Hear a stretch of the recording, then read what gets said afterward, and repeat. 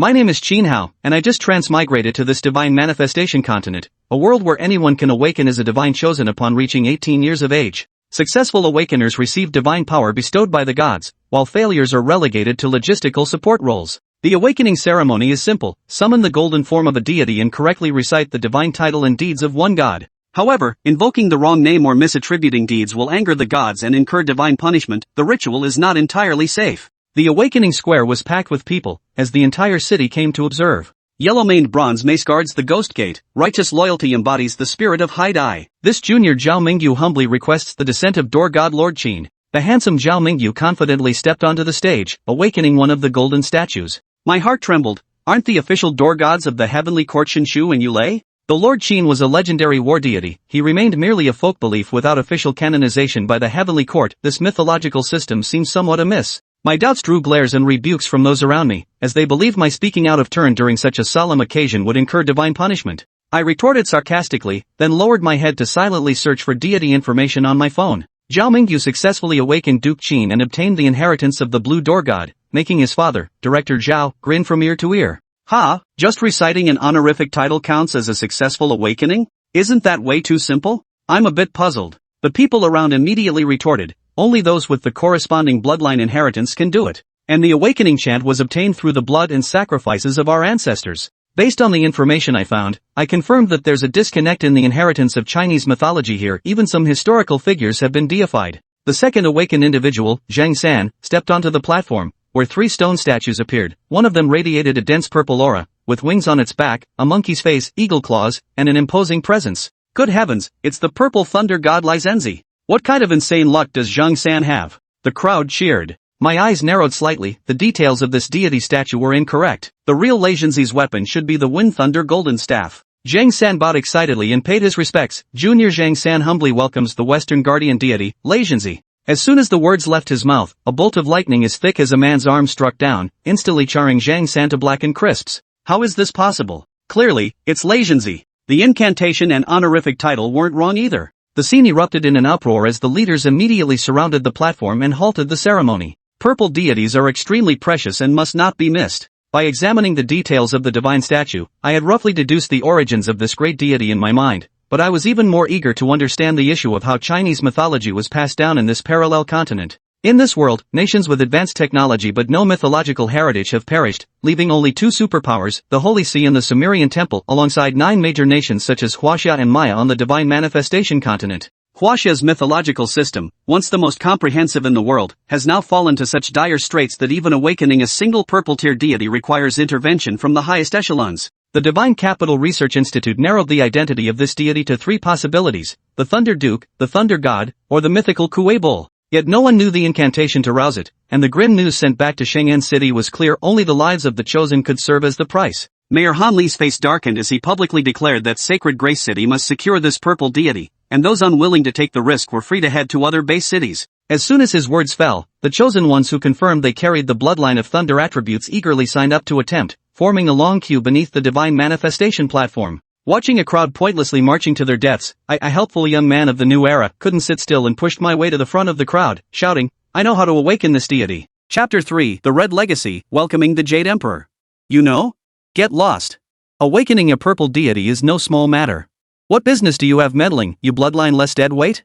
Qin Hao, it's not that I look down on you, but the others who sign up clearly possess innate lightning attributes. You're just going up there to die. Yet Qin Hao's well-intentioned offer drew no recognition or praise from those around him, only a barrage of cold mockery. What could he do? The previous owner of this body was a 000 good for nothing. But now, with lives at stake, he paid no heed to the ignorant taunts. Seizing the moment while others still queued obediently, he suddenly charged onto the awakening platform. Qin Hao, don't be reckless. Your Excellency, Mayor. Qin Hao comes from an honorable family. Both his parents sacrificed their lives for our holy Grace City. He is no spy. His actions terrified the principal of First Middle School, who was assisting with crowd control. He immediately shouted out Qin Hao's family background, fearing the mayor might mistake him for a foreign spy attempting to deliberately eliminate the purple deity. Since he is the descendant of loyal subjects, let him try. Sure enough, Mayor Han Li, who had been poised to act, suppressed the divine power within him and permitted Qin Hao's audacious gesture.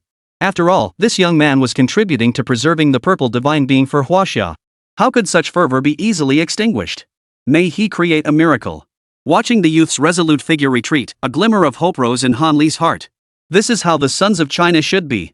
At that moment, Xin Hao stepped onto the divine platform and, mimicking the actions of the two before him, bowed solemnly toward the void. Perhaps feeling his gesture insufficient, he immediately followed with 9 more prostrations after the bow. His reasoning was simple. The gods above also feed on the incense offerings of mortals. Being devout could never be wrong. What is Xin Hao doing? Does he think this will summon a mighty deity? That's laughable.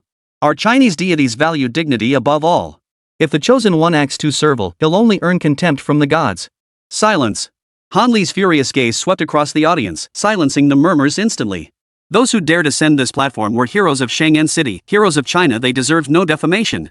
Just as Xin Hao finished his final prostration, 8 divine statues reappeared on the divine manifestation platform alongside the locked in purple unknown deity.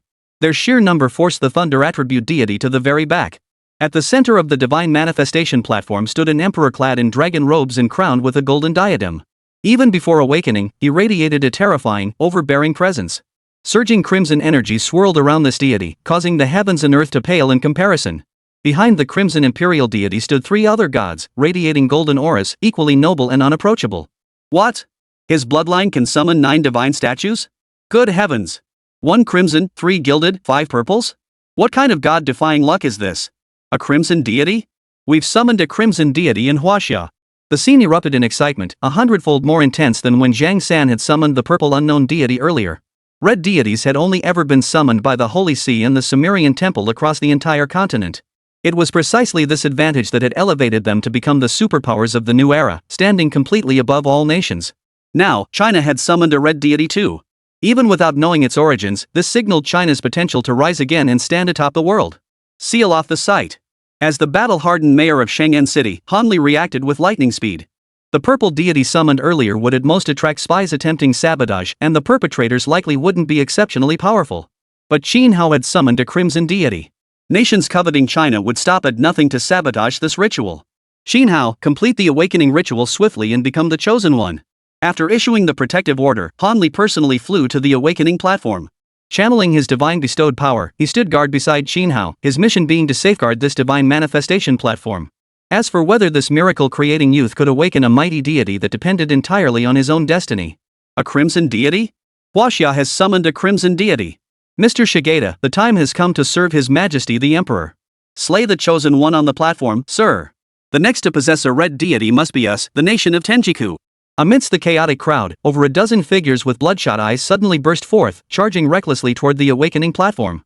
Xin Hao, standing atop the divine manifestation platform, remained utterly oblivious to the chaos unfolding outside, or rather, he had no time to care. For the crimson imperial deity before him, he recognized it. No, any true Huaxia person would recognize it. This humble disciple, Xin Hao, humbly welcomes the sovereign of the 3 realms, 10 directions, for births, and 6 paths, the supreme Jade Emperor of the Golden Palace, the great heavenly Lord of Forgiveness, the supreme god of the mysterious firmament. Xin Hao proclaimed the full title of this sovereign of heaven and earth in a resounding voice. Each title alone was enough to shake the world. Their collective presence instantly stirred the hearts of the gods within the heavenly realm, compelling them to rise to their knees in reverence. Hum! The stone statue of the divine sovereign shattered under the weight of divine power, transforming into an ethereal image of the heavenly emperor, too radiant to look upon directly. Every being present bowed their heads in reverence. Even those alien races who had intended to disrupt the ceremony found themselves momentarily unable to harbor a single impure thought. Who would have thought this world still harbors believers of the celestial court? With just these words, the shadowy figure dissolved into a sea of crimson light, surging into Xin Hao's body below. Aside from the terrifying aura still lingering in the heavens and earth, it was as if the Jade Emperor had never come at all. It worked? Watching Xin Hao, enveloped in divine power and suspended midair, Han Li, who moments before had been pinned to the ground by the divine pressure, trembled, his lips quivering. The red light entering his body signified the successful awakening. The Huaxia nation now possessed its own crimson deity.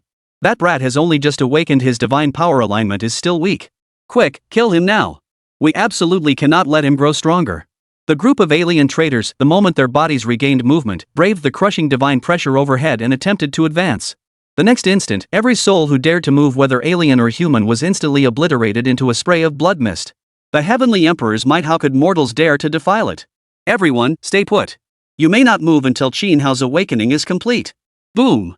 The principal of First Middle School mustered every ounce of strength to rise and shout these words. Just as he seemed destined to explode like those before him, a blue aura flared around him, shielding his body. Ultimately, he merely collapsed unconscious. Old Wang. Principal Wang's life-risking warning filled the Chinese nationals present with seething fury, yet also brought them slight relief. At least, no one could now prevent Qin Hao from completing his awakening ritual. Mid-air, Qin Hao, receiving the inheritance from the Jade Emperor, focused all his attention on the center of his forehead. There, a blank, ancient scroll slowly unfolded. Chapter 4, Celestial Authority, the List of Deified Beings. The List of Deified Beings. Qin Hao stared intently. 3 large characters were boldly engraved at the center of the ancient scroll. Yet beyond these 3 characters, the scroll bore no other writing, appearing like a book without words. This is the authority of the celestial court, awaiting the return of the gods to their rightful places. Just as he pondered, a solemn voice from the primordial ages suddenly echoed from the scroll. Instantly, the list of deified gods coiled up at the speed of light, condensing into a brilliant crystal core that hovered at the center of Qin Hao's consciousness. See. The gods shall return to their rightful places. For every celestial deity awakened, all gods within the divine list may unlock a portion of their divine power. Without a word, the wondrous function of the celestial court's authority, the book of deified beings, was already etched into his mind. The inheritance concluded.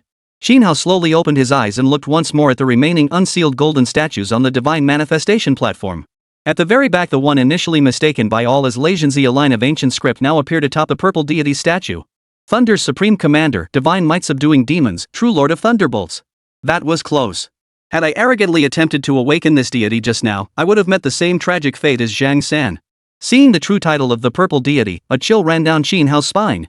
This deity was none other than Zhang Shai, the second in command of the Thunder Department in the Celestial Court and the foremost disciple of the 9 heavens, responding to the primordial thunder sound universal transformation Heavenly Lord. The well-known Thunder God and Lightning Goddess, along with the Wind Lord and Rain Master, were all his direct subordinates.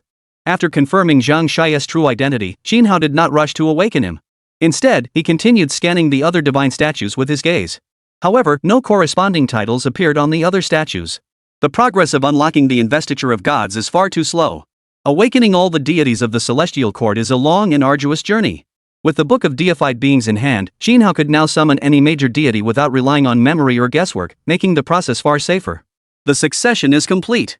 Our Huaxia nation truly possesses a red deity now. Woohoo, this is fantastic. We won't have to kowtow to other nations anymore. Qin Hao, you're nothing short of a savior for our Huaxia nation.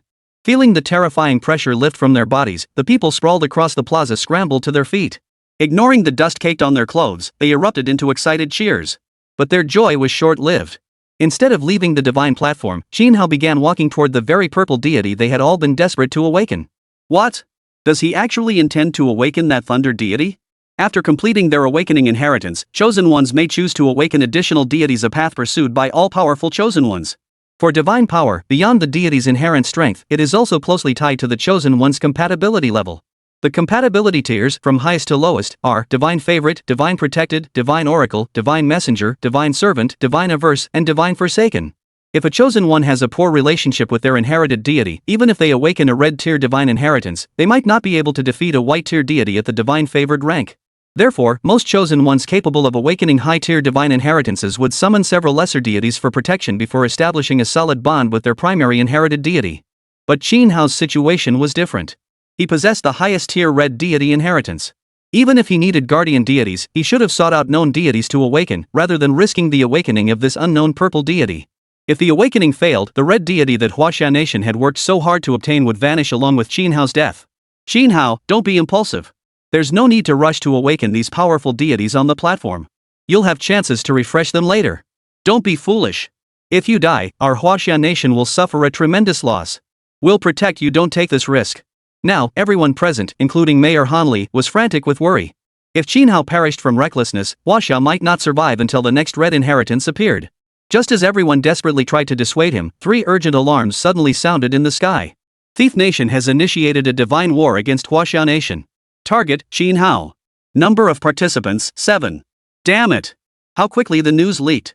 With their strength, they can only launch 1 divine war per year and they're using it on us. Thief Nation also possesses purple tier deities. To kill Qin Hao, they'll surely mobilize their entire nation's strength. If only Qin Hao could have a little more time to develop, even if it meant raising his compatibility to the level of a divine servant. Qin Hao, stay on the divine manifestation platform for now. Don't take any risks. Leave the rest to us. As the mayor of Shenzhen City, Hanli reacted with lightning speed. He first spoke to steady Qin Hao, then immediately expended divine consciousness to communicate with the bigwigs in the distant divine capital, coordinating countermeasures. Oomph. That petty thief nation dares to bully our great Huaxia kingdom? Do they truly believe we're all but extinct? According to intelligence, Thief Nation ostensibly has only one purple-tier deity, but in reality, they possess 3. To ensure Qin Hao's safety, we must deploy at least 3 purple-tier inheritors to engage. Your subordinate, Long Yi, volunteers for the mission. Impossible. Long Yi, you are the pillar of our nation. We still rely on you to defend against the Little Cherry Blossom Kingdom and the Indian Kingdom in the future. You cannot participate in this battle. Ah, it seems our old bones have finally reached the time to make the ultimate sacrifice for China. With the situation growing urgent, the Huaxia High Command swiftly devised the most prudent plan. Veteran General Li Weiguo would lead the expedition, accompanied by 2 other veteran Purple Divine Chosen nearing 70, along with 3 newly ascended, powerful Blue Divine Chosen who had reached the level of Oracle. Meanwhile, Qin Hao, still on the Divine Manifestation platform, paid no heed to the outside world as he walked toward Uncle Zhang Yi. He knew full well that even without the sudden divine war instigated by the Thief Nation, he needed to summon this great deity back to his post to aid in completing the divine list. Junior Qin Hao respectfully welcomes the Thunder Commanding General, the true Lord of Thunderclap Demon Shattering Might, to return to his position. After inheriting the legacy of the Jade Emperor, his demeanor had undergone a profound transformation. Where once he had been a mere young man barely out of adolescence, he now stood tall and composed, his expression unreadable, radiating an air of imperial authority. Facing the purple-robed deity, Zheng Shai, the second in command of the Thunder Department, Qin Hao remained respectful in his demeanor, yet his gaze was as calm as still water. It seemed as though he was merely performing a routine task he ought to do. The moment Qin Hao finished speaking, under the stunned gazes of all present, the purple divine statue on the divine manifestation platform erupted from within with countless beams of golden light, instantly pulverizing the surrounding stone into dust. Zheng Shai, return to your position. A resounding, clear voice echoed across the cosmos. Behind Zheng Shai, wings beat fiercely as he stood proudly in the air, left hand holding a wedge, right hand grasping a chisel, surveying all below. The instant Zheng Shai awoke, the divine enlightenment tablet within Qin Hao's consciousness inscribed his divine title. Simultaneously, a ring of flickering lightning surged around the brilliant crystal core. Chapter 5, A Tiny Thief Nation Dares to be Insolent. Good heavens! Could Qin Hao be the legendary chosen one? He just inherited a crimson deity's legacy, and now he's awakened a purple deity? Heaven blesses China! Hope his compatibility with this purple deity is high, that way, he'll have more ways to survive once he steps onto the stage. Exactly. If he can just survive the preliminary rounds, I'm sure the other divine chosen ones from our Huaxia nation will protect him. Seeing Qin Hao actually awaken that purple deity, the tension that had hung heavy in the air finally eased. Compared to the seemingly unattainable red deities, the initial compatibility with a purple deity's inheritance shouldn't be too low. As long as the divine skill granted could keep Qin Hao alive, everything else would be manageable. Yet, at that moment, a purple lightning barrier suddenly rose around the divine manifestation platform, completely sealing off the scene within. The outside world could not glimpse a single detail. The divine list? Ha ha ha ha. That someone in this realm has received His Majesty's inheritance, how fortunate, how fortunate. Upon the divine office entering the divine list, the awakened Zheng Shai immediately sensed it. Flapping his wings, he landed before Qin Hao. He scrutinized the youth before him from head to toe, then bowed slightly in greeting. Zheng Shai, paying homage to the young master. Your Excellency is too kind. I am but a mere mortal and unworthy of such formalities. Qin Hao was no fool. The other was a high-ranking deity of the Thunder Department, while he was merely a mortal who had accidentally received the Jade Emperor's legacy. His strength and status were far from sufficient to warrant such formalities. Since the young master has gained authority from the Celestial Court, then Shai understands. This matter is easily resolved. Please close your eyes and focus your mind.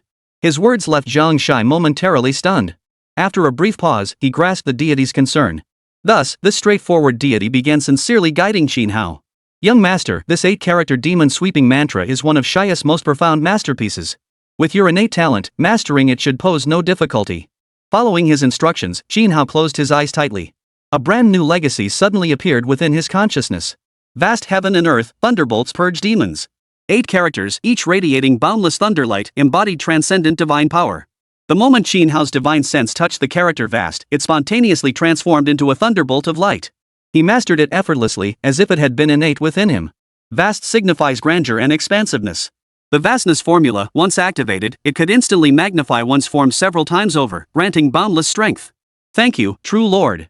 Understanding the technique's application, Qin Hao's face lit up with delight as he offered his gratitude.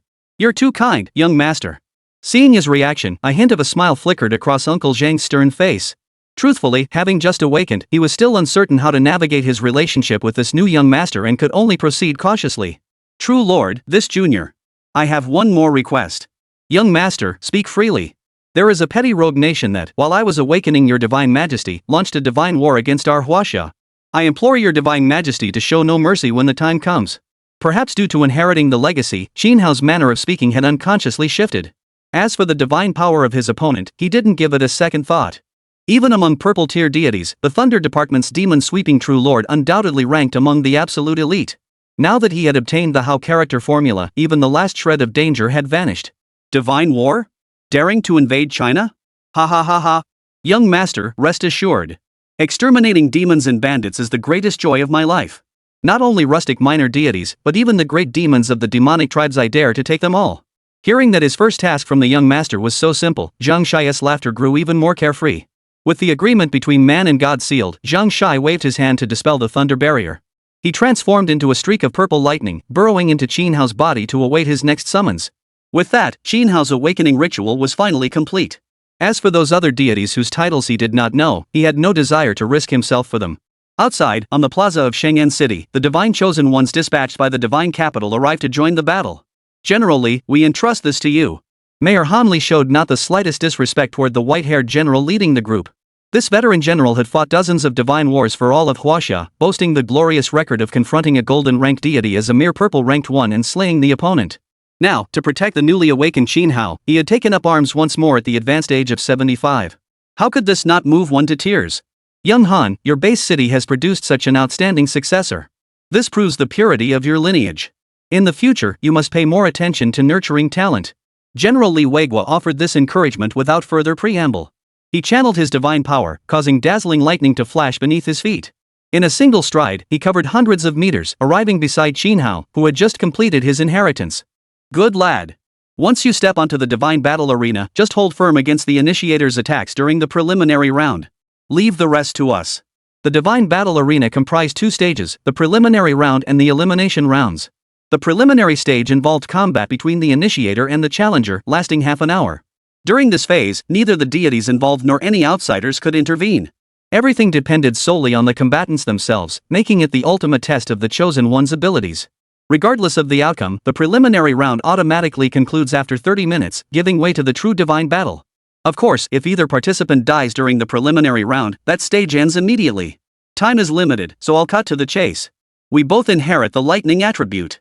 I assume your divine skill is also an acceleration type. For the next half hour, just keep dodging using your skill. It doesn't matter if you're not proficient with it yet. Remember, do not engage in direct confrontation. The divine capital had dispatched General Li Weiguo a last-minute attempt to grasp at straws. As a seasoned veteran among the lightning attribute divine chosen, he briefly explained the rules of the divine war before pouring out his knowledge, eager to cram his lifetime of experience into Qin Hao's mind all at once. Deeply moved by the other's enthusiasm, Qin Hao stood silently by his side, listening intently like a model student. Got it all? Li Weiguo, fearing he might have left something out, couldn't resist asking one more question after finishing his instruction. Master Li, I've taken it all in. Rest assured, I won't overreach.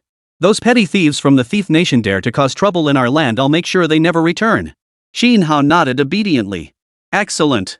Seeing his prompt understanding and youthful bravado, the stern expression on Li Weiguo's face finally broke into a smile for the first time. The Red Divine Legacy, you are the future of our China. If protecting you means sacrificing my old bones, it would be worth it. Age inevitably made one more talkative. After instructing Qin Hao, Li Weiguo began repeatedly cautioning the other divine chosen. Watching his slightly stooped figure retreat, Qin Hao silently murmured to himself, not a single hair of that rogue nation's god shall remain. Uncle Knight understood. Chapter 6, The Madness of Stealing Nations. Divine Battle Arena activated. Contestants lot. Representing Huaxia Nation, Qin Hao, Li Weiguo, Lu Daning, Zhao Qiancheng, Sun Xiaofei. Thief Nation's contestants, Park Gut Chang, Park Chiol-1, Li Wuho, Li Su-min, Choi Song-hun. As General Li Weiguo inscribed all the divine chosen combatants' names onto the divine battle roster, a colossal fissure suddenly tore open in the sky at an altitude of 100,000 meters. Immediately, an arena brimming with boundless divine power resembling an ancient colosseum soared forth from the fissure. In the next instant, the combatants from both sides vanished from their positions and were teleported to opposite sides of the arena. Simultaneously, a sky-enveloping light screen appeared above the major base cities of Huaxia and Tugua. Citizens of both nations could now witness the entire divine battle unfold through the screen. Aren't we overreacting a bit? The Thief Nation only has one purple tier divine legacy. Is it really necessary to send 3 veteran generals to deal with it? Still, this is for the best. It ensures Qin Hao's safety. You know nothing, so stop spouting nonsense. They're not just one purple tier divine legacy, there are clearly 3. That's right. Both veteran divine chosen ones, Park Cheol-1 and Li Wu-ho, have obtained brand new purple legacies. What? How is that possible? Has Thief Nation lost its mind? Are they really going to throw the entire nation's resources into dragging us down? Don't they fear being annihilated by Little Cherry Blossom Nation, their sworn enemy? Don't you know the nature of these rat people? Without absolute certainty, how could they dare initiate a divine war against us? My guess is they've likely colluded with Little Cherry Blossom Nation. Then, can we win? Hard to say. It depends on whether their general, Park Guk-chang, has improved his compatibility. If he's still only at the Divine Protector level, old General Li should be able to take him down easily. After reviewing the Thief Nation's lineup, the Huaxia populace grew tense. Though our side fielded 3 veteran Divine Chosen, the enemy's 2 newly ascended Purple Inheritance Bearers were making their debut. Coupled with the unknown strength of their general, winning this battle would be no easy feat. More crucially, Huaxia's primary objective was to protect the safety of Qin Hao, the inheritor of the Crimson Divine Legacy. Every Divine Chosen entering the fray would undoubtedly fight with all their might. If anything happened to the 3 veterans, the loss to Huaxia would be catastrophic. Qin Hao, you must protect yourself during the preliminary stage. You now represent not only yourself, but the hopes of all China. Do not let your guard down for even a moment. During the brief preparation period before the divine battle commenced, General Li Weigui reiterated his warnings repeatedly.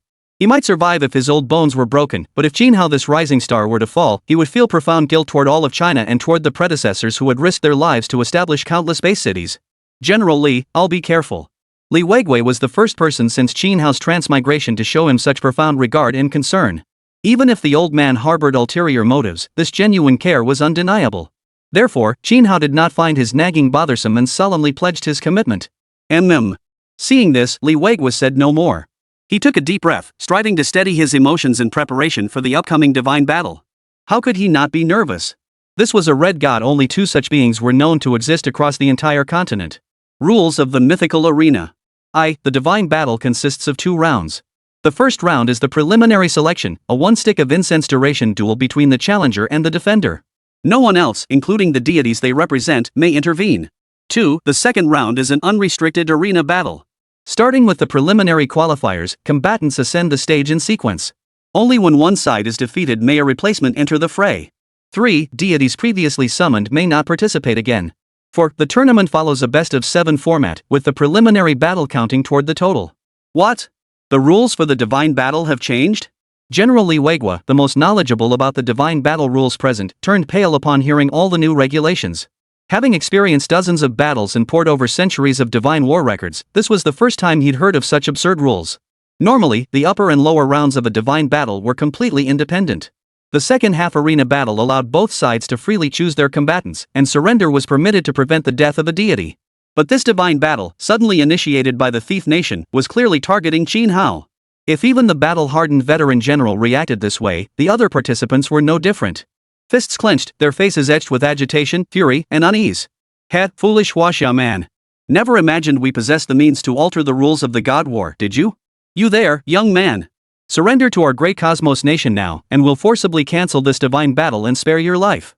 Hey, old man surnamed, if you can kill all the other divine chosen ones participating in this war and then commit suicide before us, I might consider sparing this kid. A nation that stole our land dares covet the legacy of the Crimson Deity? Only our great Cosmos Nation is worthy of possessing it. The 7 participating divine chosen of the Thief Nation, observing the expressions of the Huaxia Nation's combatants beyond the barrier at the center of the mythic arena, burst into unrestrained laughter, their faces twisted into grotesque grimaces. This day had been years in the making, exacting a tremendous price. Modifying the divine war rules proved exceedingly difficult. The first requirement alone demanded the sacrifice of 3 purple-tier divine chosen and 6 artifacts of purple quality or higher. Even then, they could only modify the rules to target a specific individual. Yet if this gambit could secure or eliminate China's Crimson Deity, it would all be worth it. For before the divine war commenced, both Sakura Nation and Tianju Nation had pledged to them, upon success, they would share the lands of Huaxia. For these rodent-like beings coveting China, this temptation was nothing short of immense. Below the arena, the populace of the major base cities also showed stark polarization. On the Huaxia side, they were itching to storm the stage and tear these despicable thieves of nations limb from limb. Damn scum! Those treacherous ratmen, hiding such a dirty trick all alone. Disgusting. How dare they change the rules of the divine war? Honorable elders, is there any way to stop this? Even just reverting the rules would be acceptable. There's no way. Once the god war rules are set, no one, not even the gods themselves, can change them. Marla. Shinhao, you must survive. In stark contrast to the whales here, the entire nation of Tuboi erupted in celebration. General Park Guk-chang initiated this divine war. Taking down a newly awakened brat? Piece of cake. Why kill him? Don't you know many people in Huaxia kneel whenever they face an unbeatable situation? A lot of our chosen ones come from Huaxia. Ha, you're absolutely right. Huaxia really is full of spineless dogs. If we could really recruit this kid to our great cosmos nation, then neither those cherry blossom kids nor those Indian types, not even the Vatican or the Sumerian temple, would dare mess with us. Just as the entire Huaxia nation was gripped by anxiety. On the mythic arena stage, Shinhao, the challenger in this divine battle, actually wore a faint smile. Since you're so eager to meet your end, I'll grant your wish. Chapter 7, showing everyone how to spin a top. Divine battle preliminary round begins. Contestants, Shinhao of Huaxia versus Park Guk-chang of Tuguk. Unfortunately, events did not unfold as the Thief Nation had hoped. Even as the preliminary selection for the divine war commenced, Shinhao showed no sign of wavering in his refusal to surrender. Very well.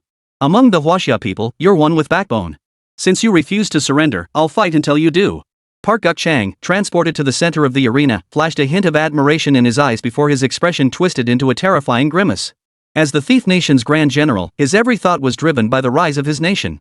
Killing Shinhao versus securing his surrender, which would yield greater advantage? The answer was obvious. There are ways to deal with spineless cowards, and there are methods for dealing with stubborn hardheads. General Park actually showed that kind of expression.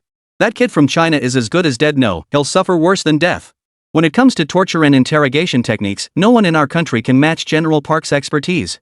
The Thief Nation's chosen warrior, upon seeing the expression shift on their own general's face, let his already arrogant grin stretch nearly to his ears. Park Guk-chang rose to become Thief Nation's general not because his inherited deity was the most powerful, but because this man possessed the most cunning and treacherous mind. Which of the other purple-blooded divine chosen hadn't he bullied? The true colors of you Thief Nation people never change, do they? Shinhao's expression remained impassive as he observed the distorted face of Park Guk-chang before him, uttering words the other could not comprehend. In his previous life, the Thief Nation had often mocked Huaxia for its technological superiority in certain areas. Now, in this life, it was the divine wars that had shifted the stage, yet the petty nature remained unchanged. I hope your fragile egos have been inherited as well. You bastard! What did you say? My lineage comes from the Great Bear Goddess. How dare you insult a deity? You're dead. Already losing his composure? Park Guk-chang's sudden emotional breakdown left Shinhao somewhat stunned. He hadn't even activated his taunt skill yet. Wait, Bear Woman? That counts as a purple-tier deity? From the other party's self-introduction, Shinhao keenly picked up on a detail that left him thoroughly puzzled. Beyond the stolen elements from Huaxia, the rest of the myth of stealing the nation had been woven into their own history, a textbook case of self-deception. Among them, the myth of Huaneng, regarded as the origin of humanity, was the most renowned. The Bear Woman, Huaneng's wife, was at best a bear spirit. That such a creature could be ranked alongside the true Lord of Thunder as a purple-tier deity was nothing short of astonishing to Shinhao. Could it be that the quality of deities in this world is defined by the highest deities in each nation's mythology? If so, the gap between gods would be enormous. Before Shinhao could ponder further, the barrier light screen at the center of the arena slowly dissipated. The preliminary battle commenced. Great Bear Goddess, grant me your supreme divine power. Let me punish this arrogant little brat from Huaxia for his audacity. The moment the barrier vanished, Park Guk-chang immediately knelt on the ground, beseeching his ancestral deity, the Bear Maiden, for strength. Only, the direction he knelt was directly facing Shinhao. No. It's not even New Year's yet. Even if you bang your head bloody, I won't give you any New Year's money. The 8-character demon-slaying mantra bestowed upon him by Uncle Zheng Shai had long been engraved in his mind, rendering such desperate supplications unnecessary. Damned brat! Once my divine power returns, I'll make you suffer until you wish you were dead.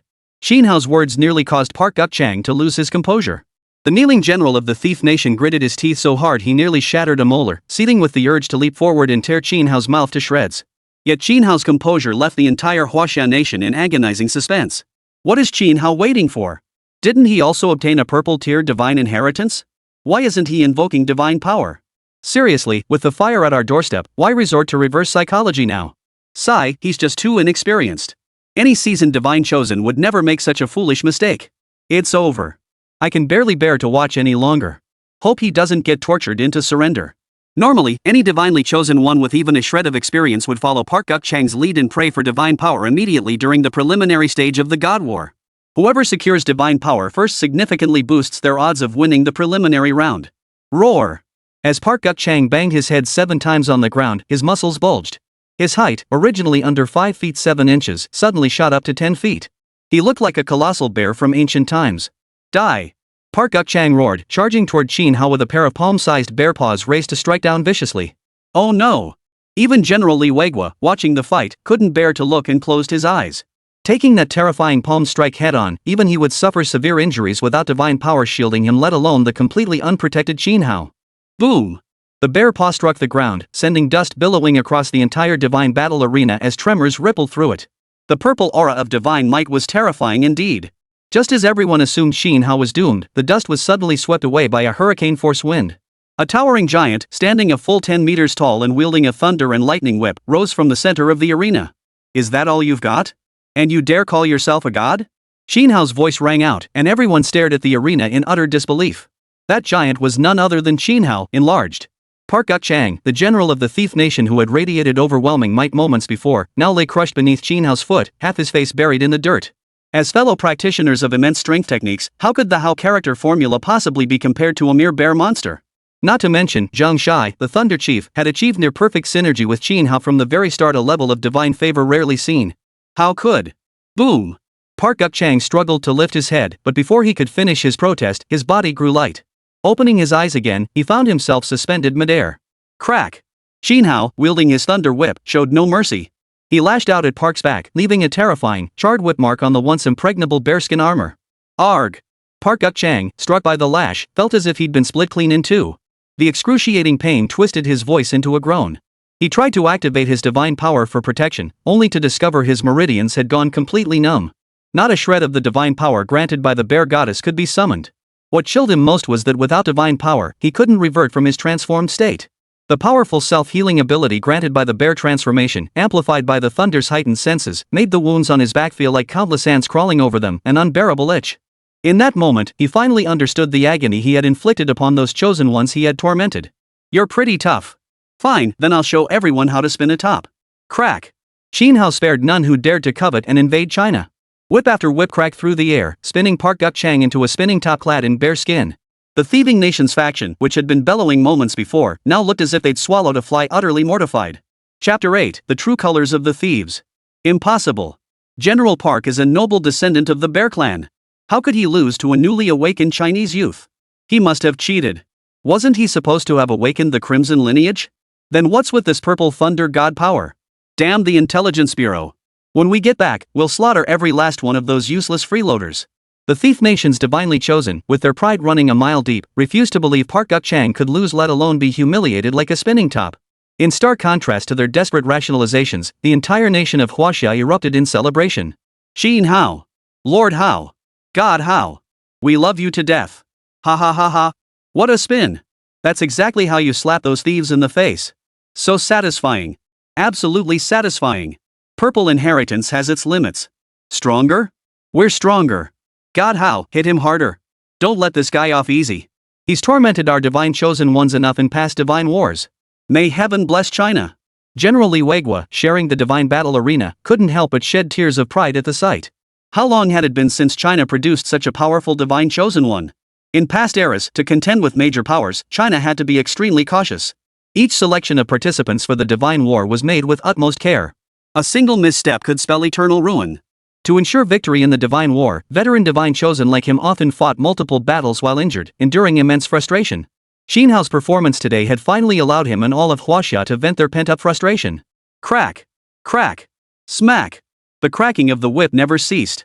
Park Guk-chang, suspended in midair, desperately wished to pass out right then and there.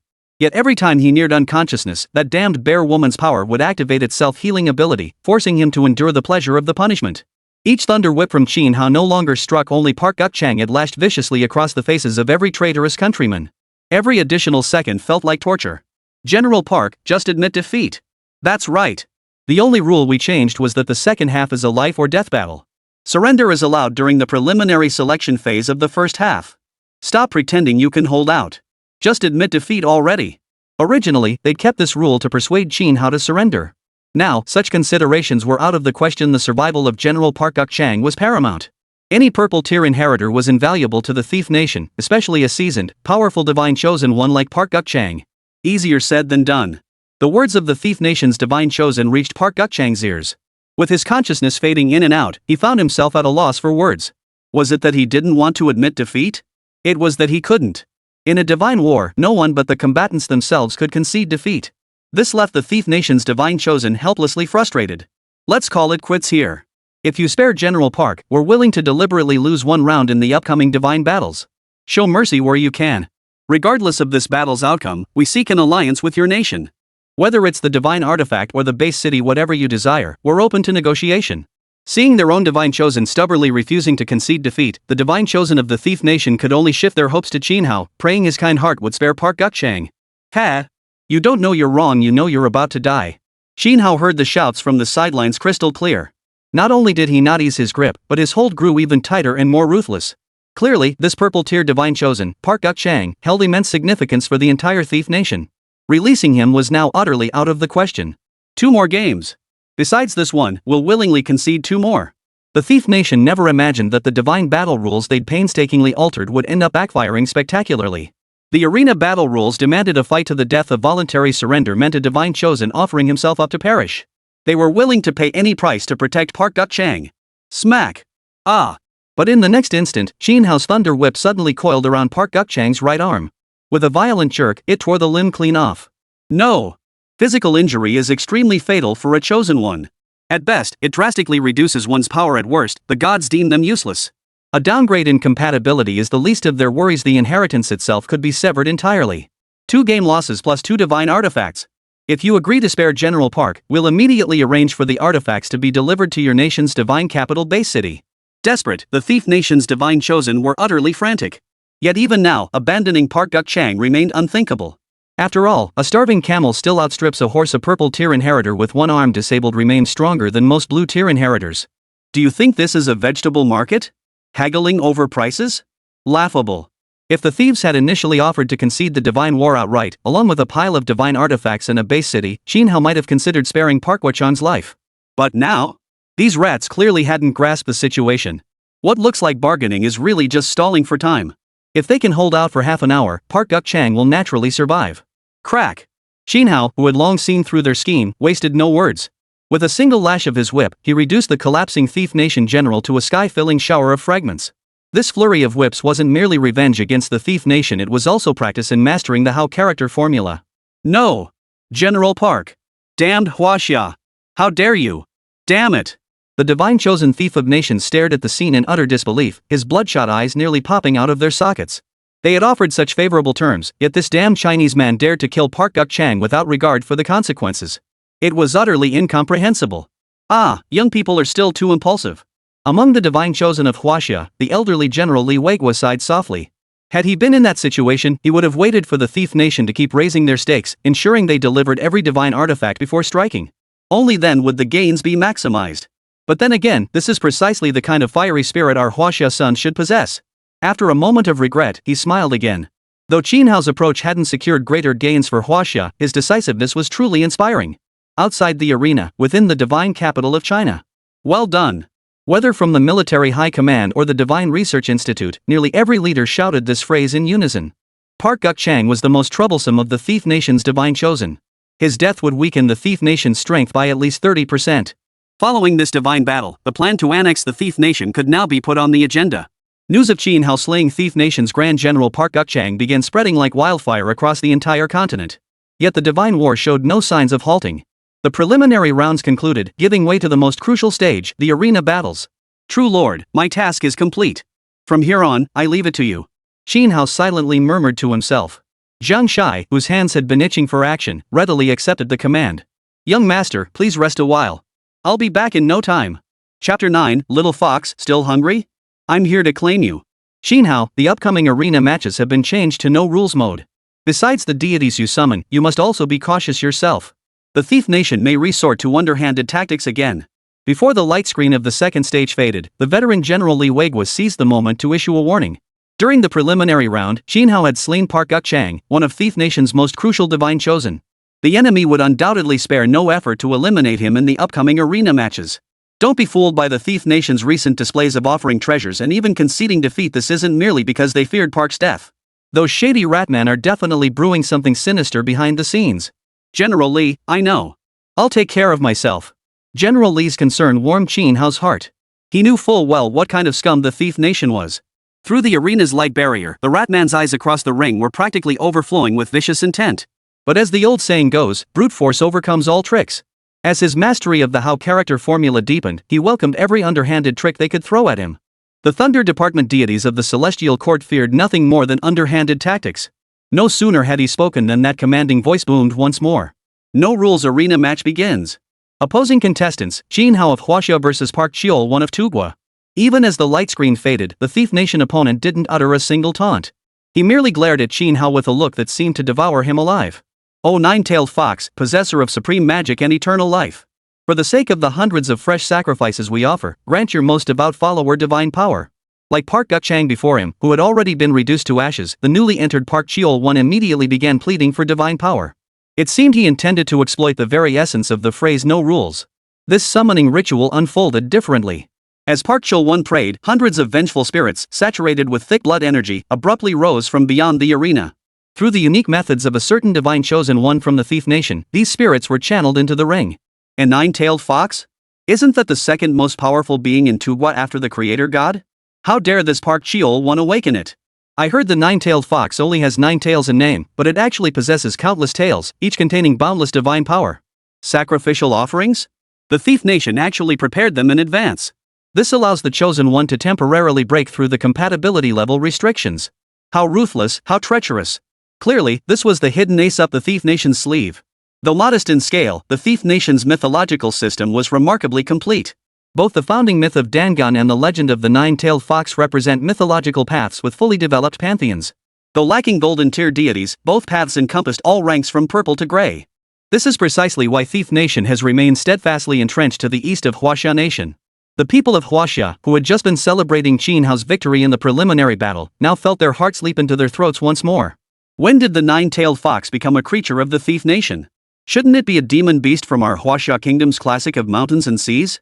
Could you people be any more shameless? Just then, Qin Hao spoke calmly. He had expected the Thief Nation to unleash some grand offensive against him. Who knew it would be this? In the orthodox Huaxia mythological system, the nine-tailed fox wasn't even considered a deity. Even among the demonic clans, it belonged to the lowly ranks. Only the Thief Nation revered it as a treasure. Bull! You're full of it. The nine-tailed fox has been our Thief Nation's great deity since ancient times. She's protected us for over 1,000 years. Park Chiol one, who had just finished the sacrificial ritual, nearly choked on his own blood from rage at the remark, immediately spewing out the Thief Nation's national treasure. Millennia? Got it. So yours is still just a little fox cub, huh? Next time you steal something, could you at least aim higher and snatch a bigger one? Facing such a rat man, Qin Hao wasn't about to let him off easy. He continued his verbal assault with even greater intensity. His words were utterly flawless. A nine-tailed fox that's lived 1,000 years in Chinese mythology, isn't it just a fox cub? By normal standards, those with lesser talents might not even have completed their transformation yet. Lord Nine-tailed Fox, please spare no divine power. Devour this foolish Chinese man and the deity he summoned together. What Qin Hao hadn't anticipated was that the Thief Nation's people would once again shatter his lowest expectations of them. What was this? Couldn't handle an argument, so they went running to their parents? Weren't you the ones who started this provocation? He now felt that sharing the title of Divine Chosen with such trash was utterly degrading. Yip. Swoosh. Yet the pure white nine-tailed fox summoned by Park Chiol one paid no heed to his pleas upon arrival, instead burying its head in feasting on the offerings. It had been years since she'd indulged like this. Such fresh offerings, souls of chosen ones brimming with vitality, how could she not feast until satiated? Nine-tailed fox Sama? Park Chiol one, his pleas ignored, dared not vent his frustration. He stood there cautiously, repeatedly addressing his deity. Swoosh. Swoosh. The nine-tailed fox remained silent, merely flaunting the offerings. Such a comical scene had Qin Hao quickly pulling out his phone to snap a photo and post it to his social feed. Qin Hao, summon your deity immediately. Once the thief god consumes the offerings, its power will surge dramatically, then it will truly become dangerous. Unlike his relaxed demeanor, everyone else in Huaxia Nation was nearly driven mad with anxiety, especially the veteran General Li Weigua. A purple deity empowered by sacrificial rites possessed at least 3 times the strength of one summoned solely through a divine chosen one. What's more, the opponent had used the soul of a divine chosen one as an offering. Once it finished consuming it, even he might not be able to defeat this nine-tailed fox. Little fox, did you hear that? Still eating? I'm taking you in. True lord, I'm counting on you. To spare the elderly like General Li from distress, Xin Hao reluctantly tucked away his phone, composed his expression, and bowed respectfully toward the air before him. Young master, you're too kind.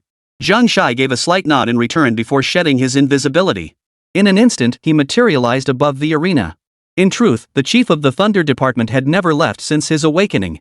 Xin Hao had merely kept him concealed nearby to avoid drawing excessive attention. Possessing the legacy of a crimson deity already made him a target for suspicion.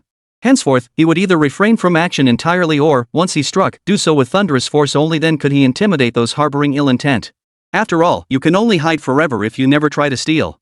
However, if other divine chosen learned he could so casually command a deity, the psychological shadow it would cast over them would likely be as vast as the heavens themselves. You audacious demon fox! Daring to feed on mortal souls! Today, I shall uphold heaven's justice and eliminate this scourge. With that, Zhang Shai summoned his thunder hammer and chisel artifacts, preparing to destroy the nine-tailed fox. What? He can summon deities without prayer? During the initial selection phase, Xin Hao's ability to access divine power without ritual could still be explained by his high affinity rating. But now he could directly summon a deity? This utterly terrified the Thief Nation's people. Quick! Increase the number of sacrifices. Speed up the offerings. Chapter 10, The Thunder Gods Might Drives the Thief Nation Mad. Xin Hao's outrageous feat of summoning a god out of thin air threw the entire Thief Nation into utter chaos.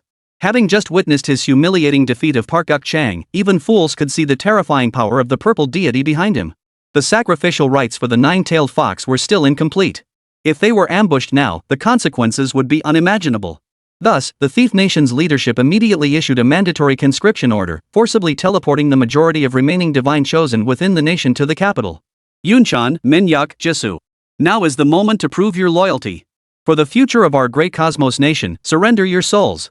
Unlike Huaxia Nation, the leader of Tugwa showed no intention of consulting these divine chosen ones, instead pointing his finger and calling out names directly. In their culture, elders and superiors held absolute authority over inferiors. Thus, the chosen ones called out, though inwardly filled with reluctance, knelt in unison, hands raised high, shouting, "Long live the great cosmos nation." They swiftly tapped their temples twice, offering up souls brimming with resentment. Who would have thought that a mere 1,000-year-old fox demon could possess such mind-bending powers? This demon must not be spared. Zhang Shai, who had been poised to strike down the nine-tailed fox with thunderous force, paused momentarily, astonished by the Thief Nation's voluntary sacrifice of souls. In his view, this must surely stem from the fox demon's enchantment. Otherwise, how could such foolish people exist? In that split second of distraction, the nine-tailed fox, who had been feasting heartily moments before, dared not linger greedily. Panicked, it spat out the half-chewed vengeful soul from its mouth and threw itself trembling onto the ground. Spare me, divine being. I never once intended to devour human souls. They offered themselves. Please, for the sake of our ancestral Two Mountain clan, grant me mercy. I swear I'll never eat another soul again. As if to prove her sincerity, the nine-tailed fox crawled on the ground, furtively shoving the remaining souls back into the void. Her utterly fawning demeanor left everyone present utterly dumbfounded. This creature was fighting for the first time on behalf of the Thief Nation. Even her summoner, Park Cheol-1, had no idea she could speak human language. Their brief communication had been through divine thoughts alone, and her attitude back then had been nothing short of haughty. Yet now, not only had she spoken, but she'd immediately begged for mercy from the enemy. How could the Thief Nation, still desperately trying to complete the sacrifice, not be driven mad? Nine-tailed fox, you needn't do this. If you persevere with the sacrifice ritual, I'm certain you can defeat. Shut up. Before Park Cheol-1 could finish, the nine-tailed fox raised one of her thick tails, completely sealing his mouth and nose. She then lifted him up like a pledge of allegiance and presented him before Zhang Shai. Divine being, I merely passed by this place by chance and was deceived into being summoned here by this man. All blame should fall upon him. Desperate to save her life, the nine-tailed fox racked her brains, invoking her ancestors and shifting blame onto her summoner, all in hopes of earning the thunder deity's mercy. What a joke! A mere 1,000-year-old demoness challenging a proper deity? Did she think she'd live too long? Oomph. The Fox Demon clan truly has silver tongues. Your consumption of human souls is a settled matter. Having accepted offerings, how can you claim innocence? Any other deity might have shown leniency, considering the nine-tailed fox's illustrious ancestry. Alas, this gluttonous little fox had crossed paths with the most upright and incorruptible deity of the Thunder Realm, guardian of cosmic order. Whether humans offered themselves willingly or were seduced into sacrifice, once tainted by the heinous crime of devouring souls raw, how could they be deemed innocent? Spare me, divine being. Spare me. The nine-tailed fox shot a furious glare at the looming figure of Park Cheol-1. If it weren't for this damned fool summoning her here, how could she have ended up in such a predicament? But before she could prostrate herself, Zhang Shai, suspended midair, swung his thunder hammer down with crushing force. A world-shattering thunderclap erupted from the hammer, instantly reducing both the nine-tailed fox, the stolen nation's symbol of hope, and her summoner, Park Cheol-1, to 2 charred lumps of carbon. But it wasn't over. Zhang Shai fixed his gaze on the half-completed altar nearby and unleashed another fierce thunderbolt, utterly destroying it and sending the vengeful remnants of the Tugwa souls into the cycle of reincarnation. Young master, I have fulfilled my duty. Shai takes his leave. Having fulfilled his duty, the chief of the Thunder Department bowed to Qin Hao an apology before retreating back into the sea of consciousness within his brow. Your Excellency, you have worked hard. The battle ended too swiftly. Only when Qin Hao sensed Zhang Shai's return to the list of deified beings did he snap back to reality. First match of the no-rules tournament, Huaxia Nation wins. Participant Qin Hao, rewarded with 1 divine gift package. The ancient voice of judgment echoed, breaking the eerie silence that had settled over both the arena and its surroundings. The atmosphere finally stirred with life once more, especially on the victorious side of Huaxia Nation. We won again? What just happened? Those 2 charcoal lumps on the stage, could they be Park Cheol-1 and the 9-tailed fox from the Thief Nation? Qin Hao, you're my god. Holy crap, I only saw 2 flashes of white light and it's over? Hey, that's not fair. The Thief Nation deity clearly bowed down to beg for mercy first before getting struck down by lightning. Aren't both sides purple deities? And their 9-tailed fox devoured so many offerings, how could they lose so fast? You know Jack. Purple deities have tears too. Steel Nation's trash deity, how could it compare to our thunder god? Ha. We've taken down 2 purple tier divine chosen ones, both their core forces. That Thief Nation is finished. This tournament is best of 7. Including the preliminary round, that means we only need 2 more wins to claim victory in this divine war. We hold a massive advantage. Talk about shooting themselves in the foot. Talk about losing both the battle and the wife. They wanted to take down our Lord Hao. Dream on. The entire nation of Huaxia erupted in frenzied excitement. They couldn't remember the last time victory felt this sweet. This was the first time they'd ever seen a foreign deity kneel and beg for mercy the moment a Huaxia deity stepped onto the stage. Yet even so, they were utterly annihilated by Zhang Shai with thunderous force, perfectly embodying the saying, villains die by talking too much, heroes need no words.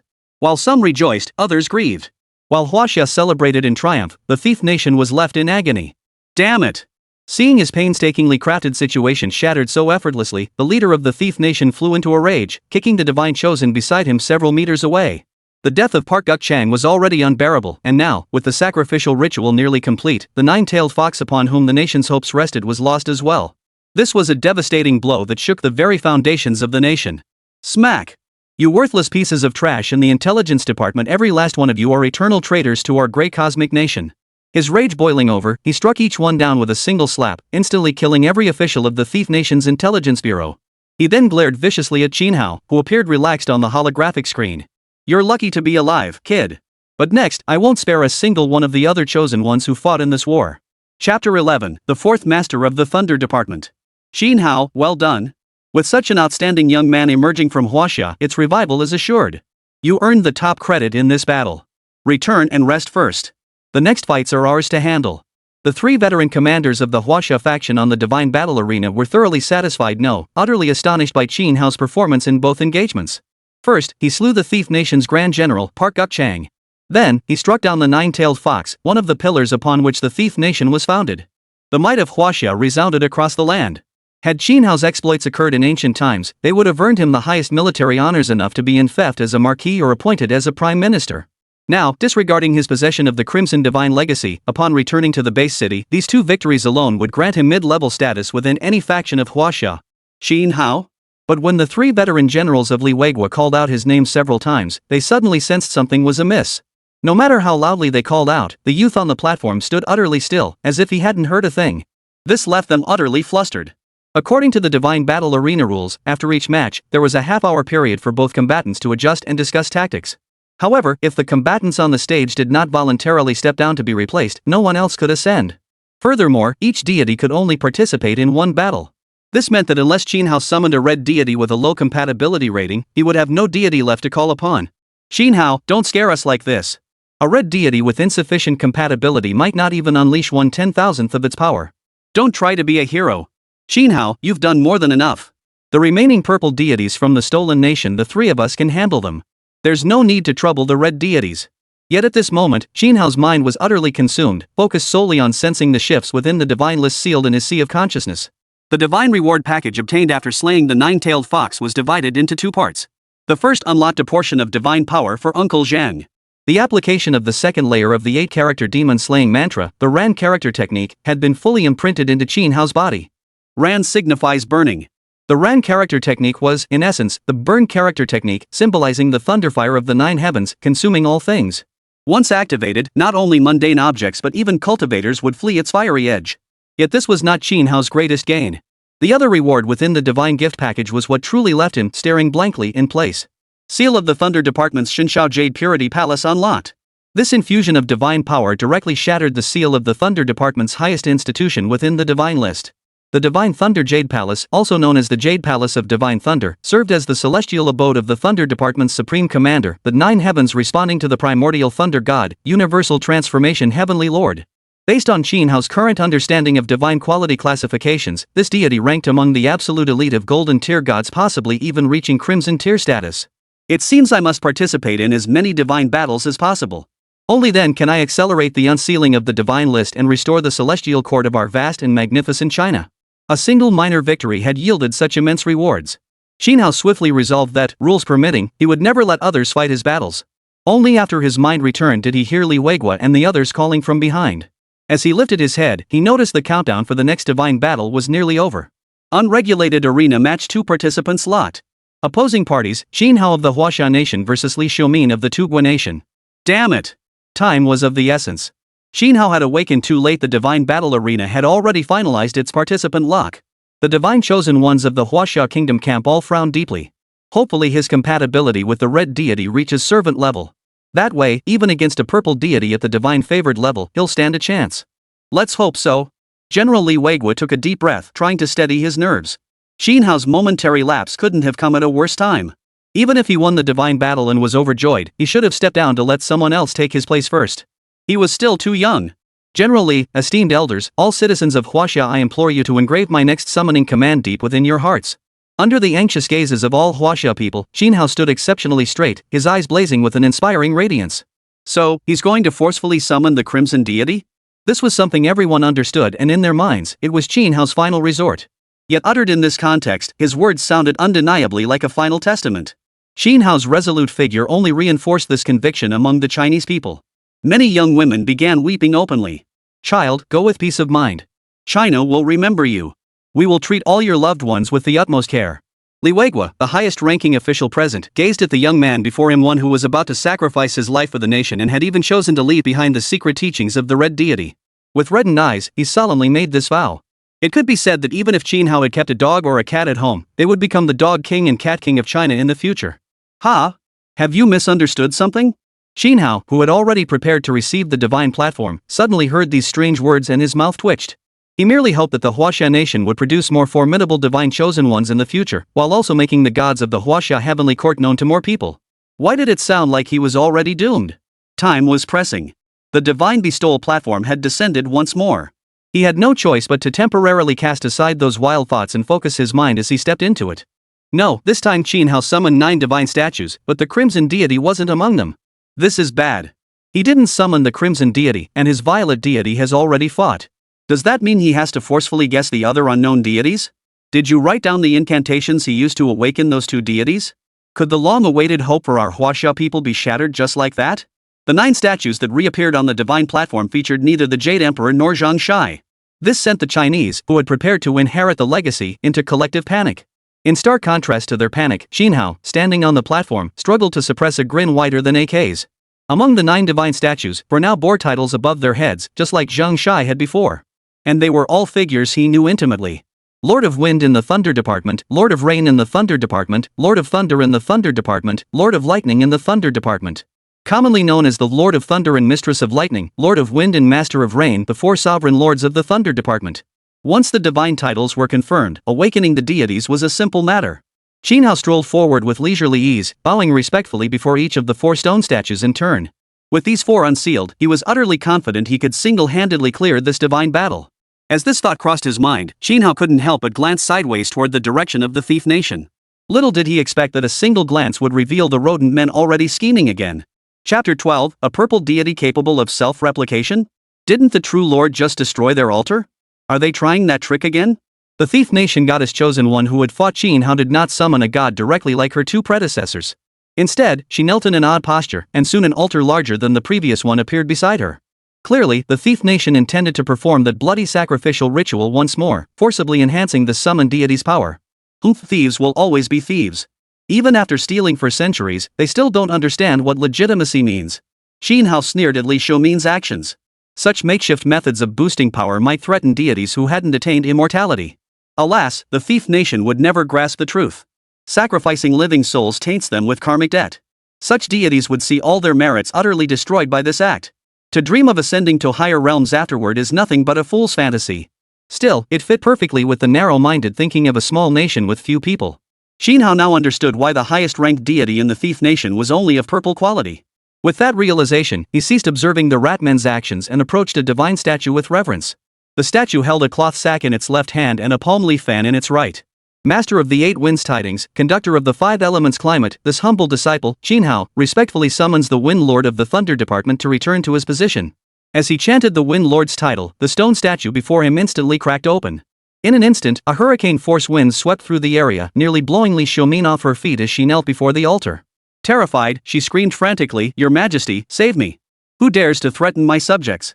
Perhaps sensing the scent of devout worship, her cry was immediately answered. From the void, a sturdy man clad in yellow robes and bearing a stern countenance materialized within the mythic arena. With a single wave of his hand, he conjured a protective barrier that shielded Li Xiumin. Tangun? The so-called creator god of the Thief Nation? Mythology was scarce in the kingdom of Tugwa, and Tangun was arguably the most famous tale they had concocted themselves. Upon hearing the name, Qin Hao couldn't help but glance over with his peripheral vision. When he saw the purple aura surrounding the other person, his eyebrows lifted slightly before he turned his attention elsewhere. A deity who founded the nation couldn't even reach golden tier quality, no wonder the country was in such a state. He didn't care, but the Huaxia faction was nearly driven to despair. Tangun? Someone from Thief Nation can actually summon their most powerful deity? Wait, weren't they supposed to have only 3 purple tier inheritors? Why is Li Xiumin on the field instead of Li Yuhao? Could it be they have more than 3 purple tier divine chosen ones? It's fine. Luckily Qin Hao summoned another purple tier deity. Their compatibility should be comparable, we can fight. What fighting? Didn't you see Thief Nation set up that damn altar again? Gods who've consumed offerings are definitely stronger than those who haven't. Hey! Are you some kind of spy sent by Thief Nation? Why are you trying to demoralize our own side before the fight even starts? It's just a crappy altar. If God Hao can smash it once, he can smash it again. Sigh, another tough battle. If only they hadn't changed the God War rules. We only need to concede this one match, and Thief Nation might run out of gods to field. The spectators outside the arena were anxious, but the Chinese divine chosen ones beside the stage were even more so. Oldly, who knew the Thief Nation had this up their sleeve? If only Qin Hao hadn't spaced out just now. Oldly, do you think Qin Hao can win? That's Tan Jun we're talking about. Among those present, only Li Weiguo remained composed. Everyone else bitterly regretted not substituting Qin Hao sooner. Lord Feng Yuan of the Thunder Department? Another unknown deity. This youngster always brings surprises. I think I understand what he meant by that statement earlier. Yet, instead of showing the slightest anxiety, the old general Li focused his attention on the new deity Qin Hao had just summoned and the parting words he had left behind. Oldly, the fire's already at our doorstep. Why are you still dwelling on useless nonsense? If Qin Hao is lost, how can we show our faces to the billions of our fellow countrymen? What good does panic do? Do you think any of you could step in for him now? Put your heart back in your chest. I believe Qin Hao can create a miracle. In the preliminary divine battles, Qin Hao demonstrated exceptional self-preservation skills. His first arena match proved that the deity he summoned was among the very best of its kind. Such an exceptional young divine chosen one convinced Li Weiguo Qin Hao himself was a miracle. Fang Daozhang, return to your position. At that moment, the deity awakened by Qin Hao stirred a gentle breeze, scattering the stone dust clinging to his golden body. With a cheerful smile, he stepped forward. After scrutinizing the figure before him, the smile faded slightly. Pressing down his palm fan, it bowed respectfully to Qin Hao. Young master, your servant awaits your commands. Unlike Zheng Shai, the Thunder and Lightning Commissioner, Lord Feng Yuanjun, the Wind God, displayed a more subdued humility. Of course, their demeanor did not stem from Qin Hao truly being regarded as a young master. Such attitudes were largely influenced by the list of deified beings within his sea of consciousness. Lord Yuanjun, please wait a moment. Allow me to awaken several more Thunder Department deities before we discuss further. As you wish, young master. After summoning Lord Feng, Qin Hao did not immediately order him to attack Tan Jun of the Thief Nation. Instead, a new idea suddenly occurred to him. Since this was an unregulated tournament, who said only one deity could participate per match? It wasn't that he doubted the Wind Lord's strength, but rather he wanted to do something truly devastating to this insolent rat nation. Thus, Qin Hao turned once more toward the other three divine statues, contemplating their legendary feats. What is Qin Hao doing? Why hasn't he launched his attack yet? Does he just enjoy waiting for others to prepare? He's being too cocky. He only took down the nine-tailed fox because his deity was powerful and his affinity level was high. This deity here hasn't been tested at all. He's playing with fire. Wait, could he be planning to summon multiple purple-tiered deities? Yes. This is an unrestricted tournament. Summoning more deities would indeed boost his odds against Tangun. Are you kidding? Do you think purple deities grow on trees? You can't just summon them whenever you want. If he guesses wrong, even with a red deity protecting him, he'll be dead or severely injured. Qin Hao's bizarre actions left the Huaxia audience utterly perplexed, each of them wishing they could jump in and fight in his place. Your Majesty, the Honorable Tangun, please indulge yourself to your heart's content. At that moment, Li Xiumin, who had already constructed the altar, appeared possessed, signaling for her creator god to begin devouring the living soul offerings. The Tangun she summoned first cast a wary glance at the Wind Lord across the altar. Then, like a ravenous beast, he lunged toward the altar, devouring the souls of the stolen nation with abandon, utterly disregarding his dignity. Unlike the nine-tailed fox, after swallowing a few mouthfuls, his body suddenly split in two of its own accord. Both halves rapidly took shape at astonishing speed, instantly multiplying the Tangun into two identical beings. Good heavens! Tangun's ability is self-replication. Chapter 13, The Nation-Destroying Plan. Ha ha ha ha. You Western bastard, you weren't so cocky before? Why aren't you moving now? Humph. Still fantasizing about summoning other purple deities at the last moment? Before the noble Lord Tanjun, no amount of purple deities can stand a chance. The leader of the thief nation, who was now staring intently at the light screen, had completely lost his mind. The deaths of Park Guk Chang and Park Cheol I, two powerful purple tier inheritors, dealt an excruciating blow to him and the entire thief nation. Originally, he had intended to keep Li Su-min as his trump card for negotiations with Sakura Nation. Unexpectedly, this divine battle he had meticulously prepared for so long had been ruined by that damned brat Qin Hao, leading to the current situation. But in a twist of fate, he believed Qin Hao, having fought one battle, would surely be replaced. Yet due to this elemental being's elemental mistake, Qin Hao remained on the stage. Thus, Tangun, who was supposed to be used to slaughter the other divine chosen of Huaxia Nation, could now serve a greater purpose. To the eyes of the thief nation's leaders, Qin Hao summoning a new, unknown purple deity and his ongoing attempts to summon others were nothing more than a desperate last gasp. Cloning? You foolish Huaxia people, how naive. How could His Majesty Tanjuan's true power be limited to mere replication? After a savage laugh, he rose slowly, casually tossing several unwilling divine chosen from the thief nation onto the altar. On the platform, Qin Hao's furrowed brow betrayed not the last-minute divine invocation others assumed, but rather his concern that his recounting of the deity's deeds might fail to adequately showcase the majesty of the thunder, lightning, and rain gods. After his deliberation, he chanted 3 incantations aloud. Rain nourishes all things, blessings shelter the masses. Junior Qin Hao respectfully summons the rain sovereign of the thunder department to return to his position. Thunderbolts wield heaven's law, leaving demons no escape. This humble disciple, Qin Hao, respectfully summons the primordial Lord of Thunder, Master of Thunder, to take your rightful place. The bright mirror discerns demons and evils, manifesting divine might in the mortal realm. This humble disciple, Qin Hao, respectfully summons the primordial Holy Lord of Lightning from the Thunder Department to return to his rightful place. After 3 chants, the golden bodies of the 3 stone statues shattered simultaneously. Chen Huafu, Jiang Hudson, Xiao Weining, return to your posts. Rain god Chen Huafu was a burly warrior with a jet-black beard, his left hand cradling a golden dragon-adorned vessel. A hint of benevolence lingered between his brows. Thunder god Jiang Hatsong bore a resemblance to the true Lord Zhang Shai, also sporting wings on his back and wielding a thunder hammer and chisel. Yet his appearance was far more terrifying, a hawk-like face with a sharp beak. The final deity, the Golden Light Holy Mother Xiao Weining, appeared somewhat ordinary compared to the other 3. She resembled less a divine being and more an elegant beauty. Even the pair of golden divine mirrors she held in her hands radiated a more subdued radiance. 3 heavenly lords, who would have thought we would reunite in such a manner? First, join me in paying respects to the young master, then we shall catch up. Upon recognizing the 3 deities awakened by Qin Hao as old acquaintances, the Wind Lord Feng Daozhang's smile broadened. He took the lead, guiding the 3 deities to bow respectfully before the youth who had summoned them. In terms of power, the combined might of the wind, rain, thunder, and lightning deities ranked second only to the Heavenly Lord and the Chief Administrator Zhang Shai within the Thunder Department.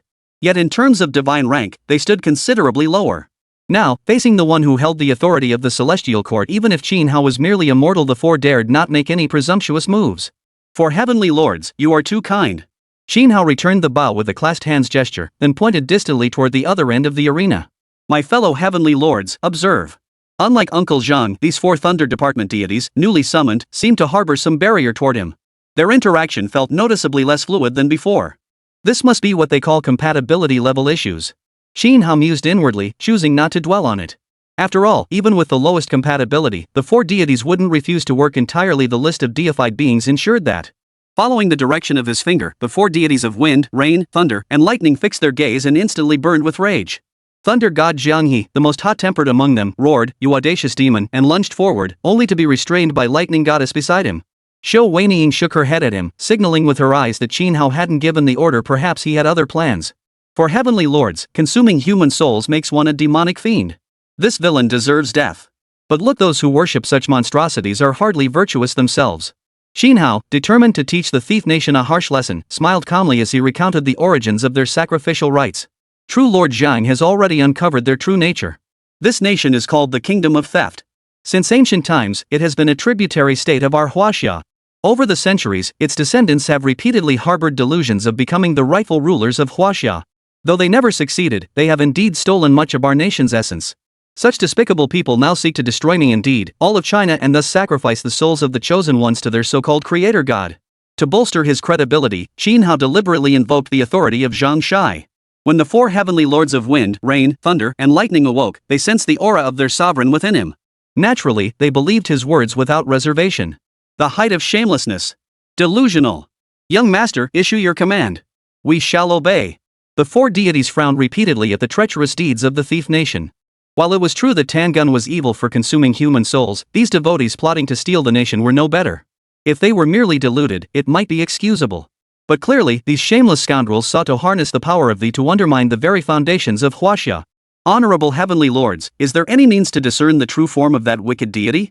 Seeing that the four spirits had temporarily submitted, Xin Hao felt no further reservations and immediately voiced his thoughts. Young master, this matter is straightforward. Upon hearing this, the Thunder Mother Xiao Tianjun stepped forward. She raised the divine mirror in her hand and shone it upon Tanjun and his fragmented form. Yet the image revealed on the mirror's surface was somewhat unexpected. Young master, this demon god possesses some cunning. The divine light mirror reveals only the true physical forms. No distinction can be made. All are the true form? Now it was Xin Hao's turn to be puzzled. By conventional logic, the trick of splitting one's form typically involves concealing the true body within one of the duplicates, disrupting the battle before striking when the opportunity arises. But Tangun, the creator god of Tugwa, was playing by no rules at all. After a moment's thought, Xin Hao's furrowed brow smoothed out. Never mind. When you move to eliminate him shortly, there's no need to wipe him out completely. Always leave one body of this intact, allowing him to devour the souls sacrificed by Tugwa. You gods love sacrifices, don't you? Well, I'll see just how many of your chosen ones you have to burn through. As soon as Xin Hao finished speaking, the four gods before him hesitated, as if they wanted to say something but held back. The Thunder Department, while governing the weather, also maintained the world's order. To the four gods, his proposal to let the demon god devour human souls was utterly contrary to moral principles. Yet, with Xin Hao bearing the sealing god list, they dared not openly oppose him. Honorable heavenly lords, you misunderstand. Releasing the demon god is not my true intent. But now that our Huaxia is weak and surrounded by enemies, unless we employ extraordinary measures, we may struggle to deter other petty villains. Xin Hao, noticing their hesitation, immediately guessed their concerns and hastened to explain further. Chapter 14, The Four Master Primordial Lords vs. Tanjun. May I ask, young master, what state has Huaxia reached in this world? Shou Weiniing, the most level-headed of the four divine mothers, stepped forward to voice the question burning in all their minds. Even when they were summoned here, they had clearly sensed the weak faith energy in this world. Yet they had no idea the situation was this dire. I trust all four heavenly lords have sensed the barren offerings here. Let me be blunt, in this world's Huaxia, no one even knows of the celestial court. They have no concept of divine authority. The people worship nothing but uncrowned wild deities. To persuade the four heavenly lords, Xin Hao had to exaggerate the gravity of the situation somewhat. However, what he described was largely consistent with the actual state of the fragmented Huaxia mythological system in this world. How could this be? The people of Huaxia know nothing of the celestial court? How preposterous. Young master, do you know who is responsible for this? Xin Hao's words had barely left his lips when the four divine beasts, already seething with anger, poured fuel on the fire. That a shameless little nation like Tugwa dared to invade was one thing, but that the people of Huaxia had forgotten even their own ancient ancestors was far more infuriating. The bond between mortals and deities has always been the incense of devotion. Deities protect mortals, while mortals offer sacrifices and incense to repay the gods a fair exchange. Now that the incense offerings had ceased, even deities who did not rely on them for their divine power would be affected. The divine might they could bestow would likely be reduced to a mere fraction of what it once was. The thunder goddess possessed the sharpest and most perceptive mind. In her anger, she pondered briefly and realized this absurd situation was most likely a man-made disaster. Honored heavenly lords, please calm your anger. I have formed some conjectures regarding the severed lineage of Huaxia's divine beings, though proof requires time. Yet I pledge before you all, since the Heavenly Emperor has entrusted me with this great mission, even if the path is strewn with thorns, even if it means shattering my very being, I shall rebuild the Huaxia heavenly court in this realm and restore its former glory. Xinhao's words rang out with passionate fervor, causing even the divine list within his sea of consciousness to tremble incessantly. The four divine beings were deeply moved by his words. We obey the young master's command. With the matter thus settled, the finer details need not be overly scrutinized. The answers would come in time. For now, the four of them would simply follow orders. Ha! Ignorant, foolish Huaxia people. Even facing death, you still put on this show. What I despise most is your arrogant, superior attitude. Just watch His Majesty Tanjun will first tear apart the deities you summoned, then slaughter you and every last one of your followers. Just then, an untimely voice cut through the air. Li Xiumin, the divine chosen one who had barely survived thanks to Tanjuan's protection, bounced back to life as if reborn after completing the altar's construction. Your Majesty Tangun, please feast with confidence. Your subjects offer themselves entirely of their own free will. When it came to shamelessness, the thief nation truly had perfected the art. Every soul sacrificed upon that altar was filled with seething resentment. How could anyone call that willing sacrifice? Tangun, who was feasting heartily, didn't bother with small talk. The two bodies that had split apart and reformed quickly began a new round of division, this time at a speed more than double the previous one. The four gods of wind, rain, thunder, and lightning, having received Xinhao's command, remained motionless. They merely assumed defensive stances, shielding their young master behind them as they silently watched the opposing deities perform. Ha ha ha ha. Scared silly, aren't you? His Majesty Tanjun merely displayed a fraction of his divine might, and your deities have lost the courage to attack. Just moments ago, you spoke with such righteous indignation. But I see it now, it was nothing but excuses for your own cowardice. Yet to Li Xiumin, the four heavenly lords' demeanor appeared as cowardice, a development that suited her perfectly. Ha! Just stand there like fools. Wait until His Majesty Tangun has replicated enough divine bodies. By then, regret will be too late. Idiots. Facing her taunts, Xinhao silently rolled his eyes. Excellent. Absolutely splendid. Those foolish, arrogant Huaxia people have truly lost their minds from fear. Even the deity they summoned is just as cowardly as they are. Quickly, continue supplying nourishment. No loyalty to His Majesty Tanjun. However, his and the four gods' inaction only reinforced the thief nation leaders' conviction that this was due to the overwhelming divine might of their own deity. Consequently, the pace of soul sacrifices accelerated further. Before long, Tangun, who had never received such treatment, split into 8 identical bodies on the stage, empowered by the abundant nourishment. Bolstered by this newfound hard power, the creature's gaze toward the four sovereigns shifted from initial apprehension to outright contempt. Just as he prepared to continue splitting, Xinhao finally spoke. Honorable heavenly lords, you may begin. His plan was to exploit Tanjun's greed to drastically reduce the enemy's fighting force. After observing the battle between Zhang Shai and the nine-tailed fox, he had roughly gauged the power disparity between the two nations' deities. Now that the enemy's numbers were twice their own, it should be enough for the four heavenly lords to get their hands dirty. The four deities, who had been itching for action, immediately summoned their divine artifacts. In the blink of an eye, they materialized above the heads of Tanjun's multitude of clones. Demonic heretics, dare you presume to call yourselves gods? Such petty cloning tricks. Even when we were not yet immortals, we looked down upon them. Yet now they are treated as treasures? Ridiculous. Utterly ridiculous. Enough talk. Show Heavenly Lord, how long has it been since we last joined forces? Shall we slaughter to our heart's content today? I couldn't ask for more. The four heavenly lords had coordinated their efforts for countless ages. Now, unexpectedly reunited in this realm, they were determined to engage in a battle that would satisfy their every desire. The Thunder Mother, Xiao Tianjun, raised the pair of divine mirrors in her hands. 2 blinding beams of golden light suddenly shot forth, piercing straight down toward the 8 Tanjun clones below. This divine light was her ultimate weapon against demonic foes. Struck by its radiance, the Tanjun, corrupted by devouring mortal souls and stained with sin, froze instantly. His body felt as though scorched by a raging sun, nearly melting his divine form. Panicked, he hastily summoned all his avatars to collectively channel their divine power, erecting a barrier to withstand the assault. Wind, arise! Rain, come! Just as the divine light was barely blocked, the Wind Lord and Rainmaster showed no intention of granting him respite. Lord Wind waved his palm fan, unleashing a tempest that instantly engulfed the entire arena. This gale was 10,000 times more powerful than the hurricane summoned earlier, instantly sweeping all 8 of Tanjuan's avatars into the air. The rain goddess then summoned her dragon basin, unleashing a torrential downpour that poured down with the wind. Each raindrop was like acid, burning holes in Tanjun's body as it struck, the wounds sizzling incessantly. Ha ha ha ha. The 3 heavenly lords are indeed swift. Old Jiang here can only reluctantly finish the job.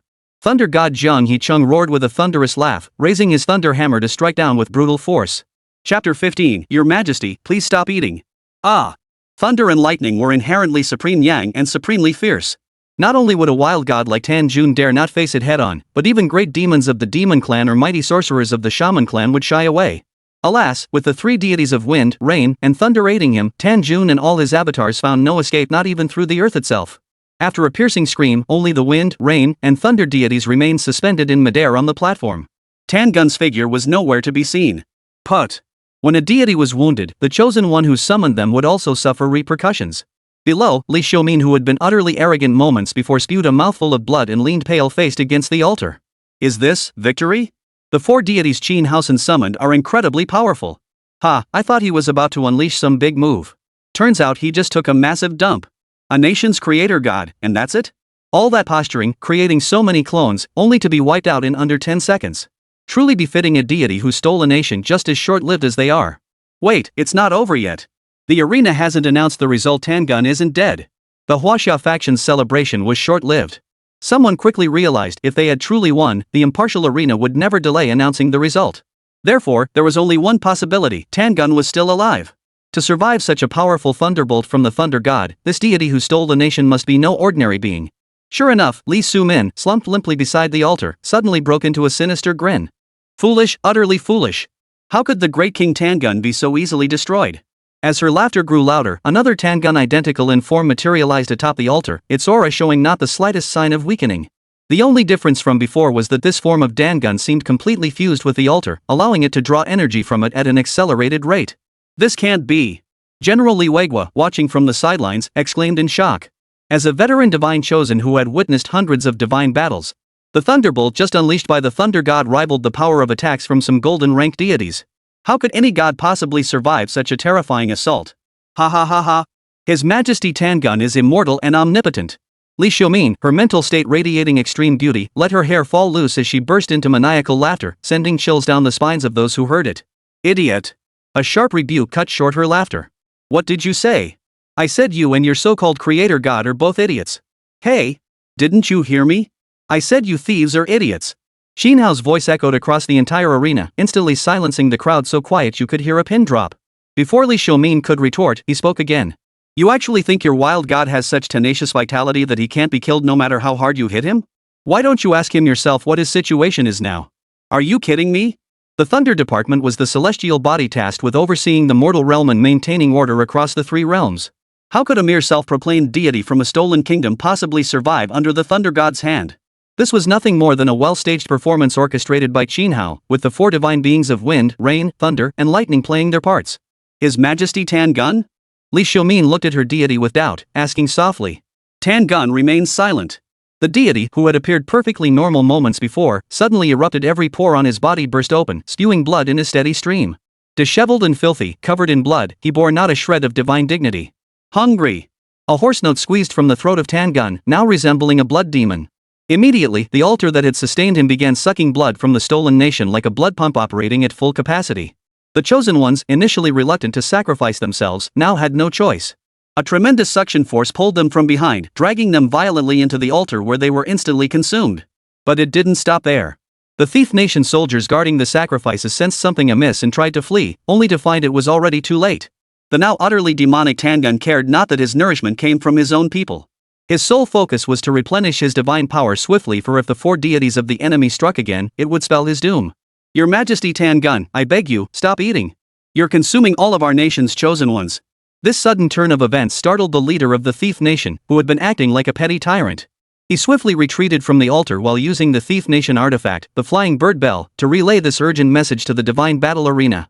Sacrificing masses of civilian divine chosen ones was one thing, but these military divine chosen ones were the cream of the crop, the very foundation of his rule over thief nation. If Tangun continued draining them like this, the losses to the thief nation could become unimaginably catastrophic. The leader's pleas, no different from Lee Soo-min's words, were all ignored by Tan Gun. Seeing the situation spiral into irreversible chaos, the leader steeled his resolve and ordered misleading information broadcast across the entire nation.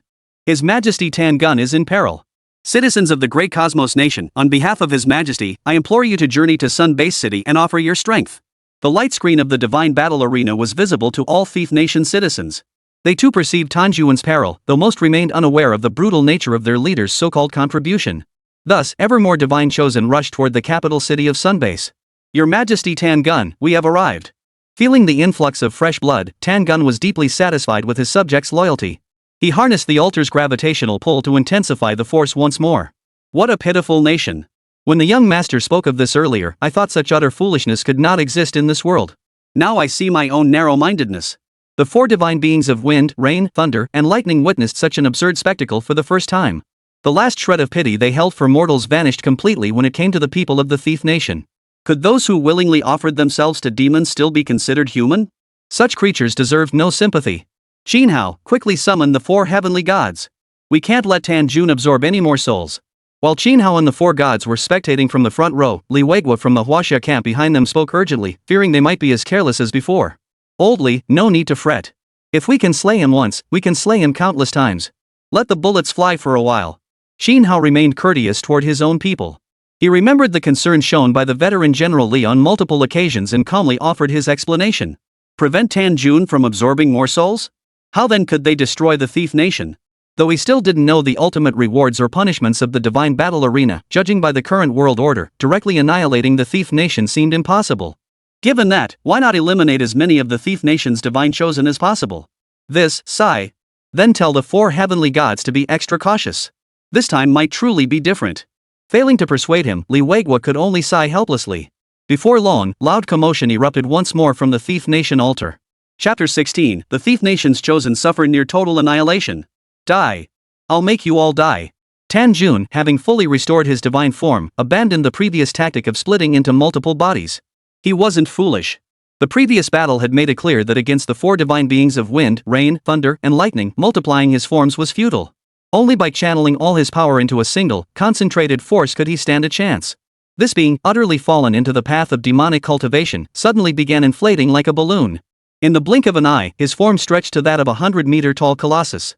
Three heavenly lords, this technique bears some resemblance to our Taoist method of emulating heaven and earth. Yet I wonder, can this demon's newly formed body withstand the full force of our combined assault? This was the first time the four gods had engaged in a battle where they allowed a demonic foe to grow unchecked. Gazing upon the demonic form of Tanjun before them, the four showed not a trace of fear, instead engaging in lively conversation with evident interest. My apologies for keeping you waiting. The demon's strength will be revealed once we test it. Seeing that Tanjun showed no further changes, likely having absorbed most of the vengeful spirits, Jinhao smiled at the four gods and issued the attack command once more. Did you think I'm still as weak as before? You'll all die. The enemy's casual attitude only fueled the already enraged Tanjun's fury further. His 100-meter-tall demonic form suddenly raised a hand, summoning a blood sea that seemed to rise from hell beneath his feet. He hurled it toward the four gods of wind, rain, thunder, and lightning. Oh? So you wild god have cultivated the path of the blood demon? Pity you're still a bit raw. Feng Bofang Daozhang moved first, shaking his sack-like mouth several times. Instantly, gusts of divine wind swept across the battlefield. This seemingly formless wind carried hidden blades. It first severed the connection between the Tanjun and the altar. Then, countless inexplicable gashes began to appear on the 100-meter demonic form, spattering blood and killing energy everywhere. Lord Feng Tianjun, I shan't let you claim all the glory alone. Chen Huafu, the Rainmaster, chuckled softly beside him, his movements no less swift. His dragon-shaped vessel suddenly opened its mouth, sucking up a massive wave that flowed upward against the current. Rain followed the wind's momentum. This newly formed rain was no ordinary water, it was weak water scooped from the heavenly river. Each drop possessed a weight so immense even a feather could not float upon it, yet it also carried a potent toxin capable of purifying and dissolving all things. The moment the weak water touched the blood sea, the resentment clinging to the bloodstains instantly dissipated. Swept away by the divine wind, it vanished without a trace. Ugh! Ah! Tan Gun, whose power stemmed from the vengeful spirits of the Thief Nation's Divine Chosen, saw his already hideous face contort further. He could distinctly feel his newly acquired abilities draining away at an unacceptable rate. He desperately wanted to act, yet found himself embarrassingly unable to even twitch a finger. You weren't using your full strength just now? A raspy voice emerged from his throat, already half purified by the weak water. He desperately wanted an answer, but the four divine beings of wind, rain, thunder, and lightning had no intention of responding. Explaining to demons? That was the sort of thing Western fools who loved courting death indulged in. We, the righteous gods of heaven, only cared about results. You two seem to be having quite the good time, but this pace of demon slaying is far too slow. Looks like old Zheng here must step in. Thunder God was the slowest of the four gods, yet he showed no urgency. He waited until Lightning Goddess silently raised her divine mirror, completely trapping Tan Jun, before spreading his wings and soaring into the sky. Boom! A thunderous crack split the heavens. With nowhere to hide, Tan Jun's body twisted in reluctant agony before exploding completely. Unlike his earlier deliberate restraint, Thunder God held nothing back in this assault. Put! Li Su-min, the divine chosen one who had summoned Tangun, now followed in her deity's footsteps. She exploded on the spot into a pool of blood mist, along with the altar connecting them to the outside world. No Rules Tournament Round 2, Huaxia Nation wins. Participant Qin Hao receives one divine gift package. Sure enough, each victory in a divine battle grants a divine gift package. I hope this one will help me unlock more seals. As nameless divine power flowed into his body, Qin Hao joyfully immersed his consciousness into his sea of consciousness, eagerly observing the changes in the divine sealing list. We won. We really won this time. Qin Hao, you nailed it. Turtle. The Stolen Nation's creator god gave it everything he had, yet couldn't even budge an inch. The gap is just too huge. 3 purple tier divine chosen slain in succession. Tobwas suffered a devastating blow. Serves you right. You spent all your time scheming to ambush us, now you're reaping what you sowed. Rain goddess, wind goddess, thunder goddess, lightning saint goddess, these 4 deities are incredibly powerful. If only I could inherit the legacy of one of them. Did everyone remember the mantra Qin Hao just revealed? Brothers who haven't awakened yet, if you have thunder attributes, go give it a try. I'm so jealous of you guys. 3 consecutive victories, a feat extremely rare in Huaxia's history. The last time such a powerful divine chosen emerged was a decade ago, when the current pillar of Huaxia Nation, Long Yi, achieved it against a minor kingdom. Qin Hao's emergence has ignited hope in every citizen of Huaxia. While Huaxia celebrated, their adversary, the Thief Nation, was experiencing even greater excitement. General Jin, this matter rests entirely on your shoulders. Under no circumstances must the details inside be leaked. Once this is accomplished, you shall become the future leader and supreme commander of our great cosmos nation. My honor. Tan Jun's recent surge in power stemmed entirely from absorbing the souls of countless divine chosen who had willingly sacrificed themselves. The capital of the Thief Nation, Sun-based city, had now become a ghost town. Not a single chosen one remained, nor even a single living soul. The Thief Nation's leadership, having long sensed trouble brewing, did not immediately consider revealing the truth. Instead, they ordered the remaining troops to seal off the entire base city, strictly forbidding any leaks of information. To placate the troops, they even dangled a carrot before the military's most powerful chosen one, Kim Tae-sang. Meanwhile, the leaders themselves quietly teleported to Star Base City, the nation's sole port. Damn that little cherry blossom country. We've paid such a heavy price for this divine war, yet you haven't even investigated the situation properly.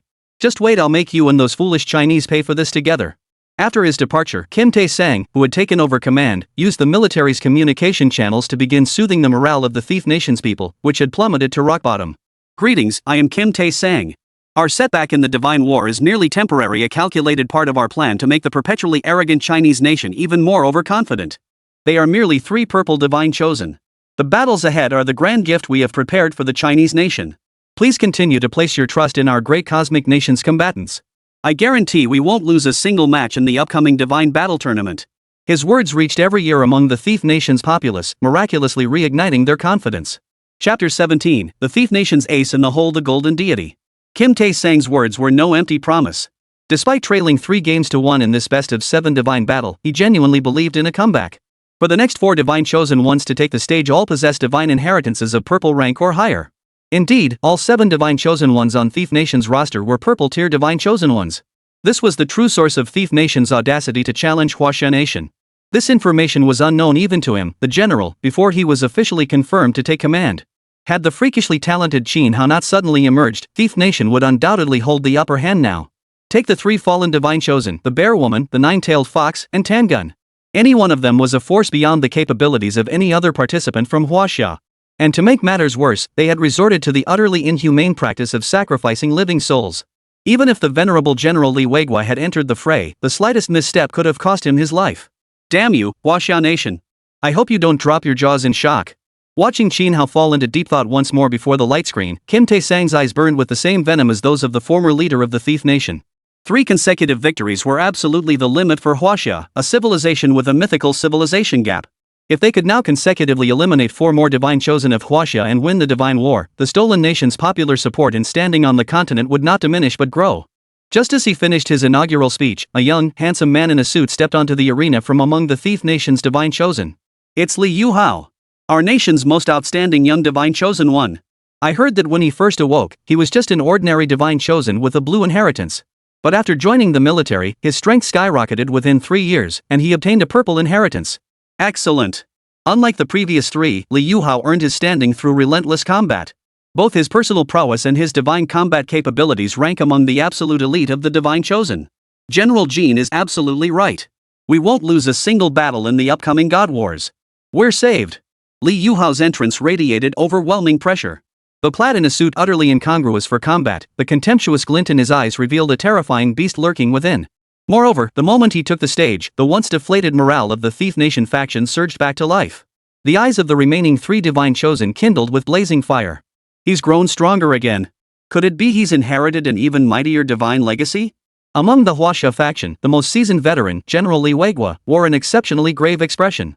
He knew all too well that this young man from the Thief Nation was a threat only he could potentially handle, and even then, only with extreme caution. Xinhao, whatever it is, come back first. The next arena match is about to begin. But just as he pondered how to deal with Li Yuhao, the shouts from those around him abruptly interrupted his thoughts. On the stage, Xinhao had once again begun to zone out, just as he had moments before. Once might have been forgivable, but a second time nearly overwhelmed even the resilient Li Weiguo.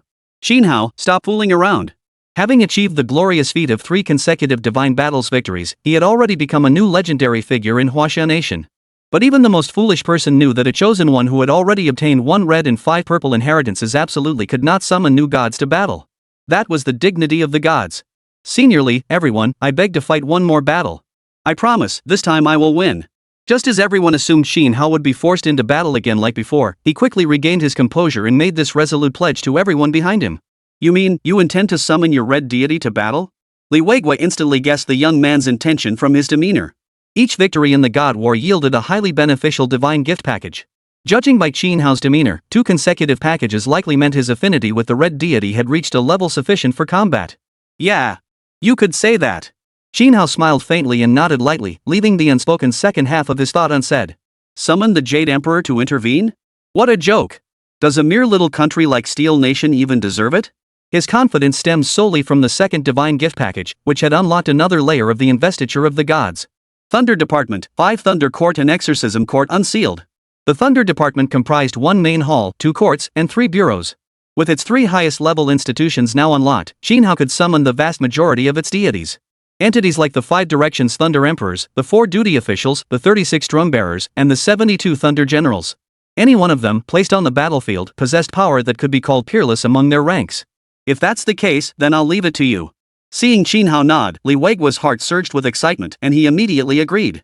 A red-tier deity one capable of achieving combat compatibility was something he genuinely desired to witness firsthand. Admittedly, it was a bit of personal ambition.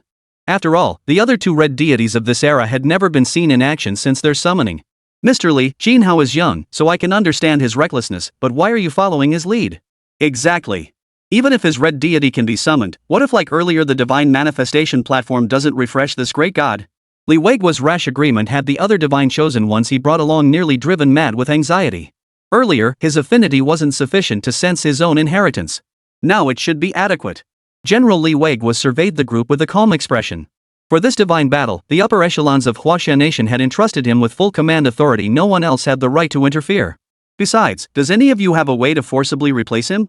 Or rather, does any of you possess absolute certainty that you could win the final divine battle more reliably than his red deity? At these words, all fell silent. If it were any other quality of deity, even a golden tier 1 someone present might be able to step in. But who was Xinhao? His inheritance was the highest tier red. Victory in the divine war is the ultimate goal. Let us wait and see. For one man to single-handedly win an entire divine war in the history of Huaxia, this might be an unprecedented feat. Since Xinhao possessed such resolve, all they could do was offer silent support. Thank you, elderly, for your understanding. Xinhao steadied his mind. The 5 Thunder Department deities now firmly anchored within his consciousness filled him with unwavering resolve. Third match participants for the no-rules tournament lot. Opposing parties, Xinhao of Huaxia versus Li Yuhao of Tugwa. With the combatants locked in place, the outcome was now sealed. All eyes across Huaxia Nation were fixed on Qinhao, hoping he could truly achieve this extraordinary feat. You're Qinhao, right? I'll admit your strength is formidable, but unfortunately, you've crossed paths with me.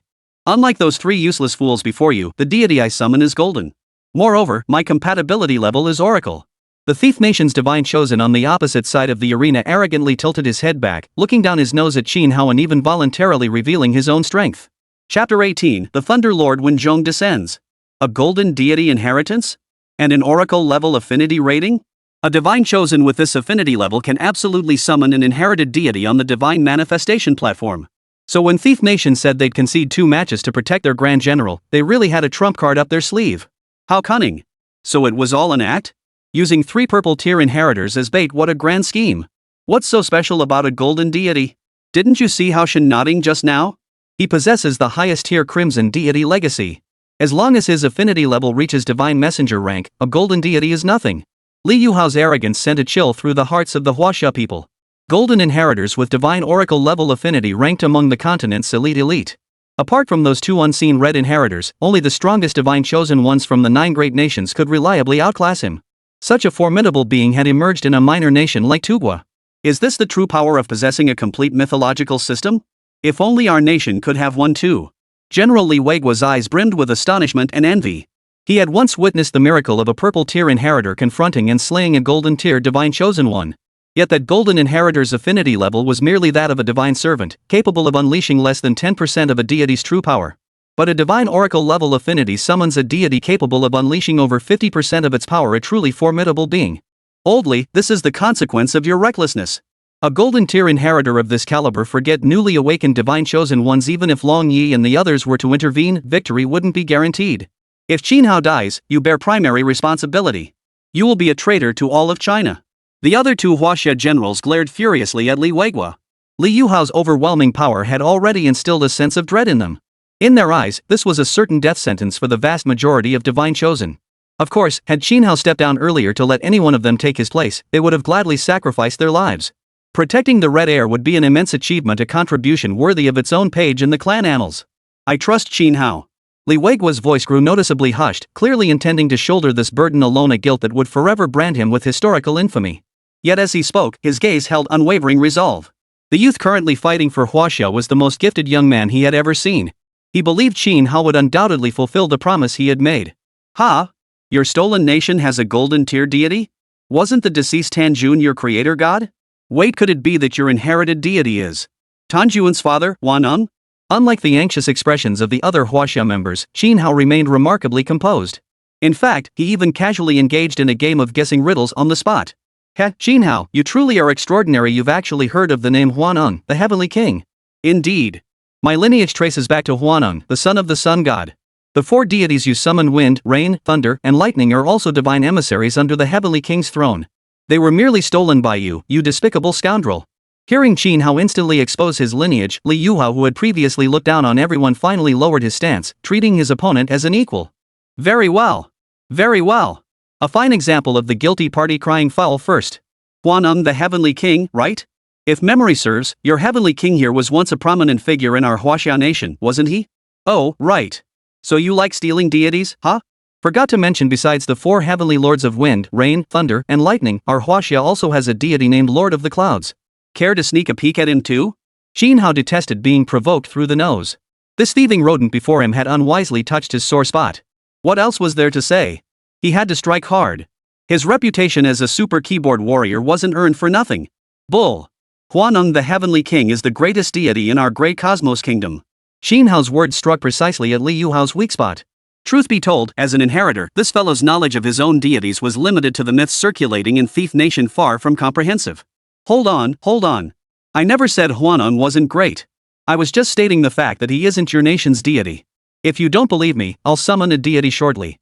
Let them exchange views, and you'll see for yourself. Though Qinhao's expression remained unchanged, inside he was already laughing his head off. Why couldn't he summon some other deity? He had to pick one Huaneng knew well. Qinhao knew this Huaneng Heavenly King far better than Li Yuhao, or indeed anyone in the entire country of Tugwa. For he was none other than GZ, the great sage and theft by the Celestial Court during the deification era, specifically within the borders of the Tugwa realm. Huaneng was merely a title the people of Tugwa had forcibly bestowed upon GZ to conceal their status as a vassal state. Xin Hao's claim of summoning a deity acquainted with GZ was no empty boast, it was the greatest gain from his second divine gift package. Arrogant. You Huaxia people are always so arrogant. I had considered sparing your body intact, given your possession of the crimson divine lineage. But now, it seems unnecessary. Soon, I shall summon the Heavenly King Huaneng to obliterate both you and the deity you summoned. Li Yuhao hopped about like a grasshopper, utterly refusing to believe Xin Hao's words. Thus, the moment the tournament began, he immediately stepped onto the divine manifestation platform, racing to locate his inherited deity. Huaneng, Heavenly King. Our cosmic nation now faces imminent peril. I beseech you to condescend and bestow your divine power, aiding me in vanquishing these invaders who have seized our territory. Agreed. True to his oracle level affinity, just a few simple words caused the golden statue of Huaneng, the great god Ji, to crack open. A dignified gentleman stepped out slowly. A single word seemed to trigger some cosmic law. Everyone on the mythical arena felt an overwhelming clarity wash over them, as if they had attained sudden enlightenment. Li Yuhao moved swiftly, but Xin Hao, who had prepared long ago, was no slower. He too stepped onto the divine platform, seeking out the deity he most cherished in his heart. Unlike his earlier summons of the 5 purple deities, this time he immediately knelt down on the spot, kowtowing 3 times before the golden statue. Guardian of the Chawa realm, stabilizer of the Yin dynasty's destiny, your Qilin mount stands as ink-stained, your golden whip swings in dazzling brilliance, your loyal heart pierces the daylight, your steadfastness etched for 10,000 years. Junior disciple Xin Hao humbly welcomes the Heavenly Lord of Universal Transformation, thunderous response from the 9 heavens. Chapter 19, GZ's Wrath. I had no desire to become entangled in this karma. Very well, I shall regard this as a reunion with an old friend. Golden light erupted as a lean, elderly figure mounted a jade black Qilin, a vertical eye glowing between his brows. In an instant, he shattered the stone statue. At the moment the Heavenly Lord descended, all creation paled before him, as if he alone ruled the heavens and earth. This junior dares to speak. I mean no offense, but the sudden appearance of the Lord's old friend has caused much disturbance. I beg the Lord's forgiveness. Even bearing the legacy of the Jade Emperor, Xin Hao dared not show the slightest disrespect before this supreme deity of the Thunder Department. The Celestial Court comprised 8 divisions, each led by an emperor-level transcendent being. Yet among them, only the Thunder Division's ruler held no official emperor title while wielding emperor-level power. For he was Wenzhong, the Grand Tutor of the Shang dynasty, the mortal who had dared to confront the divine gods of heaven during the Battle of the Immortals. A golden deity. His aura surpasses even that of the Heavenly King Huaneng. How is this possible? Li Yuhao, who moments ago had been secretly delighted at summoning the great god Ji, was now so stunned he could barely form coherent words. Just who exactly was Xin Hao? Wasn't his lineage that of a crimson deity? Summoning 5 supremely powerful purple deities one after another was one thing, but how could he possibly summon a golden deity again? Weren't divine lineages supposed to have hierarchical repulsion issues? What on earth was going on? Countless questions swirled in everyone's minds. Xin Hao had utterly shattered their established beliefs. Grand Tutor Wen, I never imagined we would have the fortune to meet here. Yet what was most astonishing was not merely that Xin Hao bore multiple powerful legacies, but that the deity he had summoned was actually acquainted with Huaneng, the Heavenly King of the Tugwa. Teacher. Upon appearing, Wenzhong immediately performed the Shang dynasty teacher-student bow. GZ gave a slight nod in return. Heaven, earth, sovereign, parent, teacher in ancient times, these were the unquestionable principles of reverence. Even though their statuses now differed as much as heaven and earth, the principle that once a teacher, always a father remained ingrained in the great Heavenly Lord of the Thunder Department. He refused to abandon it. Wait. Ha ha ha ha. Xin Hao, the deity you summoned is actually a disciple of the Heavenly King Huaneng? Excellent. Esteemed deity, if you would be willing to join our nation. Just as the 2 great deities completed their formalities, Li Yuhao, whose heart had already turned to ashes, suddenly knelt on the ground as if clutching at a lifeline. He attempted to persuade Wenzhong to join the Steel Nation faction. Silence. Before Grand Tutor Wen could intervene, GZ swiftly raised his sleeve, sealing Li Yuhao's mouth with a divine seal. How could our Eastern Kingdom of gentlemen produce such an ill-mannered young upstart? This was a grave offense. While GZ's fiefdom was indeed within the borders of the Tugwa kingdom, his founding purpose was to create an ideal realm where all were gentlemen. Earlier, when communicating with Li Yuhao through divine thoughts, he had found the man quite reasonable. Yet here he was, revealing his true colors before an old friend, a spectacle that left GZ deeply embarrassed. Li Yuhao, unable to speak, tried to explain through muffled sobs, only to find that the more he struggled, the tighter the seal binding him grew. Soon, he stood rooted to the spot like a stone statue, only his eyes darting about restlessly. Teacher, your disciple was invited here by the heir to the Celestial Emperor. I presume he has encountered some difficulty. Might I offer my counsel? It was awkward for the 2 great deities to meet after so many years apart, now as adversaries. Grand Tutor Wen skillfully deflected the question back to Xin Hao, who had summoned him. Junior Qin Hao greets the Celestial Lord and the Grand Tutor. Qin Hao was no fool from the Thief Nation. He knew GZ was the former Grand Tutor of the Shang dynasty, and this title was perfectly fitting. Since you are the heir to the Celestial Emperor, you shall explain this matter to us. Observing the young man before him neither servile nor arrogant, understanding propriety and etiquette. GZ instinctively glanced at his own heir out of the corner of his eye, a wave of disappointment welling up within him. Grand Tutor, is Huaxia the rightful heir to the world? Qin Hao avoided directly addressing the origins of the Divine War, instead using this question to test GZ. If the other party did not acknowledge Huaxia's legitimate status, then this battle might indeed be unavoidable. Naturally. GZ answered without hesitation. Though enfeoffed in distant lands, he had never forgotten the Central Plains' rightful claim. Hearing his resolute answer, Qin Hao finally breathed a sigh of relief. Very well, Grand Tutor. Then I shall speak plainly. This conflict originated with the Thief Nation. Over centuries, they have long rejected the legitimate authority of Huaxia. Day and night, they scheme and incite, even resorting to aligning with foreign powers to launch repeated invasions through internal and external collusion. Today, were it not for the deities of the Thunder Department of the Heavenly Court of Huaxia condescending to descend, we would likely have lost vast territories and countless subjects at once, plunging us into irreversible ruin. The treacherous ambitions of the Thief Nation are plain for all to see. When it came to recounting the treacherous deeds of the Thief Nation, Qin Hao could do so effortlessly. He laid bare the treacherous deeds of this rat-like group, those who dared establish a nation atop the Eagle's military base in his past life alongside their despicable schemes in this lifetime, embellishing each tale with dramatic flair. The originally dignified and courteous GZ grew increasingly grim as he listened, struggling to maintain his composure. It wasn't until Qin Hao delivered his final line, "They even deliberately altered your original name to Huaneng, seeking to sever all ties between you and Huaxia." GZ finally erupted. "Insolent traitor!" With a wave of his hand, he used divine power to lift Li Yuhao into the air, releasing the seals binding him. Then he demanded, "Is what he just said true? Do you harbor ambitions to rebel against Huaxia?" Truth be told, it was only because GZ possessed an exceptionally temperate disposition. Any other deity, upon learning their descendant spent his days in petty, self-serving schemes and occasionally sold out his master for personal gain, would likely have crushed Li Yuhao to death on the spot. His question wasn't directed at Qin Hao, it stemmed from his own disbelief that he'd chosen such a worthless individual as his successor. No. Heavenly King Huaneng, he's lying. You are our nation's greatest deity, you mustn't be swayed by his deceit. Facing imminent death, Li Yuhao still couldn't grasp the situation. He mistakenly believed his deity had been deceived by Qin Hao and hastily began to explain. Grand Tutor One, forgive my foolishness. Please proceed, Master. Both deities had once been Grand Tutors, second only to the ruler and above all others. How could Wen Zhong fail to grasp GZ's intentions? With a slight bow, his form dissolved into a streak of light, plunging into Qin Hao's sea of consciousness. With no fight to be had, and having never wished to become overly entangled in mortal affairs, he naturally saw no reason to linger. Farewell, Heavenly Lord. Qin Hao murmured softly, then settled into a front row seat to watch the show unfold. Must admit, you Thief Nation folk are truly unmatched in the universe when it comes to courting death. If you hadn't explained that line, it might have been fine. But now? Your Thief Nation is probably doomed. Chapter 20, The Collapse of the Thief Nation's Mythological System. What is Qin Hao doing? Didn't he summon a golden deity? Why did he leave without taking action? What's going on? Why did the Thief Nation's deity snatch up his chosen heir? Could it be the Thief Nation's deity is planning to defect? After Wen Zhong vanished, the people of Huaxia were left with nothing but worry and confusion. After all, this was a no-rules tournament altered by the Thief Nation, one that could only end with the death of one side. With Qin Hao's deity gone, the divine war could only conclude if either the deity of the Thief Nation or its chosen one perished. But how could that be possible? Shoo! Not only the people were perplexed, but Li Weiguo and the others on the arena shared the same thoughts. Before they could utter a word of warning, Qin Hao turned and made a shushing gesture toward them. To avoid disrupting the divine battle, they suppressed their curiosity and watched in silence. 1,000 years have passed, yet you remain uncultivated. Such ignorance makes you unworthy of my legacy. This so-called Eastern Kingdom of Gentlemen is not worth preserving. A flicker of sorrow crossed GZ's eyes.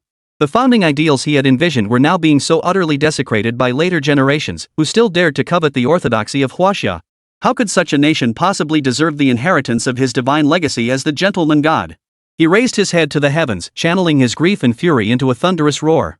Break! The bewildered people of the Tubwa suddenly felt the divine power within them vanish in an instant, severing their connection to their respective deities. GZ was the very foundation of the entire Tubwa mythology. His deliberate severing of the lineage signaled the complete collapse of the Tubwa mythos. Anyone bearing the bloodline of Togwa's deities would forever lose access to divine power. No! Lord Huaneng, you cannot do this. We know we were wrong. We'll never dare again. We beg you, please do not abandon us. Are we not your bloodline descendants?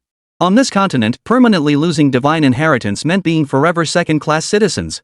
A nation without divine backing? Its people wouldn't even qualify as ordinary citizens. If captured by rigidly hierarchical nations like India, they would be seized and cast into the lowest caste of Dalits untouchables whose very shadows were forbidden to fall upon others.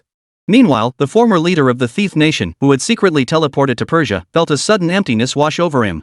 Instantly, he could no longer sense even a shred of divine power. This can't be. My divine power, what's happening? Even if I lost the divine war, it should only mean handing over a few base cities.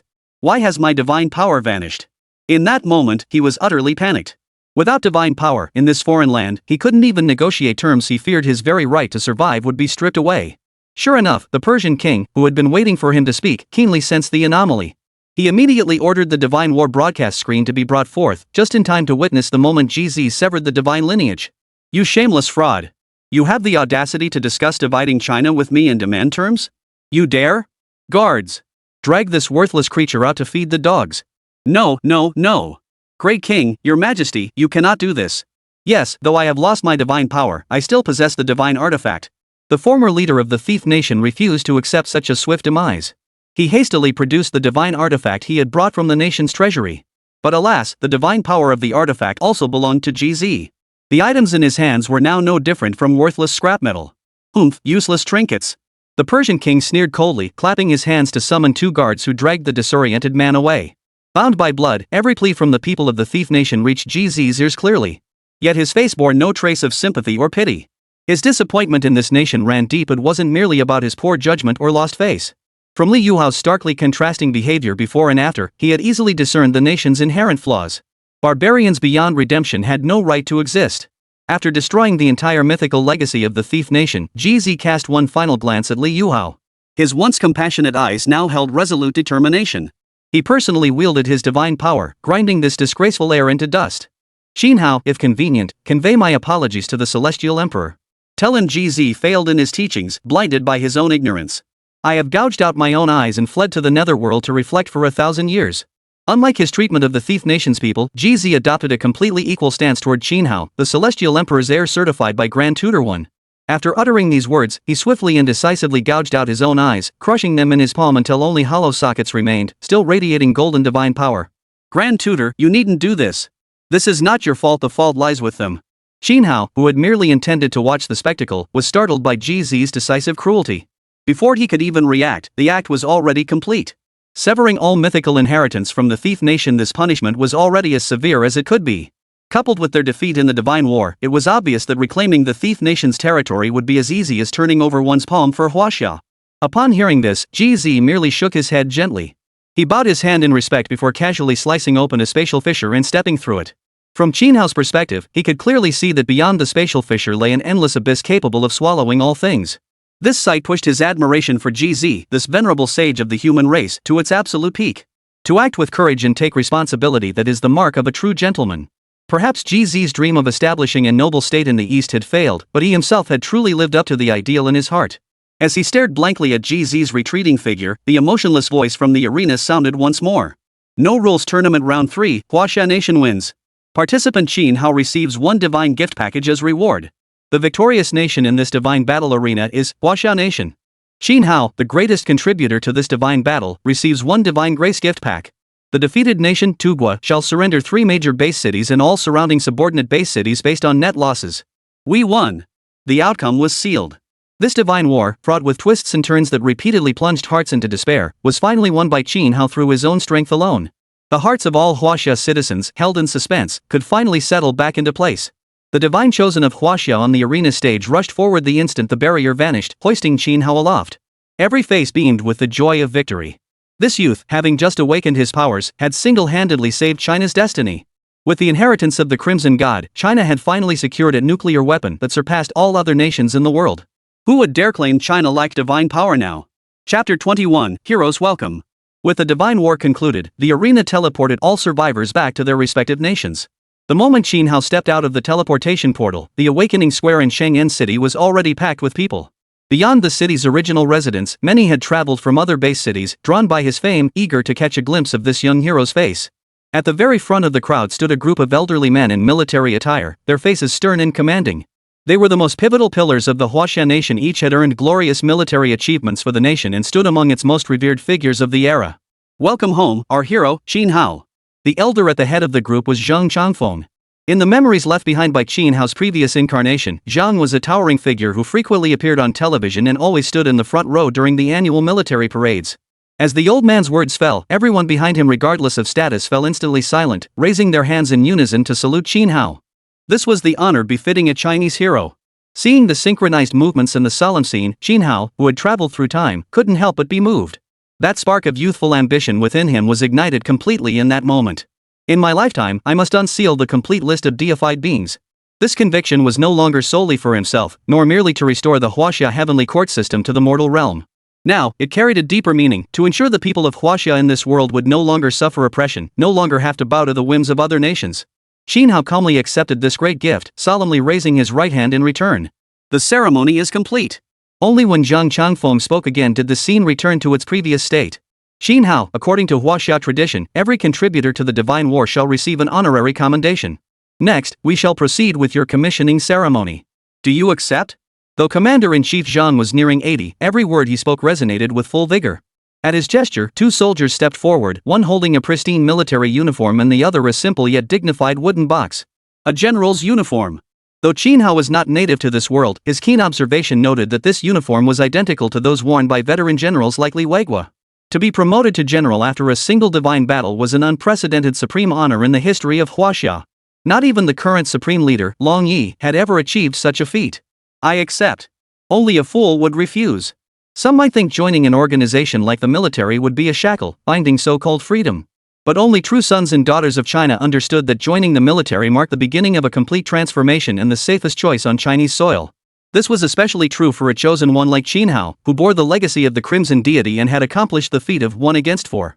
In the eyes of any other nation, this man is a thorn in their side, a thorn in their flesh, someone they would eliminate at any cost. Commander-in-Chief Zhang nodded slightly with a smile upon hearing this. In truth, the decision to grant Qin Hao a military rank had sparked considerable debate among China's highest leadership. Promoting him to general after a single battle, wouldn't that make this young man overly arrogant? Might this exception encourage more young people to get hot-headed and follow Qin Hao's example by recklessly engaging in consecutive battles? These were all issues requiring careful consideration. Amidst the heated debate, China's supreme leader stepped forward and silenced the room with a single statement. Timid and overly calculating, that was the China of the past. Why can't we start with him and let China stand proudly atop the world once more? Indeed, in the past, China lacked top-tier divine chosen ones capable of intimidating other nations, forcing constant vigilance and meticulous planning for victory in every divine war. But Qin Hao was different. A crimson deity, a golden deity, and 5 violet deities, it was clear he had inherited an entire mythological system. In the future, if Qin Hao so desired, other divine chosen ones of China could awaken deities of this caliber. China's strength would undergo a qualitative leap. Given this, what was there left to fear? The commissioning ceremony begins. Gazing at the vibrant youth before him, Zhang Changfeng's eyes flickered with the flame of hope. He was old, but China would forever have its rising sun. Long Yi was such a star, Qin Hao was such a star, and in the future, countless young divine chosen ones would rise to lead all of China to greatness. The national anthem played, and everyone present stared intently at the stage with excitement.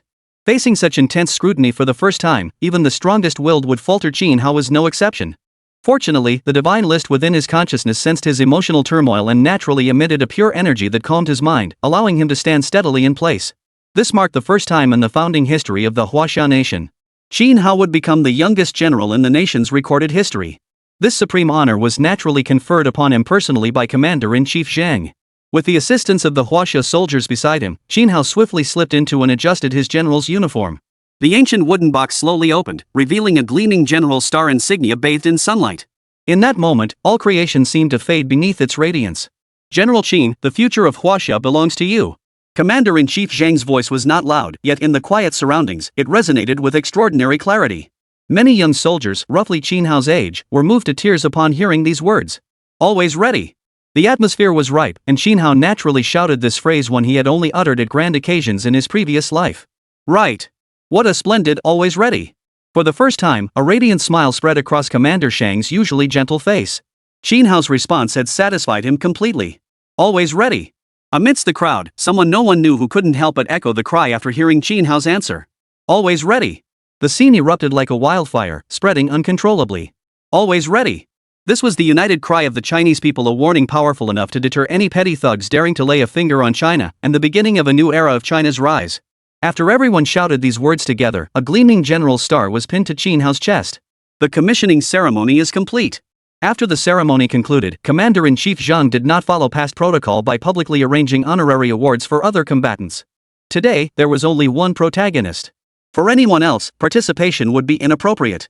As for the other fearless heroes of China, like the veteran General Li Weiguo, they would receive compensation upon returning to the divine capital, arranged jointly by the military and several major factions. Naturally, General Li and his comrades understood this fully. After all, Qin Hao had single-handedly won this entire divine battle. Even with their thickest skin, they couldn't bring themselves to accept such an award. General Qin, would you prefer to accompany us to the divine capital, or remain here for a while longer? Chapter 22, Who Says You Have No Family? The Holy Grace Base City was where Qin Hao had grown up, and it was only natural he might feel some attachment to his hometown. Commander-in-Chief Zhang's question stemmed both from consideration for Qin Hao and a desire to give the divine capital more time to discuss how best to care for this young hero of Huaxia. Little did they know that Qin Hao was a time traveler, and his previous incarnation had been an orphan. Staying in Shenzhen Base City held little meaning for him. Commander Zhang, generals, I ask for your patience. Though I have no family here, my classmates and teachers have been incredibly kind to me. I wish to properly bid them farewell. Qin Hao's words were heartfelt and sincere, leaving no room for criticism. His transmigrated identity was his greatest secret, one he couldn't reveal even to the closest confidants, lest it invite endless trouble. Yet just as he believed everything was secure, the expressions of the veteran generals before him suddenly turned peculiar. Who said you have no family? Ha! Commander Zhang's words left Qin Hao frozen in place.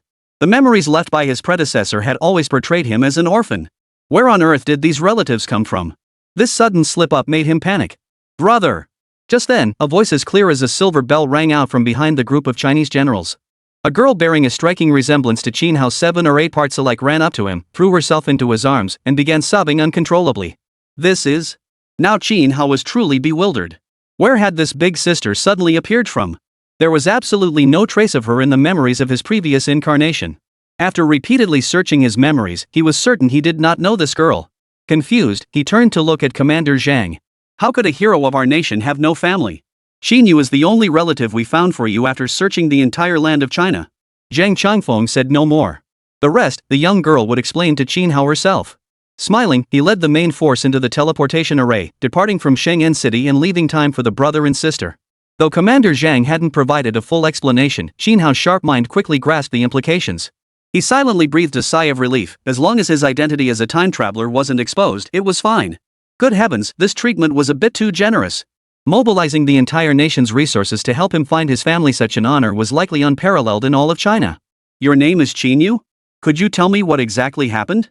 Some things were better clarified up front. After all, once someone hit it big, relatives could suddenly emerge from the most remote corners of the world. Brother, you're alive. I'm so relieved. I've been searching for you and Mom and Dad for so long.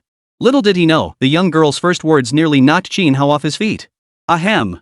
There are too many people here. Let's find somewhere else to talk. Chatting about family matters in public like this felt awkward to Qin Hao, so he quickly pulled his newly recognized sister aside. Due to his special status, wherever he went, within a kilometer radius, no unauthorized individuals could approach except for military personnel and Shenzhen city guards. They found a quiet spot and finally began discussing Qin Yu's identity properly. According to the young girl, she was 2 years younger than Qin Hao. Immediately after her birth, a nurse had taken her away.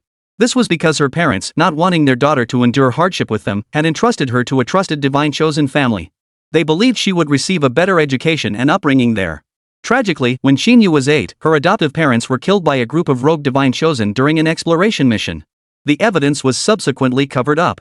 The incident was covered up by Jianghai Base City, where Qin Yu resided, leaving only her adoptive parents' estate behind to support her continued schooling. It wasn't until Qin Hao stepped onto the divine battle arena that these events resurfaced. Upon learning the truth, Qin Yu could not wait a moment longer. She immediately accompanied military personnel to Shenzhen City to await the return of her biological brother. What a pitiful child. After hearing her story, Qin Hao sighed softly. Perhaps his predecessor and his sister were both born under the star of solitary misfortune. Wait.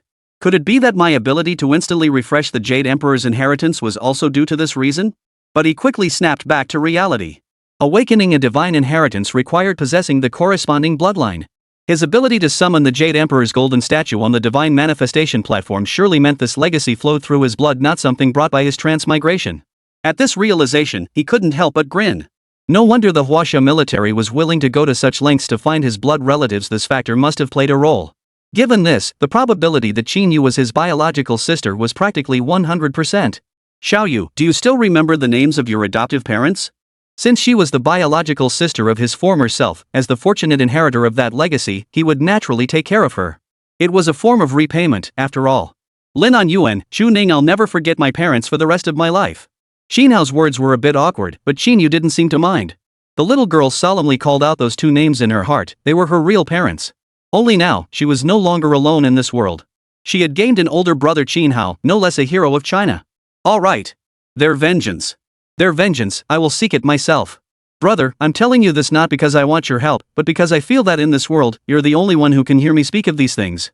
After all these years, finally having someone she could confide in without reservation, Qin Yu could no longer hold back her emotions. She wanted to pour out all the grievances she had carried for so long to her brother. Seeing her like this, Qin Hao didn't press for answers. Instead, he gently pulled her into his embrace. In the young girl, he seemed to see his own reflection. Perhaps this was the power of blood ties. Perhaps, 2 years from now, when Qin Yu awoke as the chosen one, she too would unlock the legacy of the celestial court. No, with Qin Hao's guidance, aside from the uncertain inheritance from the Jade Emperor, he could help his sister obtain any other divine legacy from the celestial court. Thus, under the tight security of the holy grace-based city, the siblings spent 3 joyful days together. Over those 3 days, Qin Hao took Qin Yu to every place where traces of their parents remained. Their sibling bond grew stronger by the day, and Qin Yu gradually opened her heart to this unfamiliar brother. Xiao Yu, it's time. Let's go. Okay. Memories are both a tribute to the past and a tether to the future. Now, Qin Hao bore a more crucial and arduous mission. Before fulfilling it, indulging in such remembrance felt like a luxury he couldn't afford. Hand in hand, the siblings stepped into the teleportation array bound for the divine capital. Chapter 23, The Divine Capital. General Qin, welcome to the divine capital. My name is Tian Lang. From now on, I shall serve as your guide and that of your family within the divine capital. Should you require anything, simply let me know. As Qin Hao and his sister stepped out of the teleportation array, a row of young men in formal attire stood outside, their posture rigid and upright. Though dressed in civilian clothes, their precise movements and disciplined bearing clearly marked them as members of the Huaxia military. Qin Hao was now China's most prized asset. No level of protection was excessive. Of course, Qin Yu by his side was also regarded by China's high command as a rising star, the most promising candidate to succeed her brother. Thank you all for your hard work, Brother Tian Lang. What rank of divine chosen are you all? Wolf was clearly a military-specific codename. Those dispatched to protect the Qin siblings were undoubtedly of high rank. Since they would inevitably interact with these individuals while living in the divine capital, it was wise to understand their status beforehand to avoid future complications. Reporting to General Qin, I am a purple-tier divine chosen of the Oracle rank. They are all blue-tier divine chosen of the divine protector rank. Wolf of the Heavens made no secret of it. Their mission was to fulfill Qin Hao and his sister's requests to the greatest extent possible. Good heavens! A full squad of powerful divine chosen led by a purple-tier divine oracle level divine chosen? That force alone could wipe out several small nations. Don't underestimate Qin Hao just because he'd fought a god war where even the weakest opponents were purple tier. That was a nation's entire strength scraped together to create a fake threat. Normally, blue-tier divine chosen ones were the main combat forces sent out by nations. Brother, they're so powerful. I want to be as strong as them too. Qin Hao, possessing the divine ascension list, wasn't overly moved. But the little girl by his side, Qin Yu, had stars of envy constantly twinkling in her eyes. Any one of these individuals possessed strength several times greater than that of her deceased adoptive parents. Miss Qin, you flatter us. Compared to your brother, we fall far short. Hearing Qin Yu, one of the key protected individuals, praise them so highly, Tian Lang, the leader, felt rather embarrassed. Among ordinary people, or even within the military, they could indeed be considered powerful. But to boast of strength in front of Qin Hao? That would be like showing off in front of a master. Of course. My brother is the strongest divine chosen in this world. Mentioning her brother, Qin Yu's face beamed with pride. When the Huaxia military first located them, she could scarcely believe that the genius youth sweeping across the entire thief nation in the holographic screen was actually her own brother. Alright, we'll have plenty of time to chat once we're settled. In this vast world, who dares claim absolute invincibility? Qin Hao certainly didn't believe his current strength could crush every divine chosen one in the world. Who knew how many eyes were watching them from the shadows? For now, it was best to keep a low profile. Okay. Qin Yu, whose head he was ruffling, nodded obediently. Please follow me, both of you. Geniuses always had their quirks. Qin Hao's seemingly indifferent and impolite behavior toward them was actually quite normal. As an outstanding divine chosen of the Huaxia military, Wolf had seen countless arrogant geniuses. Some second or third generation heirs with golden divine lineages held others in utter contempt. For a divine chosen of his caliber, being ordered around was nothing new. The escort vehicle assigned to the Wolf Squad was a high-end business limousine. If fully configured with seats, it could comfortably accommodate 5 rows. Yet Qin Hao's vehicle only had arrangements for a driver and Wolf as his companions. Wow, bro, this car even has a fridge. Hey, what's this? This sound system is so cool, it really rocks. Not long after boarding, Qinyu, a teenager in the midst of adolescence, was like a little rabbit, exploring the car with boundless curiosity. The cabin featured 2 specially equipped refrigerators, one chilled various alcoholic beverages and soft drinks, while the other held the most famous seasonal fruits and ice cream. Evidently, someone had thoughtfully considered Qin Hao and his companion's age when arranging these amenities. Such luxury left Qin Hao inwardly impressed. In his previous life, he'd only seen similar scenes on TV or in flashy wealth showcasing videos. Now that he was actually experiencing it, the feeling was indeed rather complex. After a brief moment of exploration, however, he returned to his usual self. You can't bite the hand that feeds you. The treatment arranged for him by the Huaxia High Command surely came with strings attached, it just hadn't been explicitly stated yet. Big brother Tianlang, did anyone give you guys subsidies for this trip? Different ranks probably get different rewards, right? He deliberately asked this seemingly mundane question to probe the factional struggles within Huaxia's high command and gauge the benefits different tiers of divine chosen received, all to better negotiate his own terms later. General Qin, discussing money while serving the nation feels a bit vulgar. I understand what you're asking, but certain matters aren't convenient for me to disclose. Perhaps you could ask old General Li, who fought alongside you? Unfortunately, his crude attempt at a probe was instantly seen through by Tianlang. Fortunately, the other party was straightforward. Tianlang openly informed Qin Hao of what couldn't be disclosed and even pointed him toward a clear path. Understood. With that, Qin Hao saw no point in pressing further. Silently, he turned his head and lifted a corner of the car's sunshade, admiring the scenery of the divine capital of the otherworldly Huaxia. Throughout the journey, they largely avoided densely populated areas, driving deeper and deeper into the wilderness beyond the capital. Fortunately, the driver's skills were exceptional. Even when navigating steep mountain roads, not a single drop spilled from Qinyu's open drink, prompting the young girl to praise him repeatedly. After roughly an hour, the convoy halted before a small hill about 300 meters high. Suddenly, several camouflaged soldiers armed with specialized firearms burst out from the woods flanking the road. Present your credentials. One of them saluted, then tapped lightly on the driver's side window. The driver rolled down the window, pulled a small green booklet from his pocket, and handed it over. The soldier glanced at it briefly, saluted again, returned the booklet, and signaled for the others to proceed. Throughout the entire exchange, the soldier didn't even glance inside the vehicle, which piqued Qin Hao's curiosity. Before the driver could retrieve the booklet, Qin Hao channeled his divine power into his eyes. He instantly saw the words "Captain" clearly written on it. Only then did he withdraw his power and return to his relaxed state. Even a driver held the rank of captain? Then the wolf beside him must be a field-grade officer? This small detail gave him a preliminary glimpse into the Chinese military's ranking system for the chosen. Chapter 24, The Divine Research Institute. After passing inspection, the convoy drove onward. Suddenly, a thunderous roar echoed as the mountain peak before them slowly parted from the center, revealing a mechanical roadway straight out of a sci-fi movie. Such a scene was undeniably awe-inspiring, yet Qin Hao felt more confusion than anything else. Wasn't this supposed to be a world where mythology had descended and technology had nearly vanished? What on earth was this? General Qin, this is the site of China's highest-level classified operations. Those without the proper clearance cannot approach or understand it. Seeing his astonishment, Tianlang merely smiled faintly and patiently began to explain. Nearly every visitor to this place experienced astonishment no less profound than Qin Hao's had been. After all, every structure here was developed by China's foremost scientific minds. Even those 2 colossal mountain gates alone were the perfect fusion of divine power and technological prowess. As the vehicle drove deeper in, the view grew increasingly expansive. Only when it entered a massive elevator resembling an open container did the full scope of the base finally reveal itself to Qin Hao. Gulp! He swallowed hard several times. The entire base extended a full kilometer underground, its diameter stretching beyond the limits of sight. At its center stood a towering, sky-piercing pillar of solid metal. Surrounding it, spiraling downward along the pillar, were ecosystems both familiar and utterly alien. Dense, eerie primeval forests stretched endlessly vibrant, lush grasslands, towering mountain ranges, and even a completely enclosed ocean aquarium. It was almost as if the entire natural world had been transplanted here intact. It was hard to imagine such a colossal base concealed within a small mountain. Even Qin Hao was astonished, let alone the young girl Qinyu, who hadn't seen much of the world. Ever since they entered the mountain gates, her gasps of wonder hadn't ceased. Ding! The massive elevator glided smoothly to a halt at the 701 designation, a red beam swiftly scanning the entire business vehicle. Xin Hao, with his keen senses, distinctly detected the familiar aura of divine power emanating from it.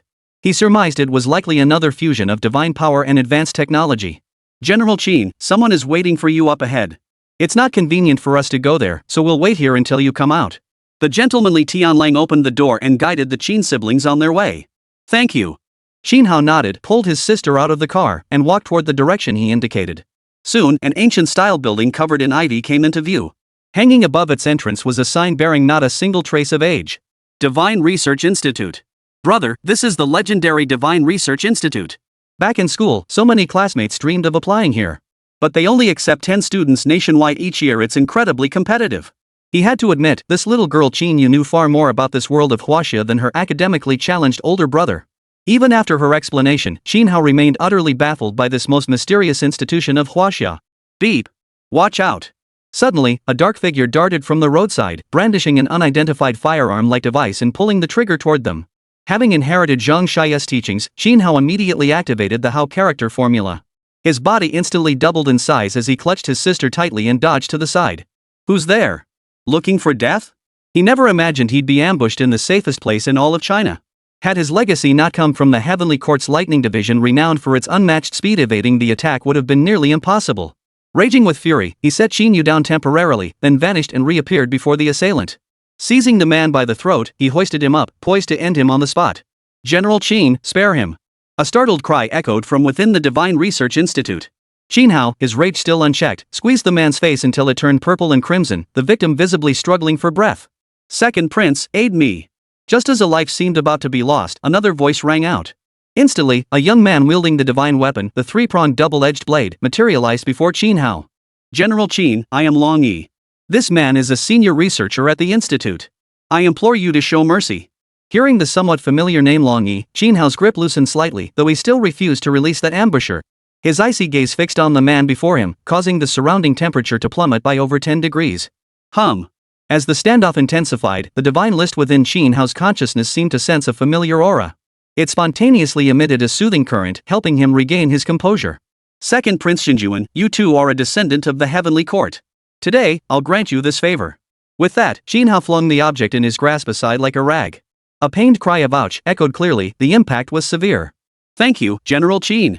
We apologize for the poor reception. Please forgive us. Long Yi first bent down to check on the researcher, confirming he wouldn't need immediate medical attention.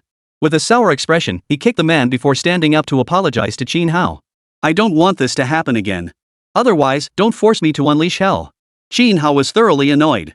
He had recently achieved remarkable military glory for Huaxia, only to arrive at this new location and encounter such a ridiculous incident. If it really had been a foreign spy ambushing and injuring Qin Yu, it wouldn't have been a matter of just killing one or two people. No. It was truly a misunderstanding. This guy's got some issues, he's always pulling pranks. After this lesson, he'll never dare again. Hearing the words massacre, Long Yi gripped his trident-bladed sword tighter, fearing the killing god might suddenly snap.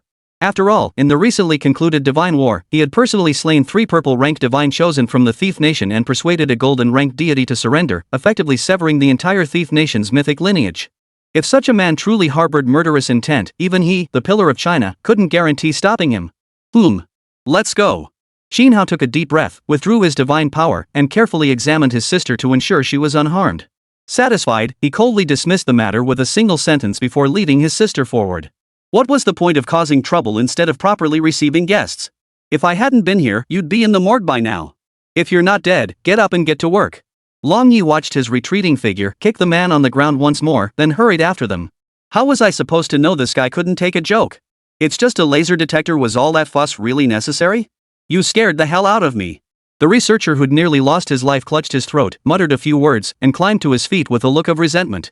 Had Xin Hao turned around at that moment, he might have seen a flash of purple divine power flickering across this fellow's body.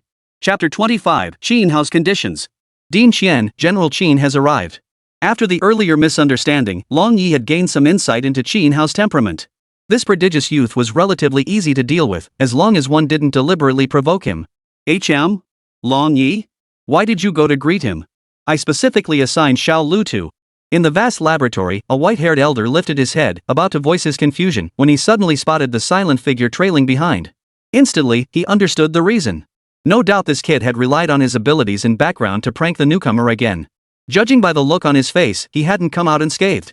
General Qin, thank you for your long journey. Welcome to the Divine Research Institute. Ahem, Xiao Lu, go pour everyone some water. Come, General Qin, let's step aside for a moment. To become the director of China's most mysterious organization, one needn't be the strongest, but they certainly had to be a master of social graces. If you have something to say it here. I'm in a hurry. Qin Hao still hadn't figured out the divine favor package he'd obtained from the God War. He really had no interest in dealing with this kind of tedious socializing. Especially after what just happened, anyone would want to get the hell out of this place as soon as possible. Well, fine. I'll get straight to the point. General Qin, our institute specializes in researching and uncovering the divine systems of various nations. I trust you've heard of us before your awakening. We also provided some speculative assistance regarding the Thunder Sovereign you summoned, the Thunderclap demon slaying True Lord. Mentioning this, Dean Qian felt a bit embarrassed. The three possibilities they had discussed back then were far from the deity's true title. Had Qin Hao not appeared, the casualties among the newly awakened divine chosen ones would likely have been staggering. Those three titles you suggested? You didn't even provide evidence, yet expected us newly awakened ones to risk our lives testing them? Qin Hao, already in a foul mood, instantly flared up. If the entire Divine Research Institute was filled with such useless individuals, who knew how many gifted divine chosen ones China had lost over the years due to their wild guesses? China's current weakness was in no small part their responsibility. Ahem. It is true our data was incomplete. Fortunately, General Qin intervened. Otherwise, the consequences would have been unimaginable. Dean Qian's face flushed crimson. Being rebuked like this by a junior, he truly had no grounds to retort. Beside him, the young girl Qin Yu blinked her large eyes wide. In that moment, she thought her brother was incredibly cool. Probably no one else in all of Huaxia would dare confront this old man like that. Cut the nonsense. Did you summon me here to learn about the crimson legacy within me, or to inquire about the legacies of the other 6 deities? If not for the man's advanced age, Qin Hao would have pointed his finger at Dean Qian and unleashed a torrent of abuse. He didn't beat around the bush, getting straight to the point. As a newly chosen Divine One, he possessed only a handful of valuable secrets. He wanted to see what kind of terms this so-called Divine Research Institute was willing to offer in exchange. No, General Qin, you misunderstand. How could we covet your divine heritage? We merely wish to understand the nature of the Thunder Department you mentioned during your divine battle. To his surprise, Director Qian shook his head repeatedly. Divine inheritance was inherently personal privacy. Prying into it was a grave taboo. Moreover, even if one knew the summoning incantation, the final outcome would vary wildly depending on each individual's bloodline and innate talents. Each deity possessed its own temperament. Qin Hao, who could command a purple-tiered deity to address him as young master, was the first such individual in all of Huaxia's history. For anyone else, even if they knelt on the ground and banged their heads until they bled, those purple deities likely wouldn't give them the time of day. Oh, so that's what you're curious about. Qin Hao curled his lips in a slight sneer. He hadn't expected this elder to be so deeply engrossed in studying the divine hierarchy. Truthfully, if the higher-ups of China required it, he could provide a reference list of deities. If other Chinese divine chosen ones could summon some Thunder Department deities, it would help him fill the gaps in the divine list more swiftly. After all, the entire Thunder Department of Heaven contained, besides those he had already summoned, the 5 Directions Thunder Emperors, the 5 Directions Thunder Kings, the 4 Directions Thunder Officials, the 36 Thunder Generals, the 24 Cloud Summoning Rain Assisting Guardian Heavenly Lords, the 72 Thunder Officials, and so on. All told, there are no fewer than 200 or 300 deities. If he were to summon them one by one, wouldn't that leave no time for anything else? General Qin, would it be convenient? Dean Qian rubbed his hands together awkwardly. For researchers like them, unraveling a complete divine system held greater allure than any gold, jewels, luxury cars, or beautiful women. Of course it's convenient. Moreover, I can throw in an extra set: the divine lineage inheritance of the thief nation. They were fellow countrymen. What was there to be inconvenient about? It was merely a matter of whether the price was right. The divine system of the thief nation? Wasn't their mythological lineage completely severed? Long Yi, who had remained silent until now, couldn't help but voice his confusion at Qin Hao's words. Not being a researcher himself, he suspected Qin Hao was deliberately dangling this as a bargaining chip to drive up the price. To prevent the old dean from falling for it, he had deliberately spoken up. Their lineage may be severed, but that band of thieves' heritage belongs to our Huaxia people. Who says Huaxia descendants can't inherit it? Qin Hao gave him a flat glance. Compared to haggling with these old codgers, the legacy of the second Lord of Heaven within Long Yi held far more interest for him. This deity was among the highest-ranking combat forces in the Celestial Court. That's exactly right.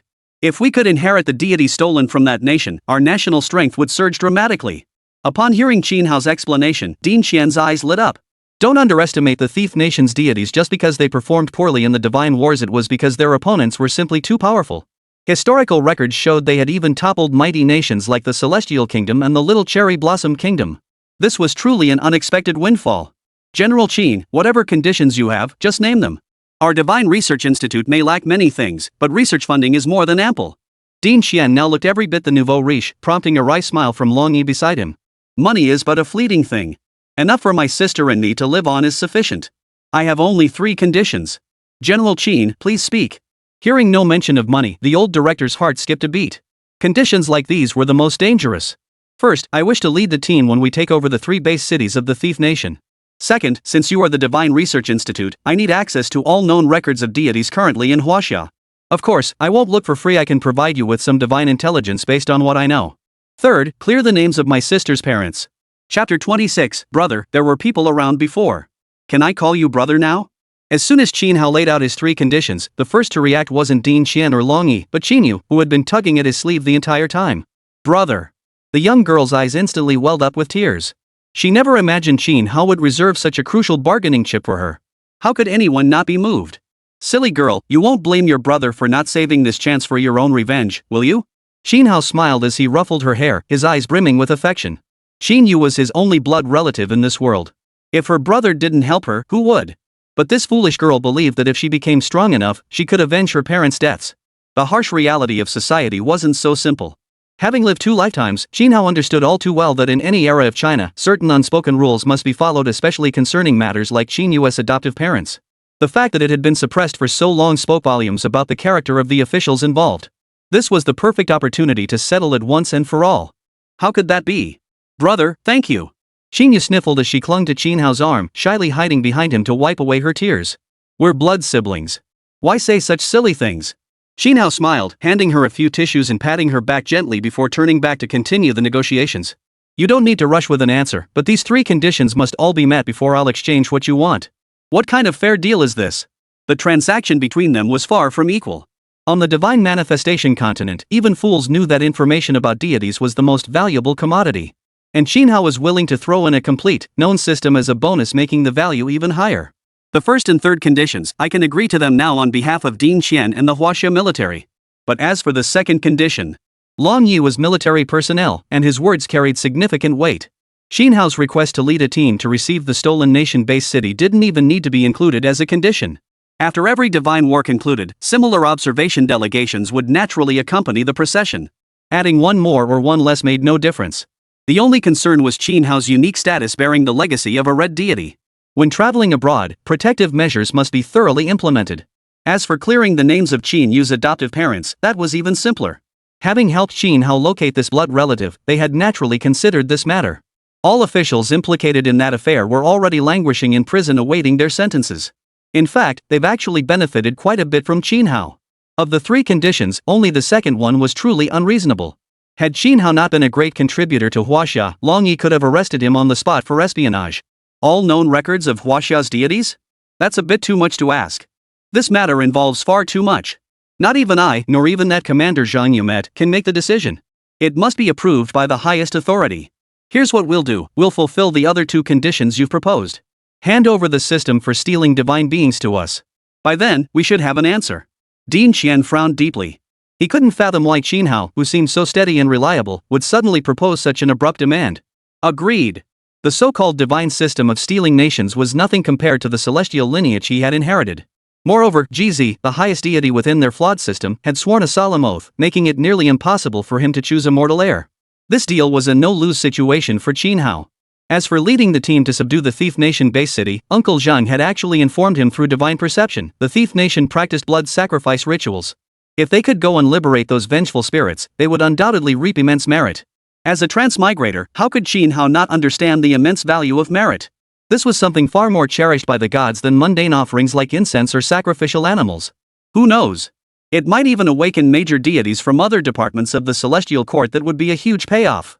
Din Qian, if there's nothing else, I'll take my leave to rest. Please notify me when you have further updates. Qin Hao wasn't trying to lord his rank over anyone.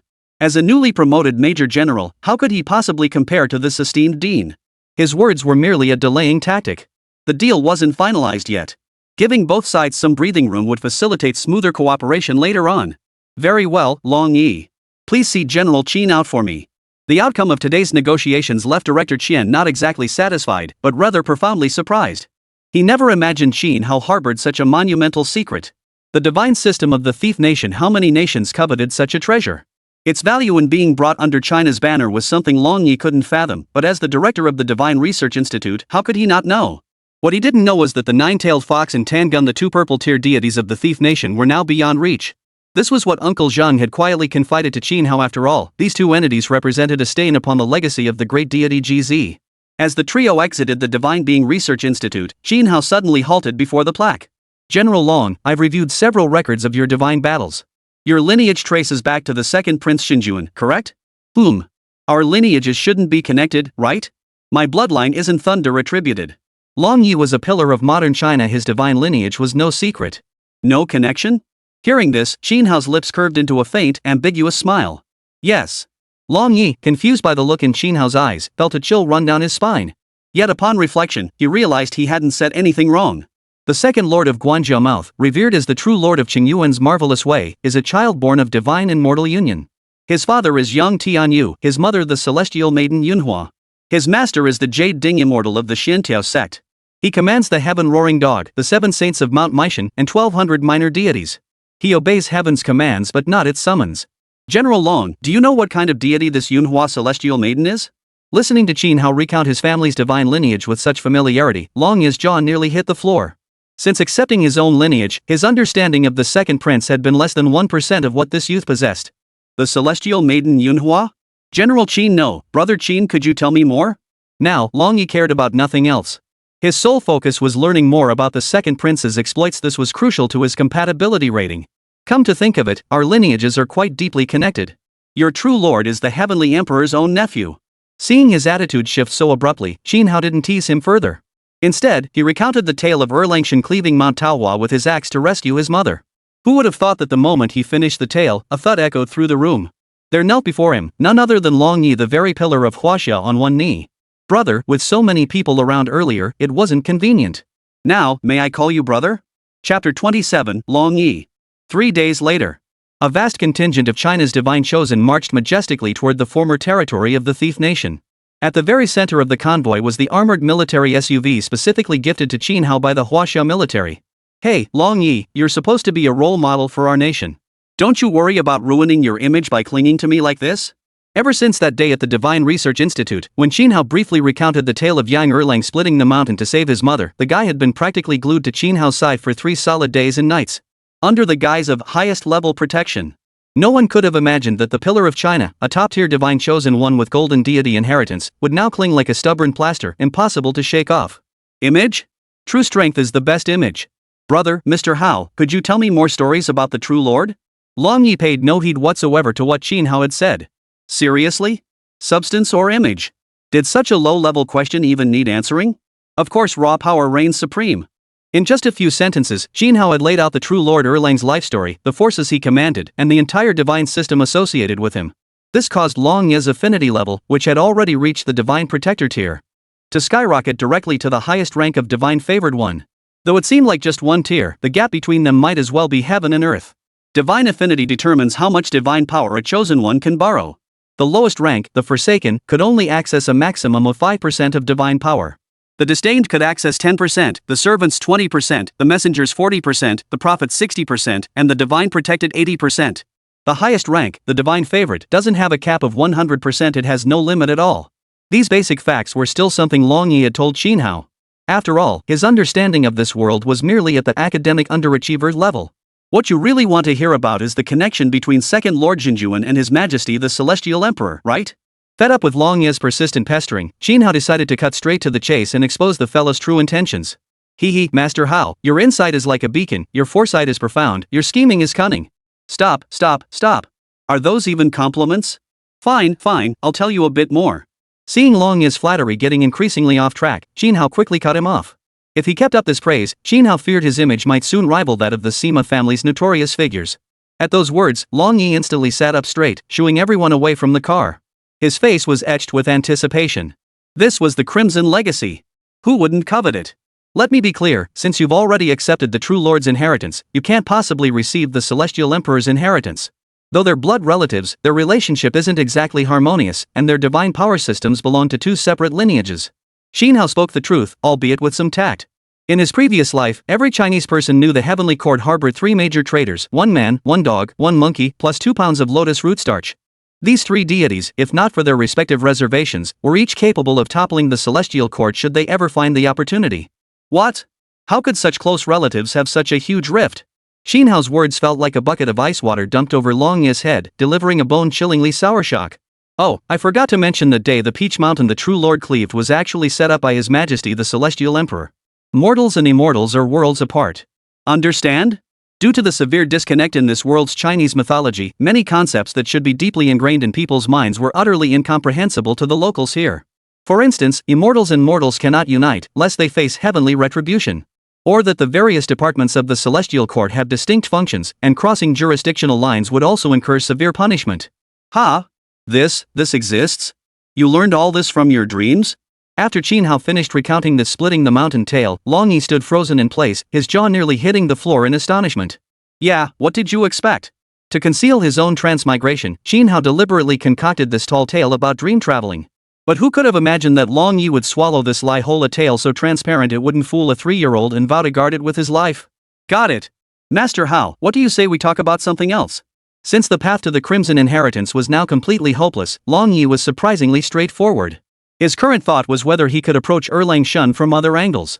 Take the inheritances he already possessed, the Howling Heavenly Lord's legacy and the Four-Waist Star Lord Yuan Hong's legacy.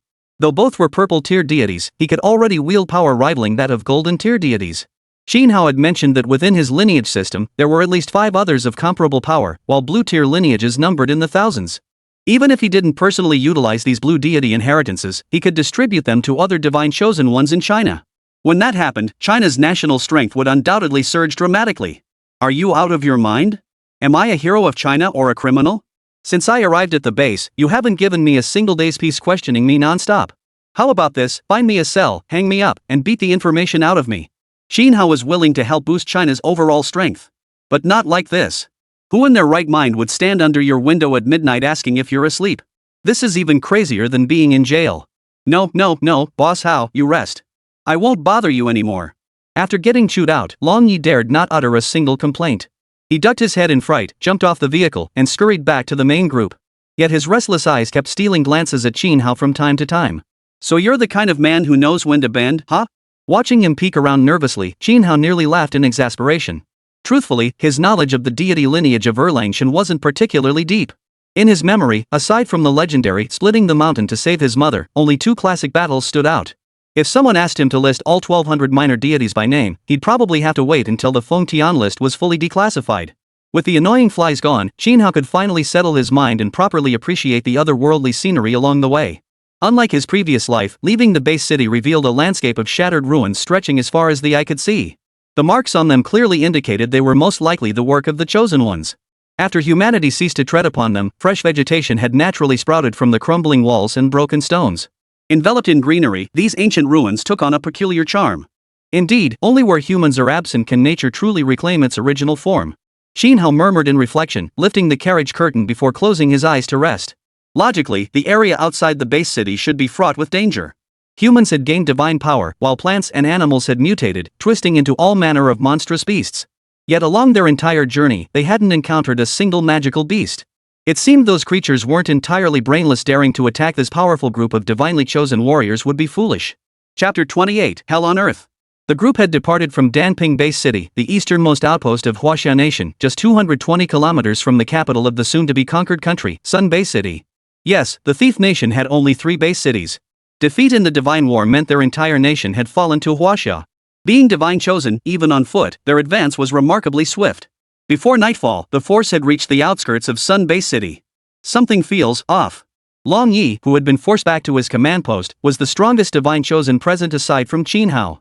Before they even entered the city, he suddenly sensed an odd aura permeating Sun Base City. It's the scent of blood and resentment. Just as he ordered everyone to set up camp on the spot, Xin Hao appeared beside him, his expression as calm and composed as ever. This was precisely why he had insisted on leading the advance. You mean the thief nation sacrificed every divine chosen in the city back then? That seems unlikely. Prompted by his words, Long Yi quickly recalled the scenes from the Divine War. However, he had only witnessed it as a spectator, lacking Xin Hao's first-hand experience. He could only estimate the scale of the blood sacrifice based on the images relayed through the light screen. No, not the entire city's chosen ones. This city itself has become a city of the dead. Xin Hao took a deep breath. Though he'd slaughtered enemies without flinching during the God War, that was only because they'd sought his death, leaving him no choice. In truth, having come from an era of peace, the very act of killing was something he found profoundly unsettling. Merely suppressing the urge to vomit on the spot was an achievement in itself. With Uncle Zhang Ye's divine power, he could easily perceive the horrors within. The hellish scene of corpses strewn across the land made his stomach churn violently. What? Have they lost their minds? Wait, during the Divine War, didn't the deity you summoned completely destroy the ghost altar? How could this still be happening? Long Yi stared wide-eyed, disbelief etched across his face. This was the former capital of the Stolen Kingdom. At least 10 million people lived here, all dead? In a war staking the nation's very foundation, they never intended to leave themselves any room for retreat from the very start. After calming himself, Xin Hao offered no further explanation. He simply relayed the scene he had witnessed to Long Yi, instructing him to warn the others in advance. It wasn't that Xin Hao wanted to be mysterious, he simply wasn't familiar with this blood sacrifice business either. The altar of the thief nation had appeared twice before, destroyed once by Zhang Shai and once by the wind, rain, thunder, lightning faction. However, judging from the situation in Sunbase City, it was highly likely that only the receiving component had been destroyed back then, while the sacrificial component remained intact on the land of the thief nation. Long Yi, have the others wait here. The two of us will go in first to investigate. With the investiture of the gods and the Thunder Department deities protecting him, Xin Hao had no concerns about his safety. As for Long Yi, the second Prince of Heaven was the Celestial Court's foremost warrior. The blood on his hands likely surpassed that of the entire Thunder Department combined. Such a situation was merely a minor affair for him. Wait. If it's true that no one's left alive in the space city, wouldn't it be dangerous for just the two of us to go in? You scared? What nonsense! Me, Long Yi, afraid of this? I'm worried about your safety. Long Yi knew Xin Hao was deliberately teasing him to lighten the mood, so he stopped beating around the bush and voiced his true concern. That actually sounds kind of heartwarming. Don't worry. Whatever's inside can't harm chosen ones above the golden inheritance tier. They've gotta leave some experts behind to look after the others, right? Xin Hao chuckled and gave him a knowing look. Among the chosen who had come out this time, besides the two of them, there were several other golden chosen, all of whom ranked among the military's top 10 in strength. Alright, wait here for me. I'll go make the arrangements. With things put so plainly, if Long Yi still didn't get it, then he'd have wasted the last 30-odd years of his life. Soon, after a heated argument, Long Yi leveraged his position as deputy commander alongside Xin Hao to force the decision through. Come on, let's go. These old fogies are impossible to reason with. After settling the troops, Long Yi hurried back, grabbed Xin Hao's arm, and tried to pull him into the city together. But the moment he moved, his hand went empty. Turning back, he saw Xin Hao had already beaten him to the gates of Sunbase City. How character formula. A thunderous shout erupted as the divine power of Zhang Shai, the Thunder General, surged from the divine rankings into Xin Hao's body. Within 3 breaths, his body soared against the wind. The 10-meter giant from the Divine War preliminaries reappeared before everyone's eyes. You're not the only one who can grow. I can too. True Lord, aid me. Emulate heaven and earth. Whether Long Yi was deliberately challenging him or not, upon witnessing Xin Hao's transformation, he too awakened his divine power. His already muscular frame began to grow in a distinctly inhuman manner. Both completed their divine transformations nearly simultaneously. The rhinoceros-headed, human-bodied giant that Long Yi had become shot Xin Hao a slightly taunting glance. The true Lord seems to favor you. Xin Hao ignored the provocation, merely glancing at him before beginning to gather strength in his legs, preparing to push open the door. Emulating heaven and earth was one of Erlangshen's signature abilities, in no way inferior to the 8-9 mystic arts, the divine power that had aided him in achieving physical immortality. Long Ye's acquisition of this treasure clearly demonstrated his exceptionally close relationship with the true Lord. Ah, it's nothing special. If you could tell me more about the true Lord's exploits, we wouldn't have to struggle so hard to push this door open. I could smash it to pieces myself. This guy was still dwelling on that matter, but unfortunately, Xin Hao had long since grown immune to his antics. Boom!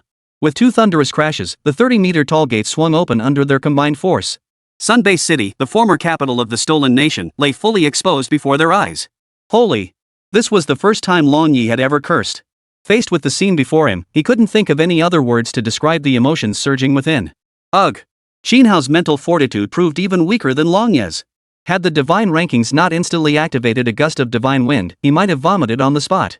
Perceiving the scene through divine sense was one thing, witnessing it firsthand was another entirely. Human limbs littered the ground, dried blood pooling and flowing toward the city center. The final movements of those corpses revealed an inescapable terror lurking behind them. Young master. Just as Qin Hao debated whether to press forward, Zhang Shai appeared before him, leading the 4 divine illusions of wind, rain, thunder, and lightning. No summoning required. Such heinous crimes.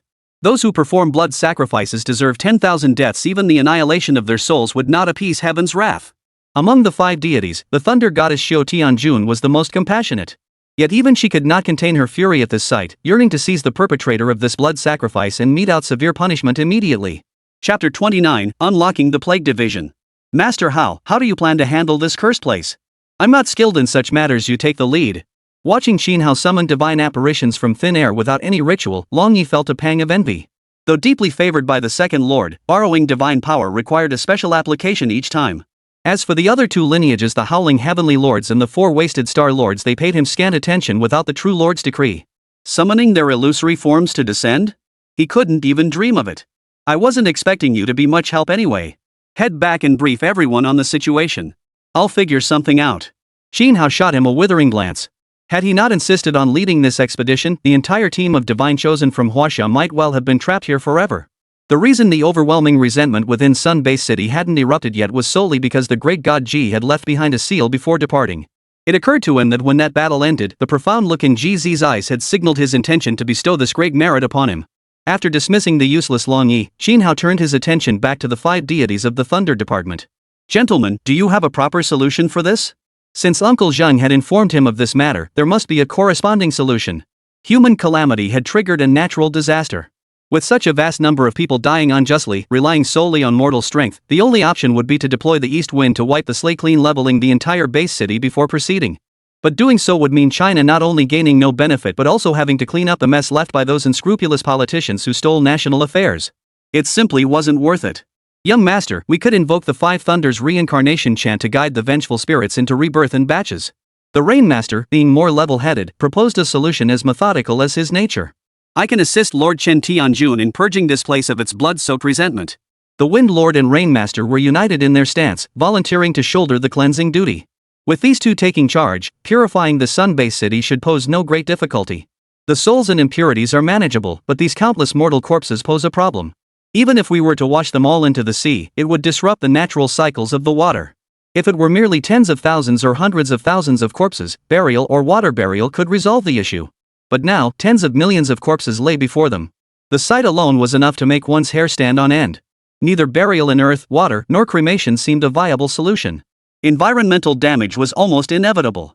The heavenly lords of cloud and rain proposed a solution, which the Mother of Lightning did not reject. Instead, she raised an even more difficult point. Good heavens!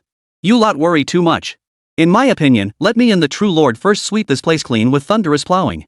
Once no remains remain, the 3 of you can proceed according to Heavenly Lord Chen's plan. After listening to their endless debate without any viable solution emerging, having long since lost patience, he proposed the simplest, most brutal solution. Surprisingly, it bore an uncanny resemblance to the cleansing strategy that had flashed through Qin Hao's mind. Though Lord Thunder's plan is crude, it's not without merit. But there's one thing: great calamities are followed by great plagues. Even after purging the corpses, blood seas, and vengeful spirits, once the seal is broken here, the plague will still be unavoidable. Young master, why not attempt to invoke the divine list and summon the plague department officials to intervene? As the chief of the Thunder Department, Zhang Shai considered matters more comprehensively than the other 4 deities. Thus, he waited until all 4 had presented their proposals before speaking. The Celestial Court's regulations were intricate. Though each deity possessed unique abilities, they were bound by strict boundaries. The Thunder Department oversees climate change and regulates the laws of the 3 realms. Handling the scene and guiding the souls of the deceased did not constitute overstepping, but dealing with the plague after the disaster was somewhat outside their area of expertise. The Plague Department? Truly, Your Excellency has considered everything thoroughly. Following the Divine War, Qin Hao received 3 divine reward packages, unlocking the complete Thunder Department inheritance. Additionally, as the greatest contributor to the Divine War, he received an extra Divine Grace gift package. This was a valuable gift, directly unlocking the legacy of another major department of the Celestial Court, the Plague Department. Now, he could summon the 6 principal deities of the Plague Department, a power that would prove invaluable at this very moment. The Plague Department governed all epidemics under heaven. After every great calamity, its deities would descend to purge mortal realms of disease, serving as Heavenly Court's sole medical authority. Eastern Plague Messenger, Zhou Tianjun. Southern Plague Messenger, Li Tianjun. Western Plague Messenger, Zhu Tianjun. Northern Plague Messenger, Yang Tianjun. Master of Persuasion, Zhen Tianjun. And Plague Taoist, Li Tianjun. This humble disciple, Qinhao, has encountered a great calamity. I humbly request your presence for a discussion. As Qinhao invoked the titles of the 6 righteous deities, the divine list within his consciousness suddenly stirred. The young master commands, and we dare not refuse. Moments later, 4 deities of peculiar appearance, one wielding a headache chime, another a restlessness banner, a third a sword of unconsciousness, and the last a plague-dispersing whip led the way. They bowed to Qinhao before turning to catch up with the 4 deities of wind, rain, thunder, and lightning. Following behind them were 2 seemingly ordinary qi cultivators. Greetings, young master. These 2 displayed far greater warmth, standing side by side without departing. Zhen Tianjun, Li Tianjun. Who would have thought we would meet again in this world, sharing the burden of calamity together? Surprisingly, Zhang Shai, who should have held the highest official rank present, did not adopt the demeanor of a superior upon seeing these 2 heavenly lords of the plague department. Instead, he appeared more like a junior. True Lord of Demons Sweeping, with you present, dispelling this calamity should pose no difficulty. Allow us to assess the situation before making a decision. The 2 heavenly lords of the plague department bowed respectfully to him, maintaining proper etiquette. Please proceed, heavenly lords.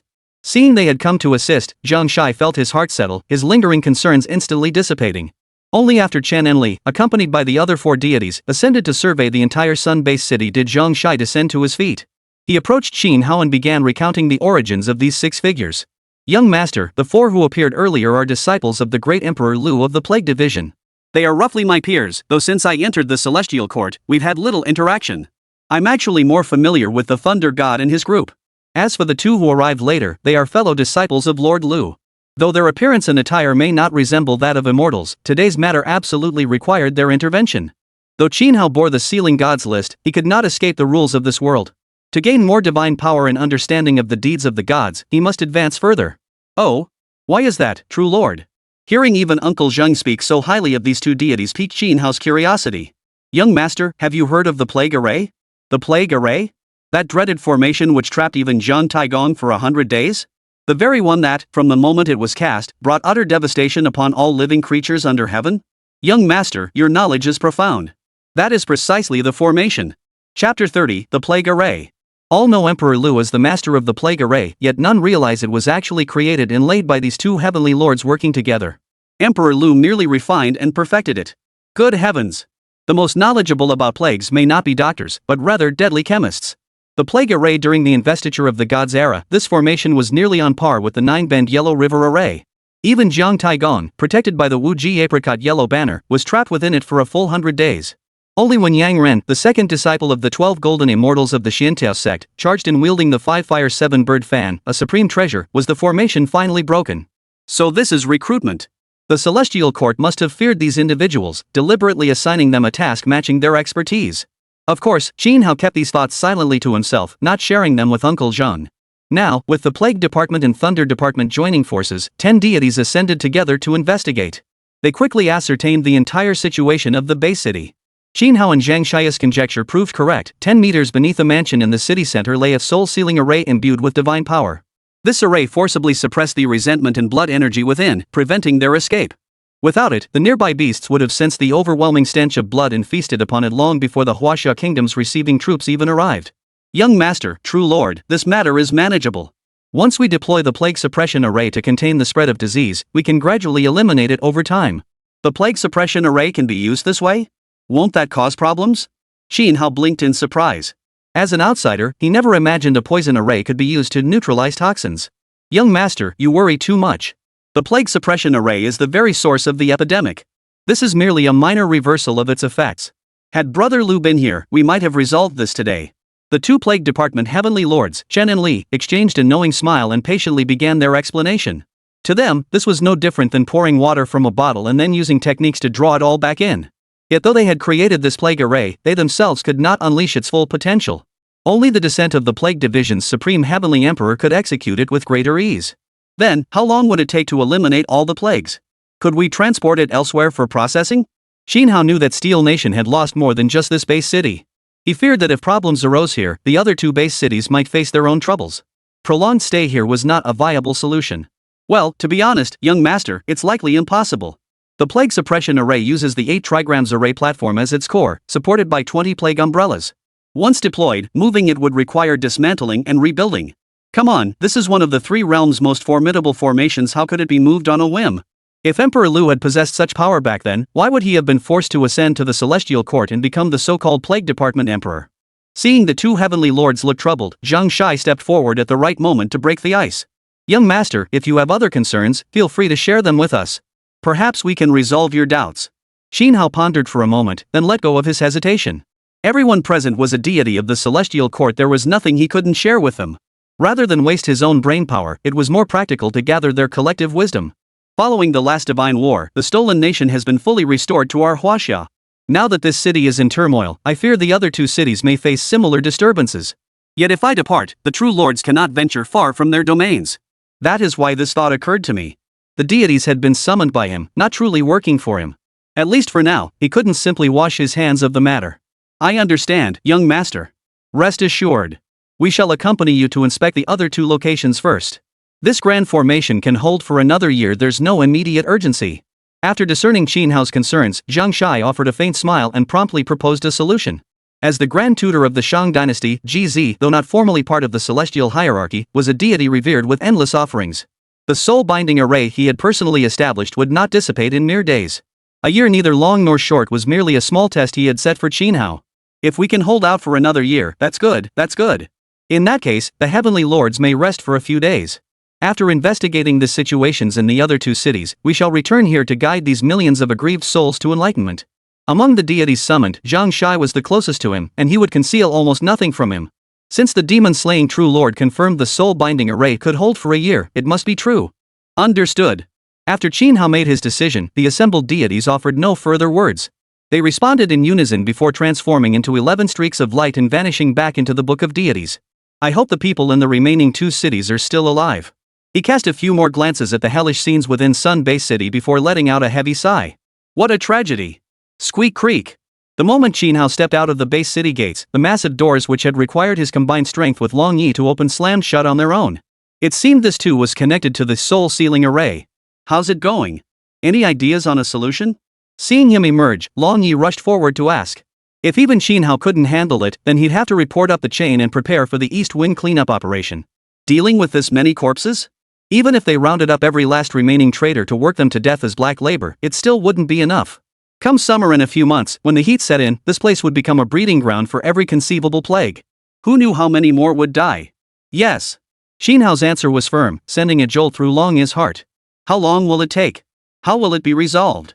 Can the original appearance of Sun Base City be preserved? These were the questions he desperately needed answers to.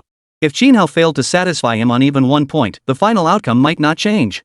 You're asking whether this base city and its magical formations can still be used, right? Having lived 2 lifetimes, Qin Hao was no naive 18-year-old. If Uncle Zhang and the other heavenly lords could discern the soul-sealing array within, how could Erlang Jinju and the deity inherited by Long Yi possibly fail to see it? This fellow's questions were clearly being asked on behalf of those high-ranking military officials above. A large base city protected by a vast divine power formation held far greater value than a pile of ruins scorched by artillery fire. His thoughts exposed, Long Yi froze for a moment. He stared blankly at Qin Hao, feeling increasingly unable to fathom this young man. Fully resolving this situation will take time, at least 7 days, possibly up to a month.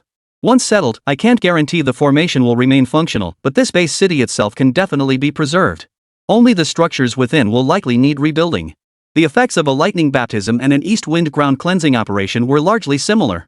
The former merely offered greater control over the affected area. Leaving the outer shell of Sun Base City intact posed no problem. Phew! Those are minor issues. Preserving this base city at all is already a significant achievement. This answer surprised Long Yi greatly. He and the higher-ups had already prepared to abandon the base city. Now it only required rebuilding some urban structures, a task as simple as pie for China, known as the infrastructure powerhouse. Chapter 31, This Nation is Beyond Redemption. We'll discuss the situation in Sun Base City later. Remember, no one else is allowed in the city except you and me during this period. Qin Hao looked at Long Yi with the same gaze GZ had once directed at him. The Huaxia military and high command really did think things through so simplistically. Cleaning up the mess left by the east wind was easy enough, and rebuilding from scratch posed no real challenge. But what about the millions of aggrieved souls haunting this land? Had they even considered how to deal with them? This was likely the flaw inherent in the mythological fault line. Understood. Long Yi raised no objections to his demands. The scene inside was so gruesome that even he, a battle-hardened war god, didn't want to linger. Let whoever dares go in. Now, tell me what's the current situation with the moon-based city to the east and the star-based city to the south? This mission involved taking over 3 major base cities, so naturally, they weren't the only team involved. The other 2 squads, also composed entirely of chosen ones, had already set out ahead of them. Given the unexpected delay here, the situation in the other 2 base cities should already be clear. Not very optimistic. To be precise, it's utter chaos. Long Ye's expression grew grave. Compared to the natural disaster here, the other 2 base cities were suffering from genuine man-made calamity. If given a choice, he'd rather stay here and deal with the sea of blood and mountains of corpses. What do you mean? Xin Hao's greatest fear was that the other 2 base cities had also been swept up in the blood sacrifice. If he had to deal with 3 base cities in succession, he truly wouldn't be able to spare himself. Here's the situation: the mythical legacy of the Thief Nation has been severed. Now, everyone in the Thief Nation has become ordinary people. The army, once composed of the chosen ones, can no longer suppress the completely enraged populace. Various resistance factions are growing wildly. Those 2 base cities have descended into complete chaos. When a nation's military loses its absolute dominance and, worse, causes the country to lose all its base cities, any leader who can still command respect is nothing short of a miracle. The former leader of Thief Nation unexpectedly disappeared. His successor, Kim Tae-sang, hadn't even warmed his seat before being riddled with bullets by his own enraged soldiers. When divine power still prevailed, modern firearms held little sway. To cut military expenses, Thief Nation not only failed to ban firearms but even allowed open trafficking within its own forces. This led to nearly every household possessing guns for self-defense. Now that divine power had vanished, these once neglected weapons surged back to prominence. Citizens long discontented with the Thief Nation's rulers swiftly formed multiple factions, establishing strongholds in every corner of the 2 base cities. Naturally, their first act was to eliminate high-ranking officials like Kim Tae-sang through targeted assassinations, ushering in a new era of chaos. Regarding the impending takeover by China, factions within these groups split into 3 distinct camps. Some hoped to swiftly integrate with China, clinging to its coattails as the surrender faction. The die-hard resistance faction vowed to fight to the death, refusing to cede an inch of territory. And then there were the neutral faction, resigned to fate. Such complex circumstances made the entire takeover operation fraught with difficulties. To avoid excessive conflict and casualties, the other 2 Huaxia takeover units have no choice but to station themselves outside the base city, reporting the situation to higher command in real time. I think you're overcomplicating the issue. After listening to Long Yi describe the situations in the moon and star-based cities, a weight lifted from Qin Hao's heart. He knew nothing about managing public relations, but the root cause of this situation was the absence of a figure the Tugwa people could trust. It's hard to go from luxury to frugality. Having grown accustomed to divine protection, suddenly becoming ordinary people overnight was a harsh reality no sane individual could readily accept. What if I told you I could restore the divine power to the people of Tugwa? That was Qin Hao's solution. Ha! How is that possible? Each person can only awaken once in their lifetime. Even if the vanished deities of the Thief Nation were to favor us again, there's no way to repair a connection that's already been severed. After 3 days of close protection, Long Yi was all too aware of his academic underachiever status and quickly gave him a crash course. I thought I was the ultimate dunce, but turns out you're even worse than me. Qin Hao rolled his eyes at him and continued. Why should we care about those Thief Nation people who lost their inheritance? We can tell them that as long as they're willing to work hard, their descendants can still regain the divine powers of the past like the Bear Woman, the Mountain God, the Tiger Lord, and so on. You mean that's possible? This revelation caused Long Yi, whose mind was solely focused on combat, to freeze on the spot. Seeing his dazed expression, Qin Hao simply left him behind, grabbed a few people from the group, and immediately headed east. Early the next morning, outside Moon Base City, a massive loudspeaker was set up above the temporary Huaxia camp. All those inside, listen up. If you wish to regain the favor of the deities you once worshipped, line up one by one and come out. The voice blaring from the loudspeaker was Qin Hao's. That voice, even if reduced to ashes, every single thief in the nation could recognize it. Damn it! It's that bastard from Huaxia. He killed our chosen ones. He's the one who made the gods turn their backs on us. I'll fight you to the death. Kill him.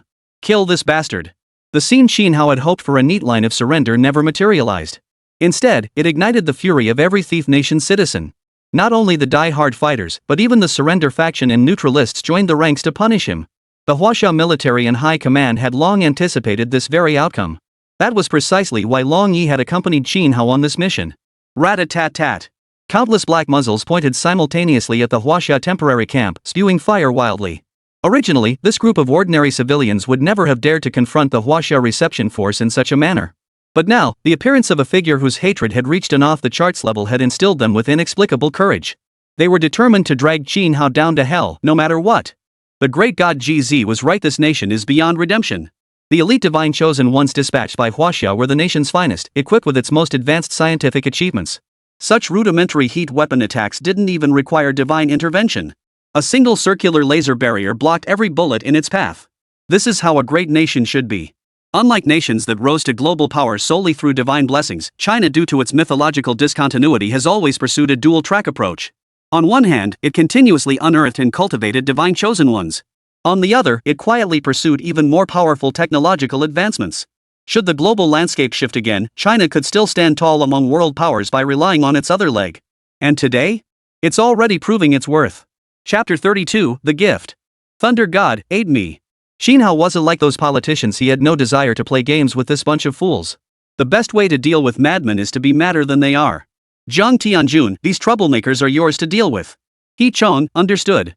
Among the deities already unlocked, the most suitable for this situation was undoubtedly the hot-tempered thunder god, Zheng Hechong. As the thieves finished their first round of fire, before they could reload for the next volley, the thunder god's phantom form gradually solidified. Flapping his wings, he soared into the sky. Boom! Hammer and chisel clashed. 4 thick bolts of thunder crashed down in succession. Above the city walls of Moon Base City, all those holding guns were reduced to ashes before they could react. These were ordinary humans, unlike the divine warriors who required the thunder goddess's assistance to control their power. The thunder's might was so immense that it not only obliterated the mortals but also tore 4 gashes dozens of meters deep into the base city walls, which had already lost most of their divine power protection. This is my final warning. Anyone who refuses to lay down their weapons and leave the city will die. Extraordinary times call for extraordinary measures. Extraordinary times call for extraordinary measures. These 4 divine thunderbolts from the thunder god struck the surviving traitors within the moon base city into a sobering realization. How could mortals possibly challenge the gods?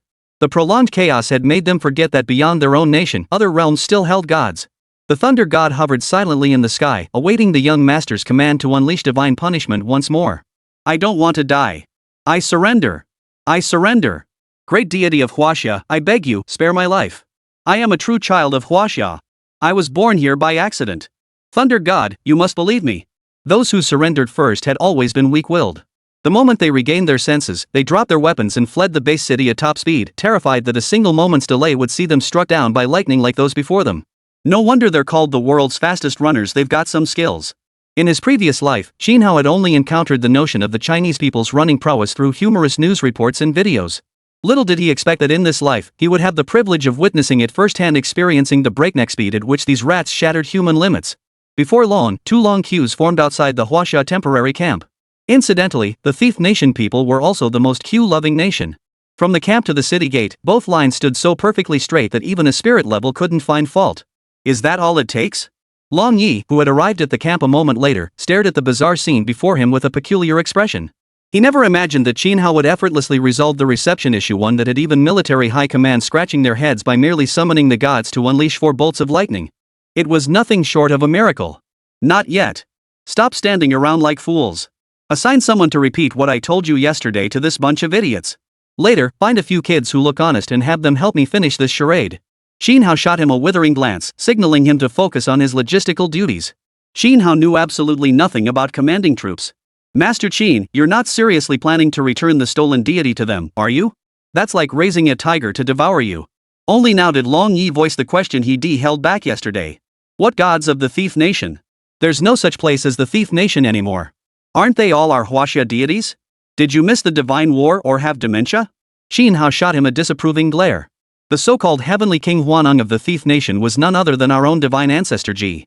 Besides, that country doesn't even have a single base city left. How could they possibly make a comeback? Surely no nation in the world would be foolish enough to invest in such a failed people?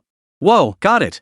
It wasn't that Long Yi was thick-headed, it was simply that since the descent of the divine beings, this was the first time China had ever taken over another nation's base city, let alone an entire nation's base city.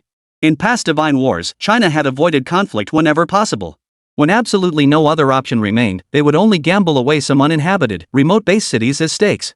A situation like this divine war, where an enemy deity was completely integrated into their own system, was truly unprecedented. With clear orders, the exceptional discipline of the Chinese forces was laid bare before these defeated rodent men. Within less than an hour, nearly all survivors in the moon base city had come to believe they could regain divine power. Of course, those who refused to believe joined their lightning-struck comrades on the road to the underworld. The concept of treating prisoners of war with leniency held no sway with Qin Hao. You are fortunate, far more fortunate than most of your kindred. This is our Huaxia awakening platform. Simply convert your previous divine nationality to Huaxia, and the gods will respond. He played the part to the hilt, offering the stick but withholding the carrot. Given the thieving nature of these people, they could turn traitor at any moment, making them a headache to manage. Qin Hao gazed kindly at the group of children carefully selected by Long Yi from among the thieves. He patiently explained the details of the awakening process. Then, these children, the hopes of the entire moon-based city, nervously stepped onto the makeshift divine manifestation platform. For ordinary people, the awakening ceremony occurred once a year. But for the Huaxia military, once a child reached the required age, there was no need to wait for a group awakening. It could be done anytime. Jun Ta, you have to succeed. The awakening process was similar to Qin Hao's experience. After the former thief nation child offered prayers and kowtowed, 3 divine stone statues truly appeared on the platform. One of them was none other than the Bear Maiden, inheritance of former Grand General Park Gukchang, the very man Qin Hao had slain. It's Her Majesty the Bear Woman. The gods truly haven't abandoned us. This is wonderful. The appearance of the Bear Maiden, even before her successful awakening, brought tears of joy to the eyes of millions of Thief Nation citizens. Foolish Huaxia people. Since our deity remains, sooner or later we shall reclaim everything that belongs to us. The Tubwa children on the platform sneered inwardly, charging toward the Bear Goddess statue without hesitation. Honorable Bear Goddess, I beseech you, for the sake of our dying great cosmos nation, grant your people divine power. I swear I will reclaim. The child named Li Juntai whispered this prayer in the quietest voice, hoping to awaken the Bear Goddess. Roar! But in the next instant, the stone statue remained intact while Li Juntai's body was torn clean in two. This is the fate of those with thieving hearts. With Qin Hao's current power, how could he fail to hear this brat's little scheme? He said nothing more, merely watching coldly. If all the children of the thief nation behaved like this, he wouldn't bother interfering anymore. The opportunity was right before him. Success would bring mutual benefit, failure would merely shatter the remaining thieves' faith, posing no threat to China. Chapter 33, Purifying the Sun-Based City. How could this be? Juntai never mispronounces the incantation. Juntai's bloodline is the closest to the Bear Maiden lineage, even stronger than General Park Gukchang. How could the summoning fail? Has Her Majesty the Bear Maiden truly abandoned us? Shouts of disbelief rippled through the queue of Thief Nation citizens. The devastating blow that Li Juntai, upon whom they had pinned their hopes, had failed to summon the deity was too much for the thieves present to bear. Let me remind you once more on behalf of General Qin, it's not that the deities have abandoned you. It's that those deities now belong to Huaxia. Those who come after, watch your words. Now that these beings had aligned with Huaxia, gaining more purple-tier divine chosen ones would be advantageous for Huaxia. Long Yi, fearing the wrath of Qin Hao, the god of death, would unleash further carnage, hastily repeated his earlier words. Qin Hao gave a cold laugh, his gaze sweeping indifferently around the room. Clearly, this man's attitude reflected that of the entire Huaxia military. Earlier, they'd spouted fine words about nurturing a tiger only to be devoured, but once they confirmed he could still summon purple deities, their attitude shifted. How laughable. The bigwigs above weren't unwilling to have a dog, they just wanted an obedient one. Seeing that the situation was now under Long Yi's control, Qin Hao said no more and had himself escorted back to Sun-Based City. Honorable Divine Bear Maiden of China, grant your loyal subjects divine power. Success! Bear Maiden has another heir. That's not right. Isn't Her Majesty Xiannu's inheritance supposed to be purple grade? Why did it turn green? As he departed, the cries of the thief nation echoed behind him. Idiots! A mere dumb bear? Entering the Huaxia pantheon and expecting to become a purple-tier deity? Those scheming bastards are in for a disappointment. Qin Hao, reclining in the business military vehicle for a nap, twitched the corner of his mouth, dismissing the thief nation's fuss with utter contempt. After 3 days of intensive tutoring from Long Yi, Qin Hao now understood the origins of deity grades across nations. It was much as he'd suspected. As long as a nation possessed a creator-level deity, all deities within its corresponding pantheon would see their quality and rank elevated. But the Huaxia, who had never fully conquered other nations, didn't know that incorporating foreign deities into their pantheon would reorder their ranks and adjust their power based on their refreshed quality. Take the recently summoned Bear Woman's legacy, for instance. In the Thief Nation, she might have gleaned some luster from the Sun of Creation, allowing her quality to reach purple. But within the Huaxia pantheon, it was at best a mountain spirit or wild beast. Even that robe-stealing entity was 100 times stronger than this creature. Granting it a green tier quality was already a tremendous favor. So it seems the power gap between deities of the same quality is quite significant. Now then, who should I target for the next divine battle? Qin Hao had already tossed aside Commander Zhang's warning upon arriving at the base, do not initiate god wars lightly. That was the old China. Now it was other nations who should be trembling in fear. For the next week, Qinhao stood guard alone atop the city gates of Sun-based City. 10 heavenly lords from the Thunder and Plague divisions worked together busily within the city. The plague array gradually took shape, making the remaining tasks much easier to handle. Of course, Qinhao did not slack off either. During this period, Uncle Zheng guarded him constantly, diligently teaching him the 8-character demon sweeping true art. After 7 days of study, he had now mastered half of the 8 characters' true secret. The 4 words vast and righteous heaven and earth had deeply penetrated Qinhao's mind and spirit. He estimated that his current strength was likely not far behind that of Lon Yi, who possessed the inheritance of the second lord. Young master possesses such brilliant talent. It's the first time in my life I've seen such brilliance. This was no mere flattery. To grasp half of his signature art in just 7 days transcended mere exceptional talent. It bordered on the divine. Consider that Zhang Shai himself had spent decades mastering this level of skill, a foundation that secured his position as the second in command of the Thunder Department. One could only imagine the extraordinary brilliance of Qinhao's talent. Your teaching has been most effective, true lord. Qinhao remained humble, not even attributing his rapid progress to innate talent. His rapid progress stemmed not only from Zhang Shai's meticulous guidance but also from the divine gift package's assistance. With both aides working together, even a fool could master it. Young master, you are too modest. Zhang Shai bowed respectfully, careful not to claim credit for the achievement. Young master, the plague array is complete. We may now summon the heavenly lords of the Thunder Department. As the man and the deity conversed, Li Tianjun, the plague immortal, flew onto the city wall to report on the progress. Thank you for your hard work, heavenly lord. Qinhao offered a reassuring smile before rising to his feet and raising his arms in a mighty shout. For heavenly lords of wind, rain, thunder, and lightning, we are here. Immediately plow through with thunderous force, purify with wind and rain, and restore clarity to this realm. The 4 deities accepted the command. Having been itching to act for days, they swiftly reached their designated positions, ready to begin. Young master, you resemble his majesty more and more. Qinhao himself hadn't noticed how much his demeanor had subtly shifted. Though he still addressed the gods as a junior, a subtle aura of a superior figure had begun to emerge. Zhang Shai, who was closest to him, felt deeply gratified by this transformation. Boom! The 4 divine beings of wind, rain, thunder, and lightning took their places. The sky, previously overcast due to the dense blood energy emanating from Sun-based City, darkened instantly with a thunderous crack. Thunderous power flickered within the gathering clouds. What's happening? Why did the sky suddenly darken? What a terrifying aura!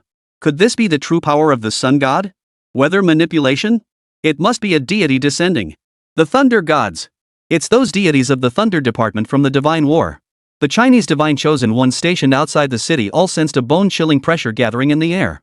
Under Qinhao's orders, they hadn't dared set foot in Sun-based City these past days, so naturally, they had no idea what Qinhao had been doing inside. Rumble! Rumble! Thunder God, who hadn't enjoyed the pleasure of plowing the earth in ages, began hammering down on the city below like an old mischievous child wielding a thunder chisel. Hundreds of divine thunderbolts, carrying apocalyptic fury, slammed into the ground. The scattered limbs of the Thief Nation's soldiers didn't even reach the divine thunderbolts. Merely brushing against their terrifying aura, they instantly turned to ash and vanished into the air. Crack! The divine mirror flashed. The meticulous mother of lightning, Xiu Tianjun, feared the leakage of malevolent energy. At the very moment the thunder descended, she cast down divine light, binding all evil thoughts firmly within the city. Wind, come! The wind pouch swayed, unleashing 100 whirlwinds that swept in from all directions, swirling up and crushing the remains the thunder god had overlooked. Rain, come! The rain master refused to be outdone, unleashing a torrential downpour. The blood and resentment permeating the air were washed away by the rain, unable to stir up any further trouble, swiftly purified. The awe-inspiring might of the 4 divine beings stirred the hearts of the Chinese divine chosen gathered outside the city walls, filling them with envy. This is the true power of our Huaxia deities. Chapter 34, Earning Incense Offerings for the Gods. Lightning plowed the earth as wind and rain raged. Heaven and earth changed color. While the 4 gods unleashed their might, the 6 plague gods moved with equal speed. Plague Array, activate. This legendary poisonous array, once feared throughout China, reappeared in a redemptive form. The boundless malevolent energies trapped by the soul-binding array of the Thunder Goddess and the Dipper Star, upon the array's emergence, seemed to encounter their destined nemesis, frantically attempting to escape. For directions array eyes, establish. At the center of the plague array, atop the Bagua platform, the heavenly lords Chen and Li each guarded one side. The 4 cardinal directions were anchored by the eastern, western, southern, and northern plague messengers, each heavenly lord wielding 5 plague god umbrellas. The malevolent energies, disease-ridden vapors, and other impurities attempting to escape within the sun-based city offered no resistance before these 6. Within moments, the areas surrounding the 4 city gates were swept clean. Formation, consolidate.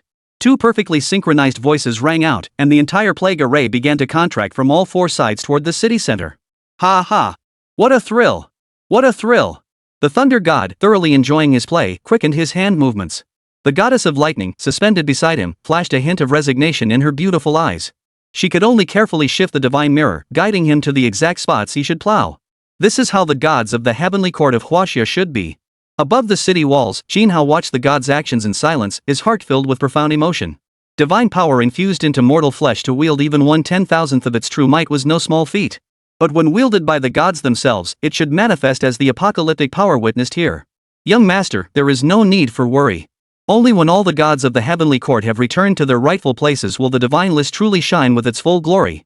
At that time, the divine power of the young master will be beyond comparison to us lesser deities. Noticing his slight self-doubt, Uncle Zhang stepped forward to reassure him. Jinhao nodded, murmuring a quiet response before falling silent. A youth should possess heroic spirit. Faced with such earth-shaking turmoil, how could one not feel a surge of heroic spirit? His hope for fully unsealing the list of deified beings and awakening the celestial gods to return to their posts grew even stronger. Quickly, set up the light screen. Such a divine spectacle was a once-in-a-lifetime sight for ordinary people. The Huaxia divine chosen stationed outside the city were all military personnel, reacting swiftly. They immediately contacted higher command and erected a light screen between the two locations, resembling a mythical arena. Of course, unlike those pure divine energy screens, this one was a new technology developed by the Divine Research Institute, incorporating the pinnacle of Huaxia's scientific research. It could transmit signals back with the clearest resolution and near-perfect fidelity. It must be understood that divine manifestations invariably brought calamity. With past technology, attempting to broadcast such events clearly was nothing short of a pipe dream. Across the entire divine manifestation continent, this technology was utterly unique.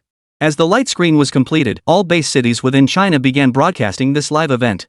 Wow! That must be the capital of the thief nation, Sun Base City. I have friends who've been there. How did it become like this? Look! That's Jinhao, the How God. What is he doing? Is this real? Our Huaxia deities possess such immense power? 1, 2, 3, 10, 11. God, how summoned 11 deities at once? Impossible. Even if a chosen one inherits multiple deities, they can only summon 5 at most and their power is severely weakened. Don't judge our God how by ordinary standards. Mortals and gods are worlds apart. Exactly. I was just saying how other chosen ones collapse after one divine battle, but Lord, how can fight 4 straight? How can you even compare? Jinhao, standing atop the city wall, sensed a pair of eyes watching him from the makeshift camp behind him. Turning his head, he spotted the broadcast screen. True Lord, since all is well here, I shall go earn some incense offerings for you all. Ha ha. The heaven and earth formula. Thank you, young master. The characters Qian and Kuan inherently signify heaven and earth. Within the 8-character demon-slaying mantra, it represented a dual-aspect technique. When advancing, it could instantly transport one's allies to any location within one's thoughts. When retreating, it could capture several individuals and bring them close at hand, subject to one's will. Jinhao chanted the incantation. In the blink of an eye, he materialized before the temporary Huaxia camp. He then reached out and adjusted a camera angle, framing himself more fully. Hello, fellow Huaxia compatriots. I am Jinhao. I am currently standing in the capital of the former Tugua, Sun Base City. From now on, this will be our base city. His speech was neither overly polished nor formal. Yet every word resonated deeply with the Huaxia people. We've finally captured another nation's base city. Hey! That wording is inappropriate. What do you mean occupy? This is clearly a recovery. It's common knowledge that Thief Nation's territory has always belonged to Huaxia since ancient times. Exactly. Reclaim. Those damned thieves dared establish a base city on our Chinese soil. They deserve to lose their mythical heritage. Jinhao remained unaware of the situation on the other side of the light screen. He had merely come to help the hard-working heavenly lords earn offerings. You must all be wondering why I summoned so many deities to the city. Let me reveal the answer. You must recall that before the Thief Nation's rise, they employed sacrificial rites during the Divine War. Do you know what they sacrificed? It was people. Tens of millions of people from the Thief Nation. They were utterly unworthy of being called human, worse than beasts. At these words, all the Chinese people, who had been in a state of excitement, fell silent. Human sacrifices? Millions of them? Jinhao calling them unworthy of being human was actually a compliment. They were pure demons. It was unbearable for ordinary people to accept, and even the partially informed Chinese leadership was collectively shocked. No matter how cruelly China had been bullied by other nations in the past, they had never once considered sacrificing their own people in blood rituals. This act by the Thief Nation was clearly a declaration of all-out war against China. Had Jinhao not intervened, the consequences would have been unimaginable. I summoned the heavenly lords to purge the overwhelming injustice here. General Long Yi once entered with me. Even with his strength, he could scarcely endure long within the city. Ordinary people would be infected by the malevolent aura and transformed into blood demons the moment they approached. The 4 celestial lords casting spells in the sky are familiar to you. They are the wind, rain, thunder, and lightning lords of the thunder department of the Huaxia Heavenly Court. Their task is to purge this place of its remains and blood energy. The other 6 belong to the plague division of the Heavenly Court, the 6 heavenly lords who oversee epidemic control and medical affairs across the land. They are Eastern Plague Messenger Zhou Tianjun, Southern Plague Messenger Li Tianjun, Western Plague Messenger Zhu Tianjun, Northern Plague Messenger Yang Tianjun, Master of Persuasion Chen Tianjun, and Plague Taoist Li Tianjun. I hope everyone will remember their titles and their contributions. Everything they have done is for the sake of Huaxia. Should any future divine chosen of our Huaxia be blessed with awakening the legacy of these heavenly lords, they must carry forward this belief of embracing the world with compassion. Chapter 35, 2 Acts of Merit. Every word Qin Hao spoke came from the depths of his heart, allowing every Huaxia citizen watching the livestream to feel his sincerity. China shall endure. China for 10,000 years. A voice rang out, igniting a wildfire of passion that swept across every major base city. China shall never perish, China shall endure for 10,000 years. Only those with true Chinese blood flowing through their veins could grasp the depth of Qin Hao's words. To willingly sacrifice one's divine inheritance was an act of utter folly in the eyes of people from other nations. But they did not know that the inheritance of belief was the very foundation upon which China had stood firm for millennia. The Celestial Court. More and more Huaxia people engraved this divine system into their minds. Though they did not yet understand it, as long as the power of belief remained, they would comprehend it sooner or later. Perhaps not in this generation, but through generations to come. As long as there remain those in China capable of awakening, it shall never be forgotten. Is this the power of faith? After uttering these words, Qin Hao suddenly sensed scattered sparks of power pouring into his body from the void, nourishing the list of deified beings within his sea of consciousness. Whether it was the 4 thunder lords of wind, rain, lightning, and thunder, or the 6 heavenly lords of the plague division who maintained the plague array to contain epidemics, their ethereal forms grew increasingly solid, a sign of their divine power gradually being unlocked. Young master, the offerings of incense and worship are one of the sources of our power as cultivators. The more believers there are, the stronger their faith becomes, and the greater the power we can wield in this world. Zhang Shai knew his young master was inexperienced and likely unfamiliar with the ways of cultivation, so he kindly explained. True Lord, besides incense offerings and faith, are there other ways for deities to cultivate? Qin Hao, now far from the live broadcast screen and back atop the city walls of Sun Base City, finally voiced the question that had been weighing on his mind for so long. If mortals could harness divine power to enhance themselves, then logically, the deities they summon should also possess means to strengthen their own divine might. Young master, the Tao knows no bounds. We who received imperial decrees from the Celestial Court indeed possess our own methods for continued cultivation. Zhang Shai nodded slightly, pleased by Qin Hao's sharp intellect. The ability to grasp one principle and apply it to many others was the best testament to mastering a skill. The same held true for cultivation. Those incapable of independent thought, even if guided for a lifetime, would remain trapped in castles in the air. The path of incense offerings is a minor way. Those who achieve great merit in the mortal world often enter the immortal realm through this path. Above that lie beings like myself, the second prince, the true Lord manifesting holiness, and the great god of the 3 altars and ocean assembly, those who attain sainthood in physical form, vanquishing demons and monsters to realize the immortal way. The highest path is the manifestation of merit and virtue. The 3 pure ones, the great emperors and sages of the Celestial Court, all cultivated this supreme Tao. Zhang Shai held nothing back, imparting all the cultivation methods he knew to Qin Hao. Thank you, true Lord, for resolving my doubts. His approach deeply moved Qin Hao. Since attaining divinity through merit represented the supreme cultivation path, it naturally held immense allure for the celestial deities of the Heavenly Court. Yet even so, from the moment Zhang Shai informed him of the merit here, he never once joined the other 10 heavenly lords in vying for it. Instead, he remained steadfastly by Qin Hao's side. How could one not be moved? Young master overpraises me. In my cultivation, I have always followed my true heart. To have the honor of following you and witnessing the restoration of our Heavenly Court's faith in this world is enough. Though Zhang Shai's tone remained unruffled, Qin Hao could clearly sense the genuine joy emanating from him, not a trace of insincerity. Indeed, it seemed scarcely connected to whether Qin Hao would inherit the Celestial Court's authority. It is my good fortune to have the true Lord's assistance. Upon hearing this, Zhang Shai merely offered a respectful smile before standing quietly behind the young master, ever vigilant in safeguarding his safety. Another 8 days passed. After all, a sea of corpses numbering in the millions was no simple task to handle, even for the combined efforts of the gods. Young master, I have fulfilled my mission. Qin Hao, who had been meditating with his eyes closed, suddenly heard the voices of the 10 heavenly lords ringing in his ears. You have all worked tirelessly, heavenly lords. After half a month, the debt of sin left behind by the thief nation was finally settled. After bidding farewell to the gods, Qin Hao gazed intently at the sun-based city before him. Where was the original form? The heavens and earth were indeed purified, but to ensure a thorough cleansing, the 10 heavenly lords had spared no effort. The soul-sealing array contained the blood vengeance, preventing it from escaping. Yet blood was inherently fluid, especially such a vast quantity. Before Qin Hao and his companions arrived, the murky blood essence had already seeped dozens of meters underground, becoming deeply intertwined with the subterranean waterways.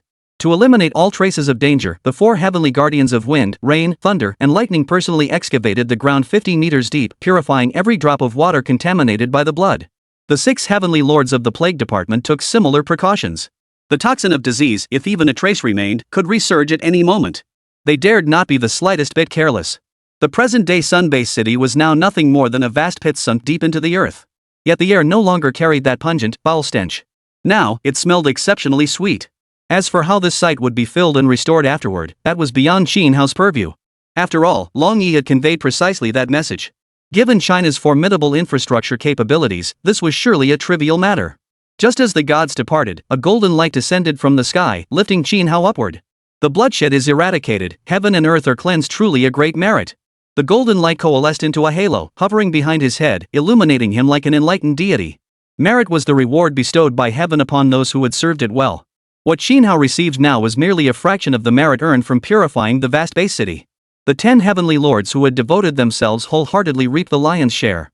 Through the connection of the divine list, Qin Hao knew clearly that henceforth, summoning any one of these 10 heavenly lords would unleash divine power no less formidable than that of Zhang Shai, the chief of the Demon Sweeping Bureau, with whom he shared the closest bond. Yet before he could fully absorb this heavenly blessing, another golden beam of merit descended from the sky. The second portion of merit arrived so abruptly that even he was momentarily bewildered. Only when a smaller halo coalesced did he grasp its origin. Enlightening the masses, merit for the present age, benefits for generations to come. Looks like things are going smoothly over at Long Yi's end. Enlightening the masses. Where did these people come from? Naturally, they are those once rebellious former thieves of the nation. Now even their deities have been fully incorporated into the Huaxia pantheon. Any thought of resistance is now but a pipe dream. Huaxia civilization excels in embracing and assimilating others.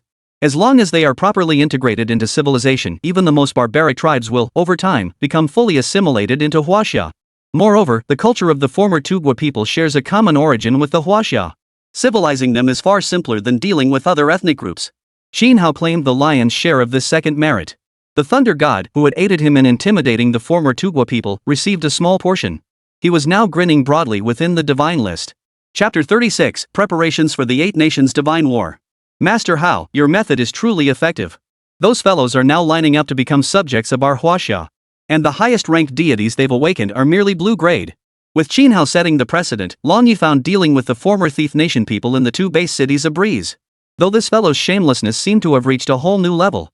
Qin Hao wasn't sure if Erlangshan would approve of such a disciple, but that howling heavenly lord would likely admire this kindred spirit.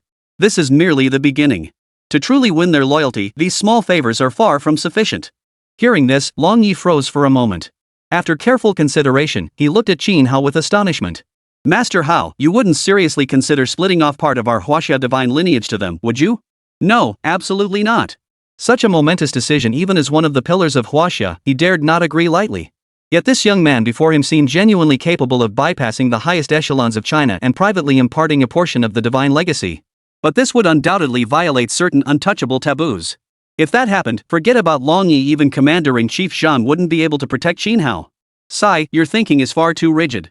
Since these people have all pledged allegiance to China, they should be regarded as Chinese citizens moving forward. Why shouldn't they inherit China's divine legacy? I know you're anxious, but hold your horses and hear me out. Seeing the other about to speak again, Qin Hao cut him off decisively. They've committed treason against China. Granting them divine inheritance so easily is out of the question. We can grant them a slightly stronger blue-tier divine inheritance as a reward. Establish a merit system akin to military service points. Those who expose traitors within will have their points doubled. Every impregnable fortress falls from within. Divide and conquer, and they'll have no choice but to submit. Some things Qin Hao chose not to state openly. For instance, even if these ratmen awaken to the legacy of Huaxia deities and suddenly rebel, their fate would be nothing but self-destruction.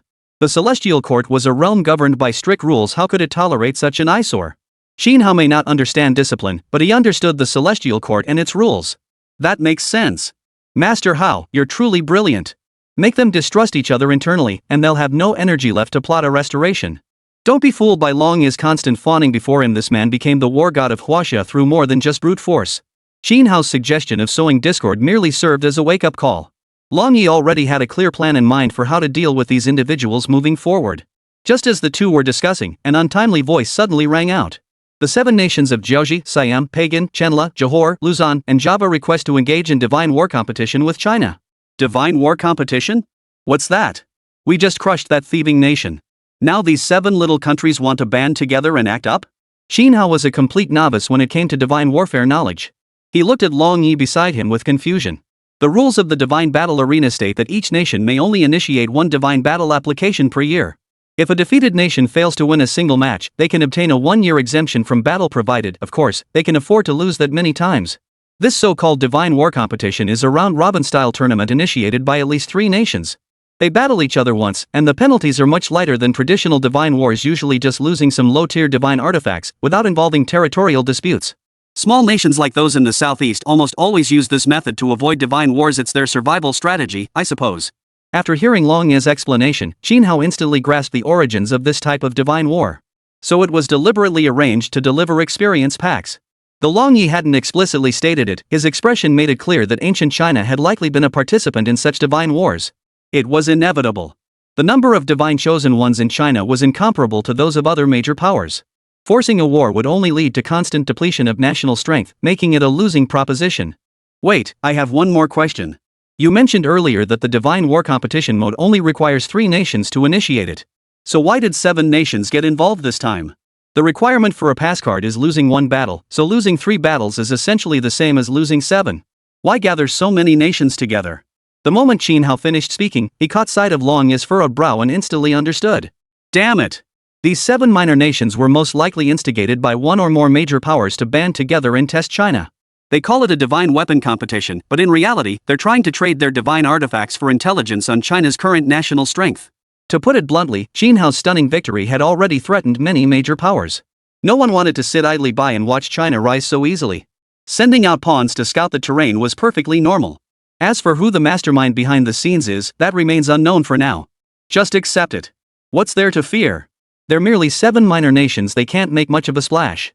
Once he grasped the underlying dynamics, Qin Hao didn't share Long Yi's anxiety. Even the thief nation, with its golden divine inheritance, had been annihilated. If these petty states dared to provoke China, they needed a lesson, otherwise, they'd think China was easy to bully. It's not that simple. Meet force with force, water with earth. If they want war, we'll fight them. It's that simple. Long Yi tried to interject, but Qin Hao cut him off. Our mighty Huaxia has never feared anyone since ancient times. How could our generation retreat in the face of these clowns mocking us? That makes no sense. Connect me to Commander Zhang. Exposing our strength? We'll show it to you. You cowards hiding in the shadows, so what if you see China's true strength? If you've got the guts, step up and fight. What kind of skill is manipulating small nations? The call connected, and the atmosphere on the other end felt even heavier than here. General Qin, is there new progress to report? Typically, a regular major general wouldn't have the authority to bypass ranks and contact Commander-in-Chief Zhang directly. But Qin Hao wasn't a regular major general, this was a privilege reserved solely for him. Commander-in-Chief Zhang, I urge you not to hesitate regarding the divine war preparations. These petty nations aren't even worth our attention. There are only 2 kinds of retreat, 0 times or countless times. Retreating again and again won't make others think you're holding back a secret weapon, it will only make them see you as weak and easy to bully. There was a long silence on the other end of the line. A soft sigh escaped Commander Zhang, followed by an unwavering reply, then let's fight. Let's beat the hell out of them. Ha! Such a stern military commander suddenly spouting such down-to-earth language left Qin Hao utterly dumbfounded. China agrees to participate in divine war competition. All the tense Huaxia citizens were instantly galvanized by the news. Chapter 37, Under Heaven, all is Huaxia territory. Shao Qin. After confirming Huaxia's participation in the 8 nations divine war competition, Commander-in-Chief Zhang did not hang up the phone. Having set aside formalities, he spoke freely, even adopting a more familiar tone in his address. Commander Zhang, go ahead. Qin Hao knew the main topic was coming. Historically, these divine warfare competitions served as practical training grounds for newly selected divine candidates. Logically, as the strongest new candidate this cycle, you should participate. However, Commander Zhang paused briefly, listening for a response from the other end before continuing. Shao Qin, I'll be blunt, I don't want you participating in this divine war competition. Admittedly, with his red deity lineage and over a dozen super-tier inheritances, Qin Hao's participation would guarantee first place for China. But this was not what China's leadership desired. For a nation, securing several divine artifacts as rewards from the divine war competition was quite favorable. Yet for individual participants, the rewards were actually quite modest. Unlike standard divine battle tournaments, this round-robin format offered no divine gift packages for winning individual matches. Commander Zhang, I understand. I have only one question: if I do not compete, can you guarantee not a single loss? This was Qin Hao's bottom line. His goal was to lift the seals on the divine list as much as possible. In a competition where the rewards were mediocre and where one had to be wary of major powers secretly manipulating smaller nations to sabotage them, his participation or absence made little difference. But one thing mattered: he had already rejuvenated the morale of the entire nation. If the divine war competition could once again achieve a perfect victory, then all his efforts over this long period would not have been in vain. Of course. The voice on the other end answered without hesitation, its tone resolute. Before Qin Hao's emergence, China might have exploited the divine war rules to deliberately lose in the competition. But now, that was no longer necessary. Then I have no objections. It seemed the Huaxia leadership shared his perspective, so Qin Hao saw no need to take the fall. Shao Qin, I heard from Long Yi that you helped him unlock higher-tier divine power. Is that correct? Seeing no objection to this decision, Commander Zhang secretly breathed a sigh of relief. Young men, especially those with heroic spirit like Qin Hao, always yearn to achieve as much as possible. If he insisted on competing, it would disrupt the entire plan, forcing a complete reorganization of participants, all with Qin Hao's safety as the top priority. After finalizing preparations for the divine war competition, Commander Zhang shifted the conversation to Qin Hao's other superpower. Commander Zhang, I previously mentioned to Dean Qian and General Long that if you would grant me access to all records concerning the deities of Huaxia, I would do my utmost to help complete them. Qin Hao wasn't foolish. He easily discerned the underlying meaning in this probing remark. However, given the disparity in their statuses and the fact that he did not yet possess the strength to stand alone against a nation, he naturally did not speak to this powerful figure with the same arrogance as before. Young Qin, you know this is China's highest state secret. Some matters must be handled step by step. Upon your return to the divine capital, we will grant you access to the first level of the pantheon for your inspection. This was the maximum concession Commander Zhang could secure for him. Had it not been for his genuine ability to enhance Long Yi's strength, this concession would never have been granted, not even to a battle hero. The pantheon? All right. Thank you, Commander Zhang. The pantheon was the supreme sanctuary where China venerated all known deities. Only the most outstanding and utterly loyal divine chosen of Huaxia were granted the opportunity to enter and tour its halls. Even Qin Hao, the academic underachiever, knew of its existence, a testament to its immense prestige. Shao Qin, if it's convenient, after you finish touring the pantheon, we have several equally outstanding new divine chosen here.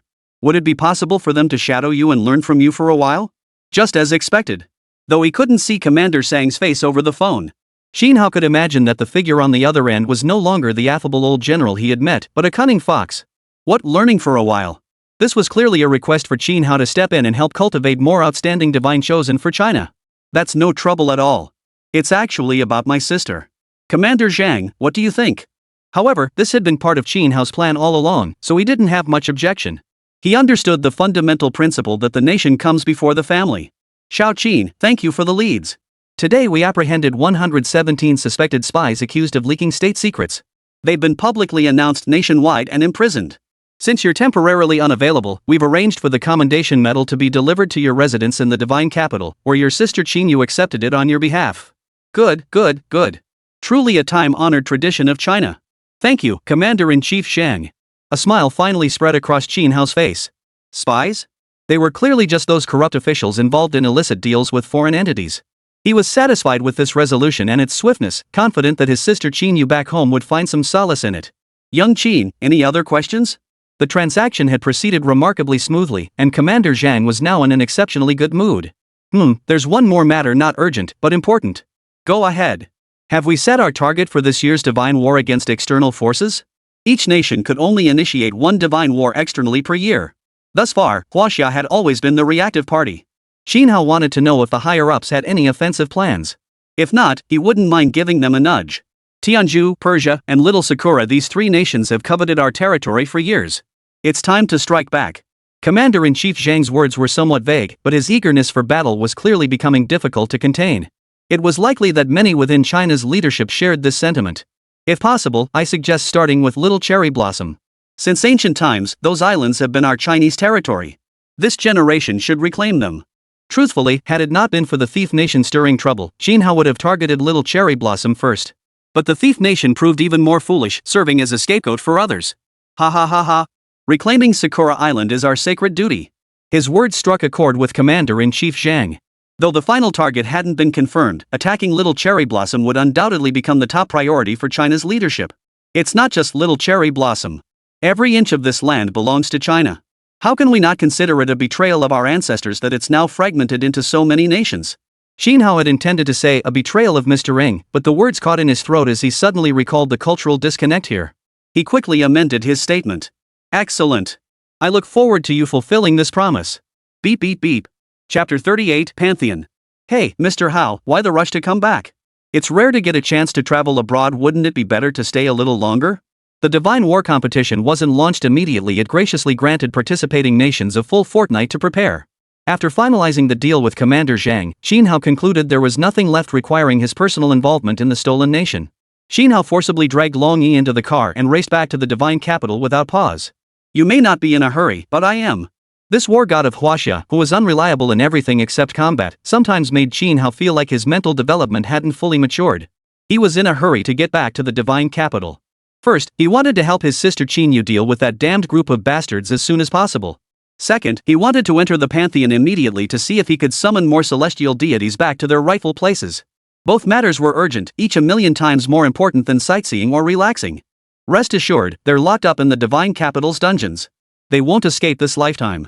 But honestly, it's all thanks to your influence, Lord Hao. I heard one of those imprisoned this time is even a lieutenant general. A lieutenant general in Huaxia is, at minimum, a powerful divine chosen one who has participated in at least 5 divine wars and won at least 5 crucial ones at that. That such a figure was implicated and arrested speaks volumes about how highly Xin Hao was regarded among the higher-ups. If you don't want to ride in the car, you can run behind it. But just as Long Yi finished his remark, Xin Hao's expression turned icy cold. He yanked open the car door, ready to kick him out. No. Master Hao, I'm sorry. I swear I won't utter another word from now until we reach Divine Capital Base 1. Seeing how serious he was, Long Yi dared not say another word. He immediately wrote a pledge, climbed into the passenger seat, and played dead. People like you can actually become pillars of China? No wonder other countries bully us so badly. Xin Hao deliberately lowered his voice for the criticism. With Long Yi's keen hearing, he could catch every word clearly. But lying in the passenger seat, Long Yi could only clamp his mouth shut and endure it. While anyone else mocking him, the war god of China, would be intolerable, when it came to Xin Hao, well, mockery was mockery. What could he do? He was indebted to the man. Without the main force in tow, the return trip was lightning fast. Within just an hour, the military SUV pulled up at the gates of Base 1. Unlike their previous visit, Long Yi was now aboard. The guards stationed there spotted the eccentric figure perched on the sunroof instantly and didn't even bother to stop the vehicle. Upon returning to the base, Xin Hao didn't head straight home. Instead, he had Long Yi lead the way, bypassing layer upon layer of security checks, straight to the Pantheon located at the very bottom level. Only one person can enter the Pantheon at a time. I won't be accompanying you. After fulfilling his escort duty, Long Yi turned and took the elevator toward the Divine Research Institute. Rather than studying lesser-known deities of weaker quality, he preferred to borrow some major treasures from Dean Xian. That way, his power would grow much faster. Xin Hao looked up. The so-called Pantheon resembled an ancient Taoist temple in appearance. Its architectural style clashed completely with the sci-fi structures of Base 1 and its very name. Even stranger, despite being China's most classified location, there wasn't a single security presence in sight. Yet the instant he crossed the threshold, his body erupted with a fierce warning, even startling the divine list within his consciousness. The next instant, a golden light, carrying immense divine power, shone upon him. This is the rule-enforcing power of my celestial court. All the heavenly court deities whose seals had been lifted awoke simultaneously upon sensing this golden light. The Thunder Department Heavenly Lord Wen Taisher, who had only briefly revealed himself before, succinctly informed Xin Hao of the origin of this divine power. How could the power of heavenly court's rules exist here? Could it be that all the deities enshrined inside belonged to my heavenly court? Initially, Xin Hao had assumed that the deities known to present-day China would form a complex pantheon, be it gods, immortals, Buddhas, shamans, demons, or monsters all enshrined here. Now it seemed his understanding was somewhat off. After all, the heavenly court enforced strict regulations. Deities not belonging to its pantheon, no matter how powerful, could never merge with its energies. So it seems we've come to the right place. This outcome brought Xin Hao a pleasant surprise, as it would save him considerable trouble in his quest to break the seal. The visitor. Before the golden light could complete its scan of his entire body, a stream of pure energy suddenly flowed out from the sealed deities list within his sea of consciousness.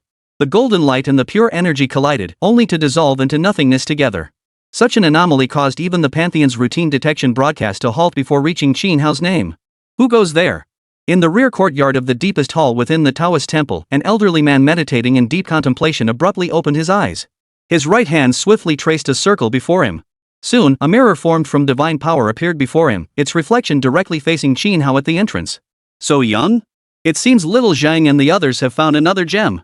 Seeing Qin Hao's unnaturally youthful appearance, the old man murmured with some emotion. He gave a brief glance at the Major General's insignia on Qin Hao's chest before closing his eyes once more. To attain the rank of Major General in Huaxia at such a young age, he must be a distinguished officer of great merit. No further verification was needed. As for why the Pantheon, which had never faltered before, hadn't even announced the man's name this time, the old man paid it no mind. Everyone had their secrets. As long as they didn't threaten China's security, they weren't worth making a fuss over. As the golden light faded, Qin Hao felt the restraining force lifting from his body. He stretched his limbs and strode confidently into the Taoist temple. According to Long Yi, I may tour the first level, the 15 grand halls in this front row. Muttering Long Yi's instructions to himself, Qin Hao decided to begin with the first hall on the left. The moment he stepped inside, he froze. Lord Guan and Lord Zhang? Indeed, flanking this first hall were none other than Lord Guan and Lord Zhang. Judging by their attire, they were clearly enshrined here as door gods. This reminded Qin Hao of Zhao Mingyu, the school director's son, whom he had encountered shortly after his transmigration when he first awoke in Shenzhen City. True Lord, are these two deities listed in the Celestial Pantheon's registry? Zheng Sani was one thing, but Guan Eri in his previous life, Guan had been elevated to sainthood. Uncertain how the true Celestial Pantheon would classify them, Qin Hao turned to Uncle Zheng for guidance. Indeed, both exist. Marquis Huan Ida was posthumously appointed as the guardian deity of doorways, while Marquis Shouting Yun Chang holds multiple divine offices beyond that, including martial god of the battle department and wealth god of the prosperity department. Though belonging to different departments, these two, like Zheng Shai himself, had been gradually enshrined in the celestial court by later generations. Naturally, they were familiar with one another. Chapter 39, The First Imperial Enfeoffment of Deities. Guardian deities for future generations? This novel concept was entirely new to Qin Hao. Yet upon reflection, it made sense. With China's 5,000-year history, the pantheon underwent adjustments with each era. Even in the celestial court, the principle of new generations replacing the old held true. Your Highness, the position of door god in the celestial court does not belong to the 8 divisions. It falls under the jurisdiction of the Guardian Deities Division, overseen by the Guardian Deities officials. Zhang Shai's words made Qin Hao's eye twitch. True Lord, how many deities are there in the celestial court? And how many are recorded in the Book of Deified Beings? He had initially thought that with only 8 departments in the celestial court, gathering them all might be difficult but not entirely impossible. But now it seemed he had been far too naive. Deities like door gods, who belonged to none of the 8 divisions, were likely numerous. Excluding celestial soldiers and generals, there are over 3,600 deities with specific duties. Those like us, recorded in the Book of Deified Beings, are actually quite few, only 720 true deities in total. 720? That doesn't add up. I recall only 365 true deities were enshrined during the investiture period. I see. Just as Qin Hao was about to protest, the image of Zheng Shai flashed through his mind and he suddenly understood. So the celestial court was also expanding its ranks. Young master, affairs across the 3 realms are ever-changing and complex. Relying solely on the true gods consecrated by the Supreme Sovereign proves quite taxing. Hence, they summon and record us, the new gods of later generations, to alleviate the heavenly court's exhaustion. Zheng Shai paid little heed to his somewhat impertinent remark, instead patiently continuing his explanation. Entering the celestial court was the dream of countless cultivators and mountain spirits. Though the celestial soldiers and generals may fade into obscurity after ascending, their names lost to the river of time, each of them was once the most gifted cultivator in the mortal realm. Being inscribed upon the divine list was the ultimate honor for every celestial being. Countless among them had temples built in their honor for posterity. Fueled by the merit and incense offerings, their power far surpassed that of immortals not recorded in the list. True Lord, if I were to absorb these deities not recorded in the investiture of the gods, could that accelerate the unsealing process?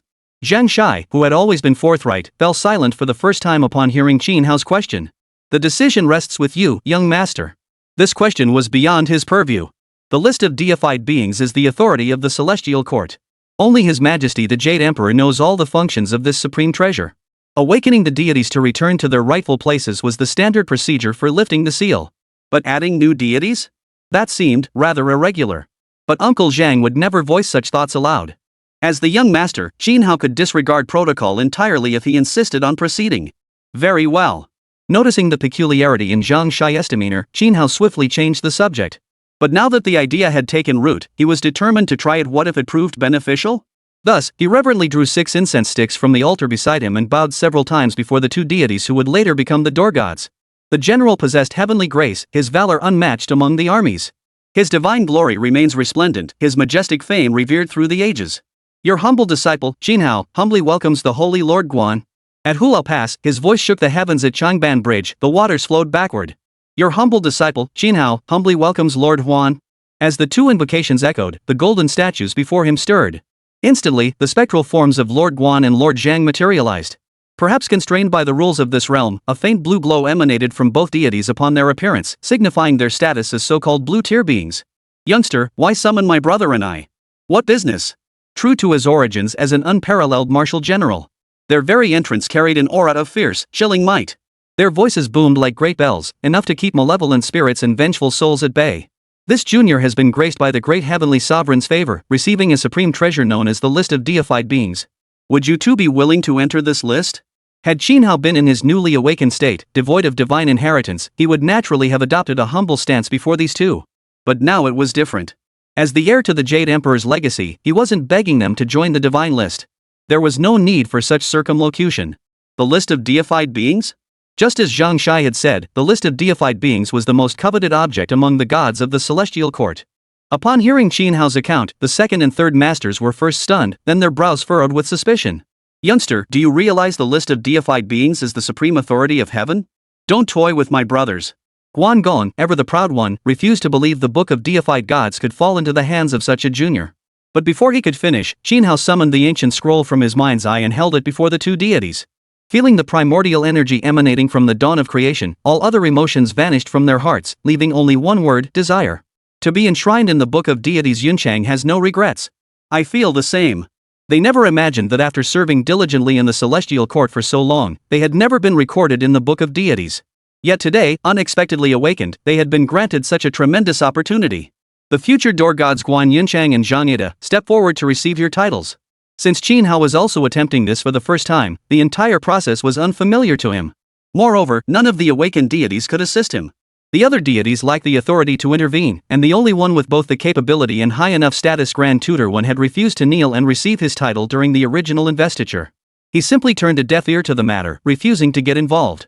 Thus, Jinhao could only emulate the manner of Jiang Taigong conferring titles upon the gods in television dramas. Standing behind the divine rankings, he gazed intently at the 2 future door gods. Yunchang Ed, present. You 2 upheld the Han dynasty, purged treacherous ministers, eliminated evil bandits, and secured a glimmer of hope for the Han people. Thus, you have enjoyed 1,000 years of incense offerings, attained enlightenment and ascended to immortality, and are now consecrated as door gods. Now, with countless devotees and perfect merit, we hereby reopen the investiture of the gods. Guan Yunchang is hereby appointed god of wealth, entering the heavenly treasury department. Zhang Yida is appointed inspector of the 3 realms, entering the underworld department. Accept this decree with reverence. Yunchang Ada, received. The very next moment after the 2 deities accepted their titles, Jinhao felt a terrifying suction force emanating from within the list of deified beings, as if it sought to pull both his body and soul into its depths. Only when the 2 golden wheels of merit sensed danger and manifested behind him did the immense suction cease. The smaller wheel instantly reverted to light and retreated into the divine enlightenment scroll. The golden light of merit split into 2, each reforming into a golden wheel behind the 2 deities. Their divine seats were swiftly inscribed beneath the Wealth Department and the Underworld Department on the Divine Enlightenment Register. Only then was the investiture ceremony fully complete. Thank you, young master.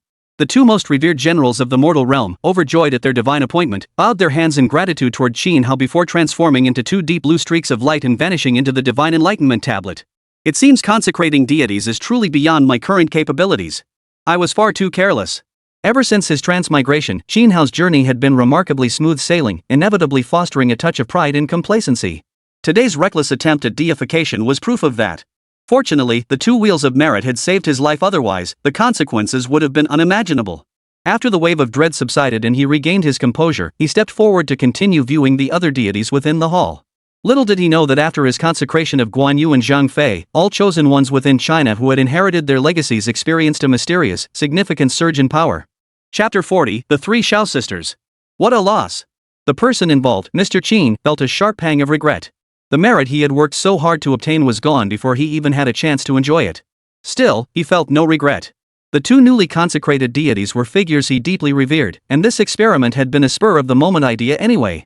Ah, it's still my lack of power. These were merely two blue-tier deities. Had they been purple or gold tier, he'd likely be a corpse by now. Lost in thought, he soon finished touring the first grand hall. 12 deities were enshrined here in total. Aside from the two already listed, the rest were mostly earth deities like the kitchen god, city god, and earth god. Next came the second hall. 7 golden statues greeted his eyes, all mountain spirits, the scorpion spirit, the peepa spirit, by Sujin, and others. The third hall was dedicated to monsters, goat-headed monsters, tiger-headed monsters, toad monsters, and so on. The fourth hall was different, housing great demons. Shinhao even spotted several brothers of the Monkey King here, including the Dragon King and the Monkey King. Beginning with the fourth hall, alongside known deities, there were also figures venerated solely by their likenesses, no titles inscribed upon the altar. Old ox? Shinhao traversed the entire hall, only glancing upward as he exited. There, carved into the ceiling, was a complete divine portrait. At a glance, he recognized its origin. The heaven-smoothing great sage, Bull Demon King. His power was a force to be reckoned with across the entire 3 realms. How many deities could hold their own against Monkey King for 300 rounds without faltering? Faced with such a top-tier combatant of the 3 realms, who wouldn't be envious? What a pity, he thought. If only I were a descendant of the heavenly court deities, I would have awakened him no matter what. Though he still didn't know the cost of summoning deities outside the heavenly court, after the recent investiture incident, he wasn't about to gamble with his life just yet. If he must test it, he'd wait until he'd accumulated enough merit to officially enlist Bull Demon King into the list of deified beings. Moving onward, the 5th hall housed ghosts, the 6th hall held demons, and the 7th hall was for human immortals, the founders of various mortal sects, celestial masters who had attained enlightenment through their own paths, and the like. The 8th hall was different again. Here, instead of deities, all manner of magical treasures were enshrined. At the very top, one could even glimpse the 9-tined rake of martial Tianping.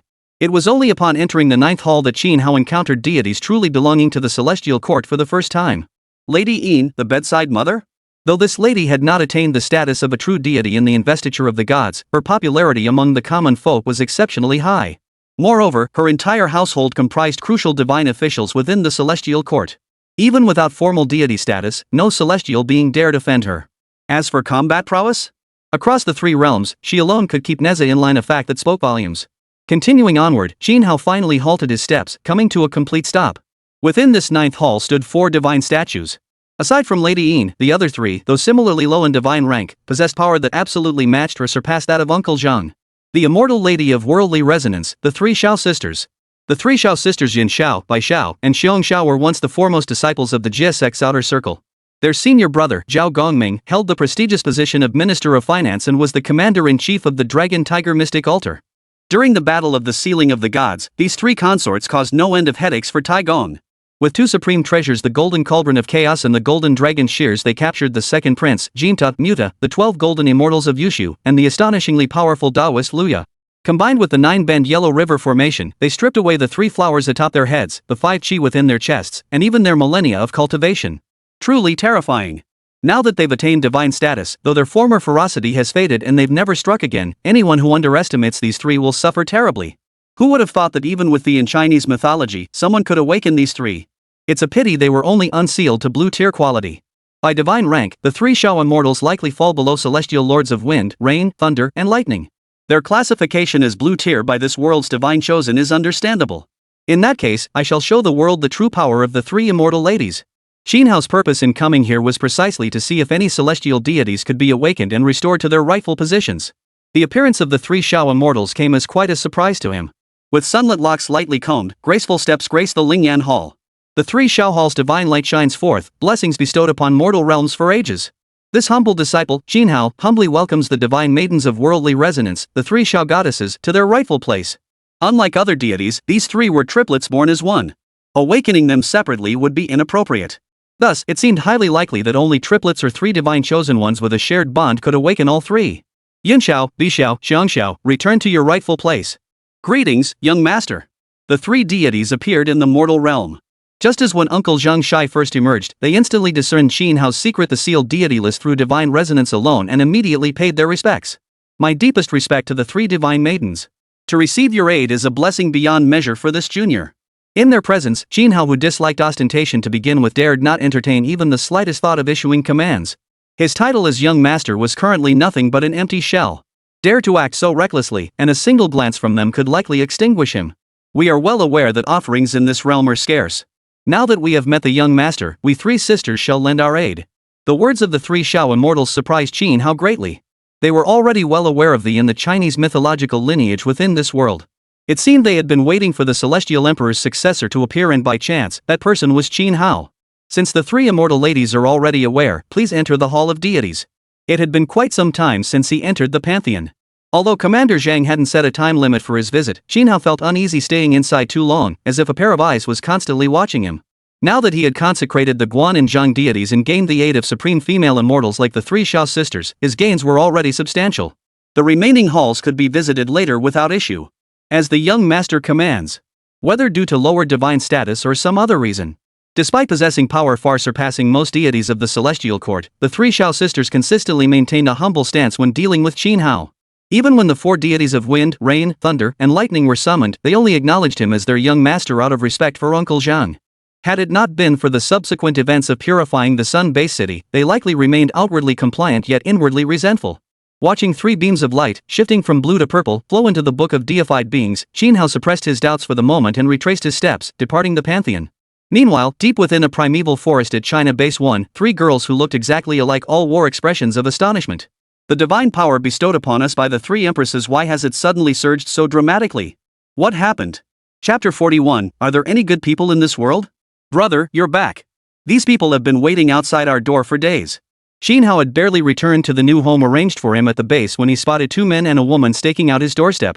Xinyu, who was inside, heard the commotion and ran out joyfully to greet him, explaining the situation. Little you, they haven't been bullying you, have they? Within base number 1, Qin Hao's rank as a brigadier general wasn't particularly high. The second and third generation scions might not give him a second glance. If these people dared to lay a finger on his sister, he wouldn't mind reminding everyone how he'd fought his way through mountains of corpses and rivers of blood. Brother, Mangjie and the others are really nice. These past few days, they've taught me so much knowledge I never learned in school. I feel even more confident about my awakening now. Xinyu had endured a series of tragedies since childhood, making her extremely sensitive to the emotions of those around her. She quickly sensed the slight irritation rising in her brother. What knowledge do you need to learn for awakening? Isn't it just about going up there and awakening the deity? Qin Hao, the self-proclaimed academic underachiever, relaxed his guard slightly after confirming the trio meant no harm, muttering under his breath. His words made the three of them mentally roll their eyes. How could he be so discouraging? Your bloodline is exceptional, and you even know a whole bunch of divine titles by heart. But the rest of us are just average, why shouldn't we need to study? Forget everything else, just the incantation to awaken a deity alone could stump 99% of people, for crying out loud. But they were here to ask for help, so they dared only repeat this complaint silently in their minds. Bro! Didn't I tell you? I want to join the Divine Research Institute. All this fighting and killing stuff? Not my thing. Xinyu grumbled irritably, mostly to ease the awkward tension. Then, she shot her brother a few discreet glances, signaling that whatever he wanted to say should wait until these people left. Alright, what do you need from me? Qin Hao had a terrible first impression of the Divine Research Institute because of a certain researcher. Hearing his sister say she wanted to join this rotten place, he couldn't help but speak up. But upon catching her warning glances, he held his tongue. General Qin, I'm Li Mingjie, grandson of General Li Weiguo. This is Zheng Chao, and this is... Get to the point. No need for pleasantries. Before the other could finish his introduction, Qin Hao impatiently cut him off. If this guy's grandfather was the veteran General Li Weiguo, they'd likely be turned away at the door. Commander-in-Chief Zhang assigned us to learn from you. Qin Hao's demeanor seemed somewhat arrogant. But all three present understood he had every reason to be arrogant. Having just dealt with the troublesome matter of the stolen nation, his foul mood was entirely understandable. For anyone else, forget handling it, just getting close enough to catch a glimpse of Sun-based City would likely haunt them in nightmares for years, making decent sleep impossible. Leave your divine inheritance materials here. I'll give you an answer tomorrow. Oh, and I don't want to see any of you around here tonight. That's all. After understanding their purpose, Qin Hao wasted no time in making his decision. Study? Like hell they would. What could they possibly learn from him? If they wanted to study, they should go to the Divine Research Institute. They just want more deity data, don't they? What a load of bull.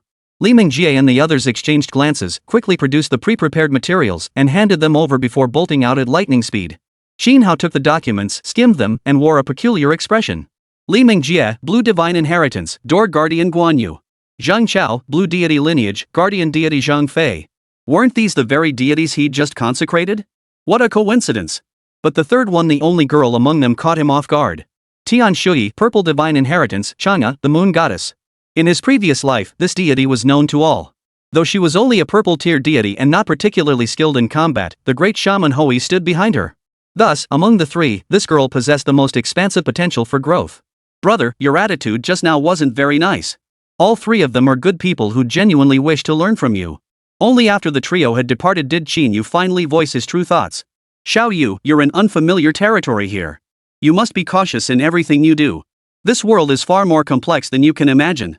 Qin Hao gazed into his sister's clear eyes and imparted his wisdom with solemn earnestness. Good people?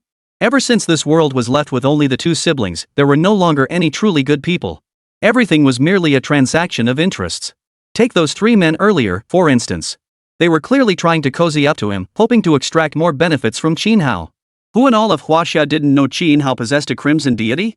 Who didn't know he held the power to summon an unknown purple deity? Even Long Yi, who appeared to be his closest ally, clung to him relentlessly. Wasn't that precisely to unlock more of Erlangshen's divine power? Brother, I understand. Though Qin Yu had spent much of her life alone, enduring cold stares and bullying, but thanks to the assets left by her adoptive parents, she could afford to continue her education. The worst hostility she faced from others was merely mockery over her orphan status. Compared to the political intrigue Qin Hao faced, it was nothing. The higher-ups in Huaxia were all cunning foxes. I'd rather you didn't go to the Divine Research Institute. Only by mastering powerful abilities can we protect ourselves. Rest assured, I've already figured out the most suitable divine inheritance for your awakening. Though they hadn't spent much time together, Qin Hao still hoped Qin Yu would take care of herself. If something ever happened to him, she needed to be able to survive in this world on her own. Perhaps the research at the Divine Institute held greater appeal for Qin Yu, but ultimately, this world was ruled by the law of the jungle. As for Qin Yu's divine inheritance, during his wait at Sunbase City, he had already identified several deities that would be a better fit for his sister. Ha! I told you to study harder. Who gets to pick their divine inheritance before even awakening? Qin Hao's academic underachiever act had Qin Yu chuckling uncontrollably. If such an absurd story got out, people would probably laugh themselves silly. They can't do it, but your brother here can. Suddenly mocked by his sister like this, Qin Hao couldn't help but rub his nose. Then, with unwavering resolve, he dropped that line and turned to walk into the house. As long as he could uncover the divine statue possessing the divine list would reveal its corresponding deity. It all came down to whether his sister had the fate to make it happen. Qin Yu froze in place at his words. If it's you, brother, maybe you really could. She murmured to herself before following him back inside. Chapter 42, Promoting Heavenly Court Culture Our Duty. Xiao Yu, what you must do now is discard all the erroneous knowledge about deities you've learned. I will teach you what constitutes the true divine heritage of Huaxia. After nearly dying in the Pantheon incident, Qin Hao's mindset had shifted slightly. Originally, he had planned to compile comprehensive materials on these subjects and pass them to Qin Yu when he had the time. But now he was deeply concerned. With tomorrow and unexpected events uncertain which would come first, some matters demanded immediate attention rather than delay. The true divine heritage of China? Seeing his solemn demeanor, Qin Yu immediately sat up straight, listening with intense focus. Though she hadn't yet awakened as a chosen one, her past studies had taught her that chosen ones invariably possessed knowledge inaccessible to ordinary mortals, granted by the gods themselves. Her brother, a rare red divine lineage bearer unmatched worldwide, possessed knowledge far beyond that of other divine chosen ones. In the beginning, the world was a vast chaos. A great god named Pangu wielded a mighty axe to cleave the heavens apart, thus creating our world. To give Qin Yu a clearer understanding of the entire Chinese pantheon, Qin Hao patiently began his explanation from Pangu's creation myth. The dragon phoenix calamity. The demon ancestors calamity. Nuwa created mankind. The war of wizards and demons. Dongyang's furious assault upon Mount Buzhou. After the battle of the investiture of the gods, Zhang Taigong proclaimed the divine list jointly formulated by the six sages. Thus, our Huaxia gained a new heavenly court. The supreme heavenly emperor, the very deity I inherited, became the sovereign of the three realms, with all living beings under his dominion. Qin Hao took a sip of water.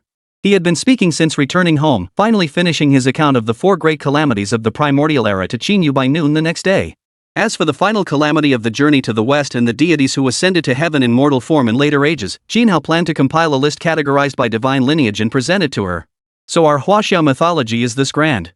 The young girl had never heard such tales before. Now, all her previously learned knowledge felt utterly insignificant. Every single deity Qin Hao mentioned possessed the power to destroy heaven and earth, capabilities utterly incomparable to the legacies of today's chosen ones. If my guess is correct, our Huaxia still possesses at least 10 or more red-ranked deities. So, Xiao Yu, you've got to step up your game. To name just those within the heavenly court pantheon, several deities like the Eastern Emperor and the Queen Mother of the West possessed power rivaling that of the Jade Emperor himself. Not to mention the even higher realms above the celestial court, where divine beings of sage-level status dwell, the three pure ones, the supreme sage of wizards and demons, Fushi and Nuwa, and others. Over 10 red deities? Bro, you're not pulling my leg, are you? This utterly stunned Xinyu. In her understanding, red deities were already the most powerful beings in this world. Yet she hadn't realized that every mythical tale her brother had just recounted was no less significant than the deities enshrined in the celestial court. When have I ever lied to you? Once you successfully awaken, you'll see for yourself that this world is far vaster than you ever imagined. Alright, talking all night has left me parched. Go digest what I've told you. I'll handle those three outside. Xinhao wasn't certain which great being's legacy his sister would awaken, but as long as she prepared thoroughly enough, he believed Xinyu would find her future path relatively smooth. He stretched lazily, flexed his limbs, and pushed open the door. With the unsealing of the Book of Deities, his divine power grew ever stronger, and his need for sleep diminished accordingly. Staying up all night posed no hindrance.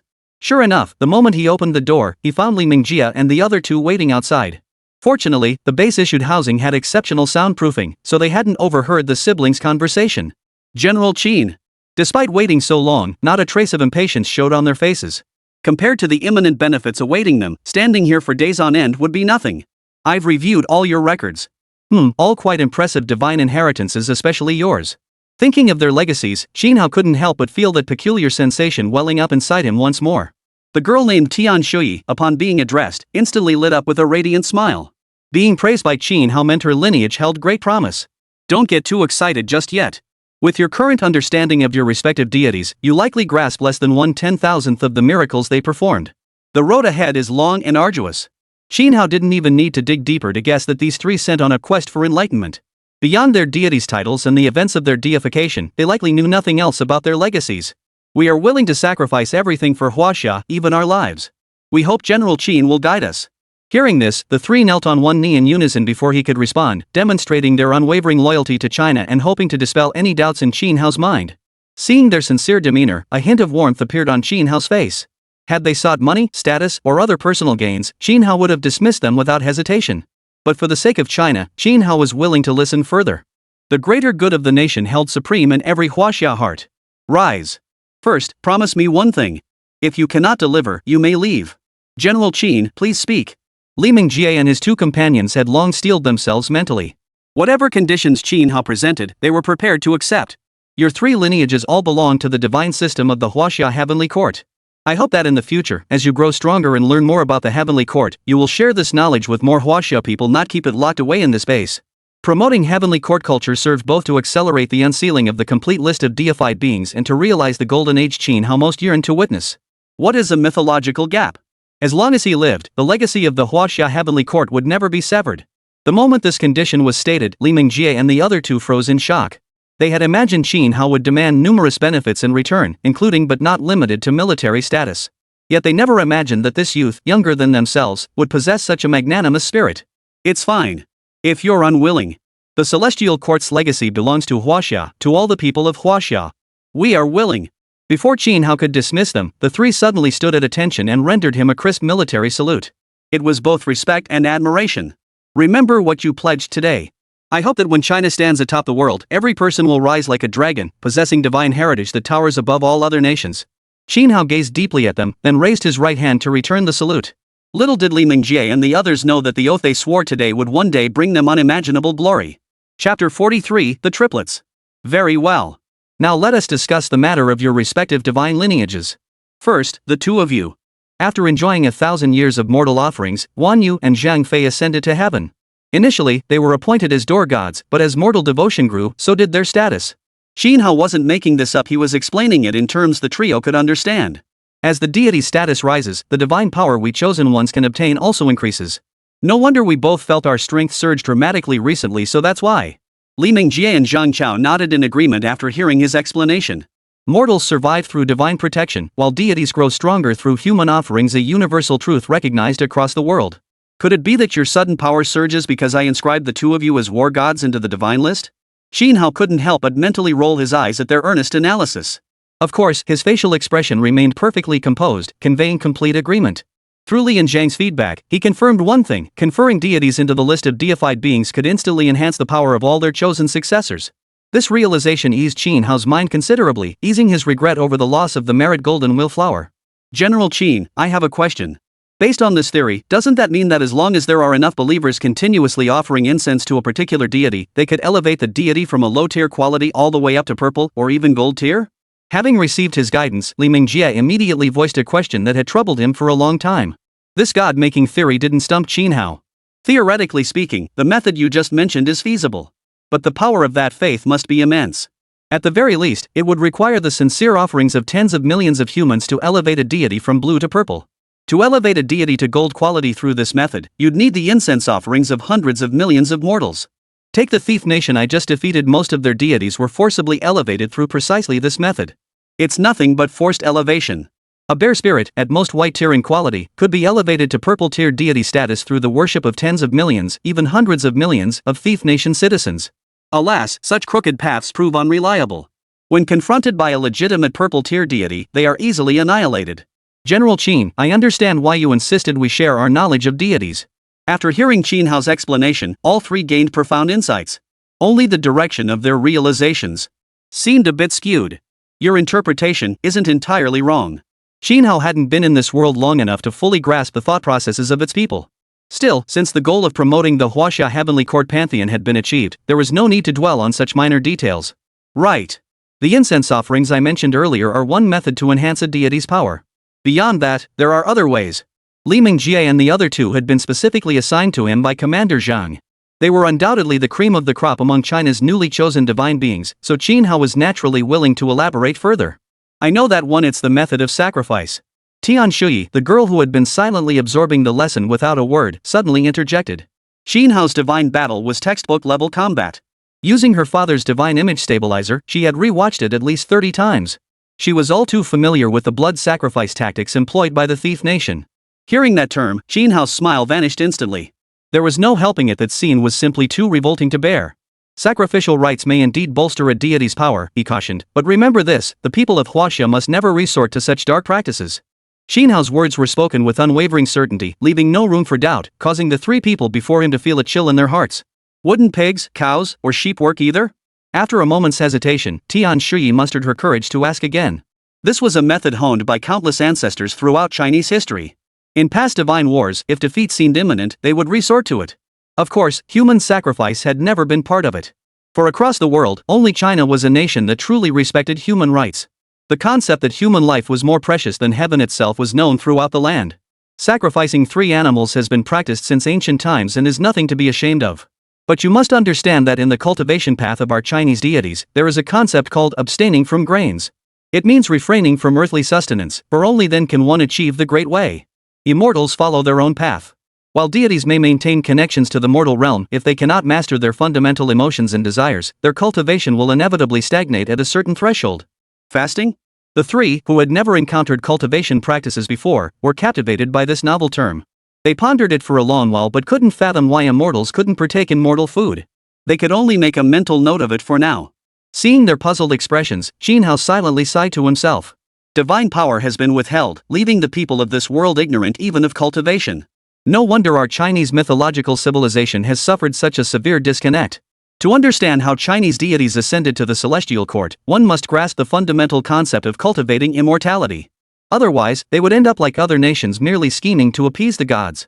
The divine power they gained would remain a castle in the air, destined to be exposed sooner or later.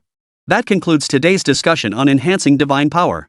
I'll compile a detailed report for Commander Zhang and provide you all with copies. Thank you, General Qin. The 3 men were overjoyed at the news. The materials intended for Commander-in-Chief Zhang were likely classified at the highest level even within Huaxia. That Qin Hao was willing to share a copy with them was truly an immense blessing. Seeing their excitement, Qin Hao frowned in puzzlement. It's just some foundational cultivation theory. Is it really worth getting this worked up over? Before he could ponder further, a knock sounded at the front door. Excuse me, is this the residence of General Qin Hao? The voice rang out clear as a lark's song. With Qin Hao's heightened perception, he quickly discerned that what sounded like a single voice was actually 3 people speaking in near-perfect unison. It's the Shao sisters. General Qin, they were supposed to come with us, but they suddenly gained some insight while training in a forest, so they were delayed. May they come in? Hearing Li Mingjie's explanation, Qin Hao's slightly furrowed brows relaxed. He nodded in agreement. Had it not been for this reason, he might have suspected the Huaxia military of showing him, a hero, a certain lack of respect. Surely they couldn't expect him to spend his days dealing with disruptive visitors? The gate swung open. 3 young women dressed in form-fitting long dresses entered together. Their attire and features were so nearly identical that it was almost impossible to distinguish them. Triplets? Could the deity you summoned be the 3 immortal maidens who respond to the world's sentiments? At a glance, the divine countenance of the 3 Shao immortals flashed through Qin Hao's mind. Chapter 44, The Family Legacy Where Women Reign Supreme. How did you know? The Shao triplets asked in unison. Just as when they knocked on the door earlier, the 3 appeared to be in perfect unison, yet upon closer inspection, subtle differences could be discerned. The girl on the left bore an uncharacteristic composure for her age in her eyes and brows. The middle girl's gaze was like a pool of spring water, brimming with gentleness. Yet the one on the right had only 2 words etched upon her face, born rebellious. Unlike ordinary individuals who awaken to their gifts, the awakening rituals for the chosen ones born at China's Base 1 were entirely confidential. Only those descended from meritorious ancestors knew each other's circumstances. Outsiders had absolutely no way of knowing. That a newly promoted general like Qin Hao could so readily discern their divine lineages was nothing short of astonishing. They even suspected a spy had infiltrated Base 1. Besides these 3 consorts, I can't imagine which other deities would choose triplets as inheritors. Surely it's not the white bone demon who got beaten 3 times? Of course, he wouldn't voice such a statement, one likely involving state secrets directly. Even a distinguished figure like him needed to negotiate with China's highest authorities to gain access to the pantheon. These 3 generations certainly lack the credentials to enter. Ahem. Have you forgotten what my legacy is? Since he couldn't explain it clearly, he'd simply shift the blame onto their twisted logic. Sure enough, his counter-question left the triplets speechless. The Crimson Legacy, the sole one of its kind in all of China possessing knowledge unknown to other chosen ones, made perfect sense. Otherwise, their family wouldn't have gone to such lengths to send them here to study. The opportunity to undergo special training with Qin Hao at Base 1 was something countless people would kill for. Very well. Since you were all assigned by Commander Zhang, I must take responsibility for you. From this moment on, don't ask questions you shouldn't. And when I ask you to answer, you must respond.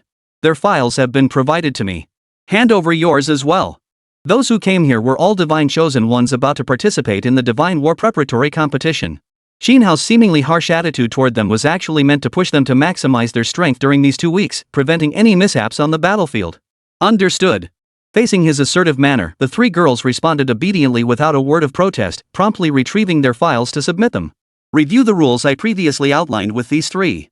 Qin Hao took the documents, gave a brief reminder, and didn't look up again. Completely awed by his vast knowledge, Li Mingjie and the others complied without question.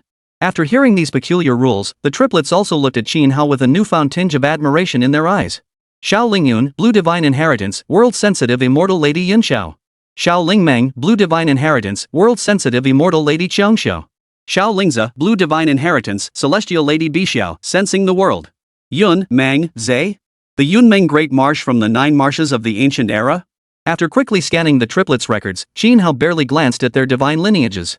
Instead, their names piqued his curiosity. Come to think of it, this mythical treasure land of Yunmeng Marsh held some connection to him. More precisely, it was connected to the Thunder Department of the Celestial Court. The Lord of the Clouds, also known as the Cloud Master of the Thunder Department, attained enlightenment in this very place. Who named you? This was the first question he posed after reviewing the records, leaving the triplets utterly bewildered. Shouldn't the discussion start with divine lineage? Why ask about their names first? Our grandmother named us General Qin. Is there something wrong with that? Xiao Lingyun, the eldest sister with the calmest temperament, was the first to recover. After giving a serious answer, she voiced the curiosity shared by her 2 younger sisters. Grandmother? Might you tell me more about your family's method of passing down this legacy? The severe fragmentation of Huaxia mythology made any surviving divine lineages all the more precious. These triplets, who had awakened the legacy of the 3 Xia goddesses and knew of the existence of Yunmeng Marsh, might just hold the key to Qin Hao's search for the cause of the discontinuity in Chinese mythology. At his question, the expressions on the triplets' faces grew increasingly peculiar. But then again, they were inheritors of crimson deity lineages. If they reacted like ordinary people, what kind of geniuses would they be?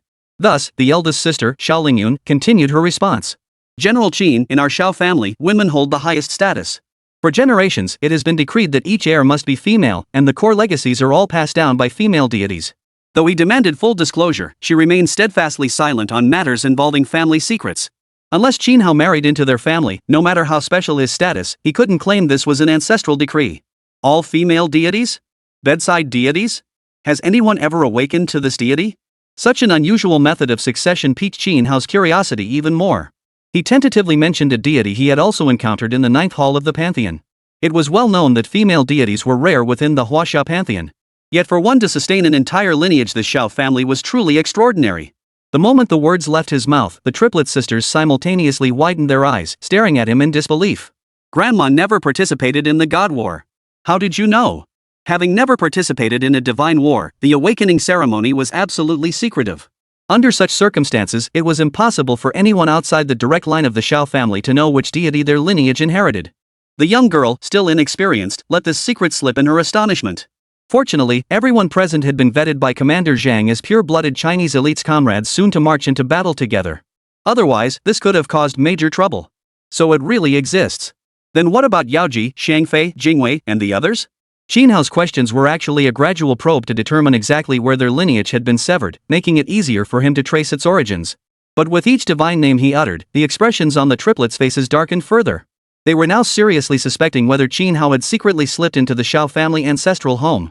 How else could an outsider know so much about their family's affairs? This wasn't something that could be brushed off with a simple "I'm the inheritor of the Crimson Deity lineage." Who exactly are you? If you don't explain yourself clearly, don't even think about stepping foot outside base 1. Xiao Lingzi, the most rebellious of the three sisters, immediately channeled her divine power, poised to act. Judging by her stance, she was determined to force Qin Hao to explain himself today. Anyone who knew so many secrets of the Xiao family absolutely could not be allowed to leave base 1. I am the one who can grant you the full power of the gods. Qin Hao observed the impulsive young girl without much concern. The answers he sought were already clear in his mind. The Xiao family, he would have to find an opportunity to visit them. Chapter 45, A Glimpse of a Millennium-Old Secret. Nonsense. Do you really think I'd believe you?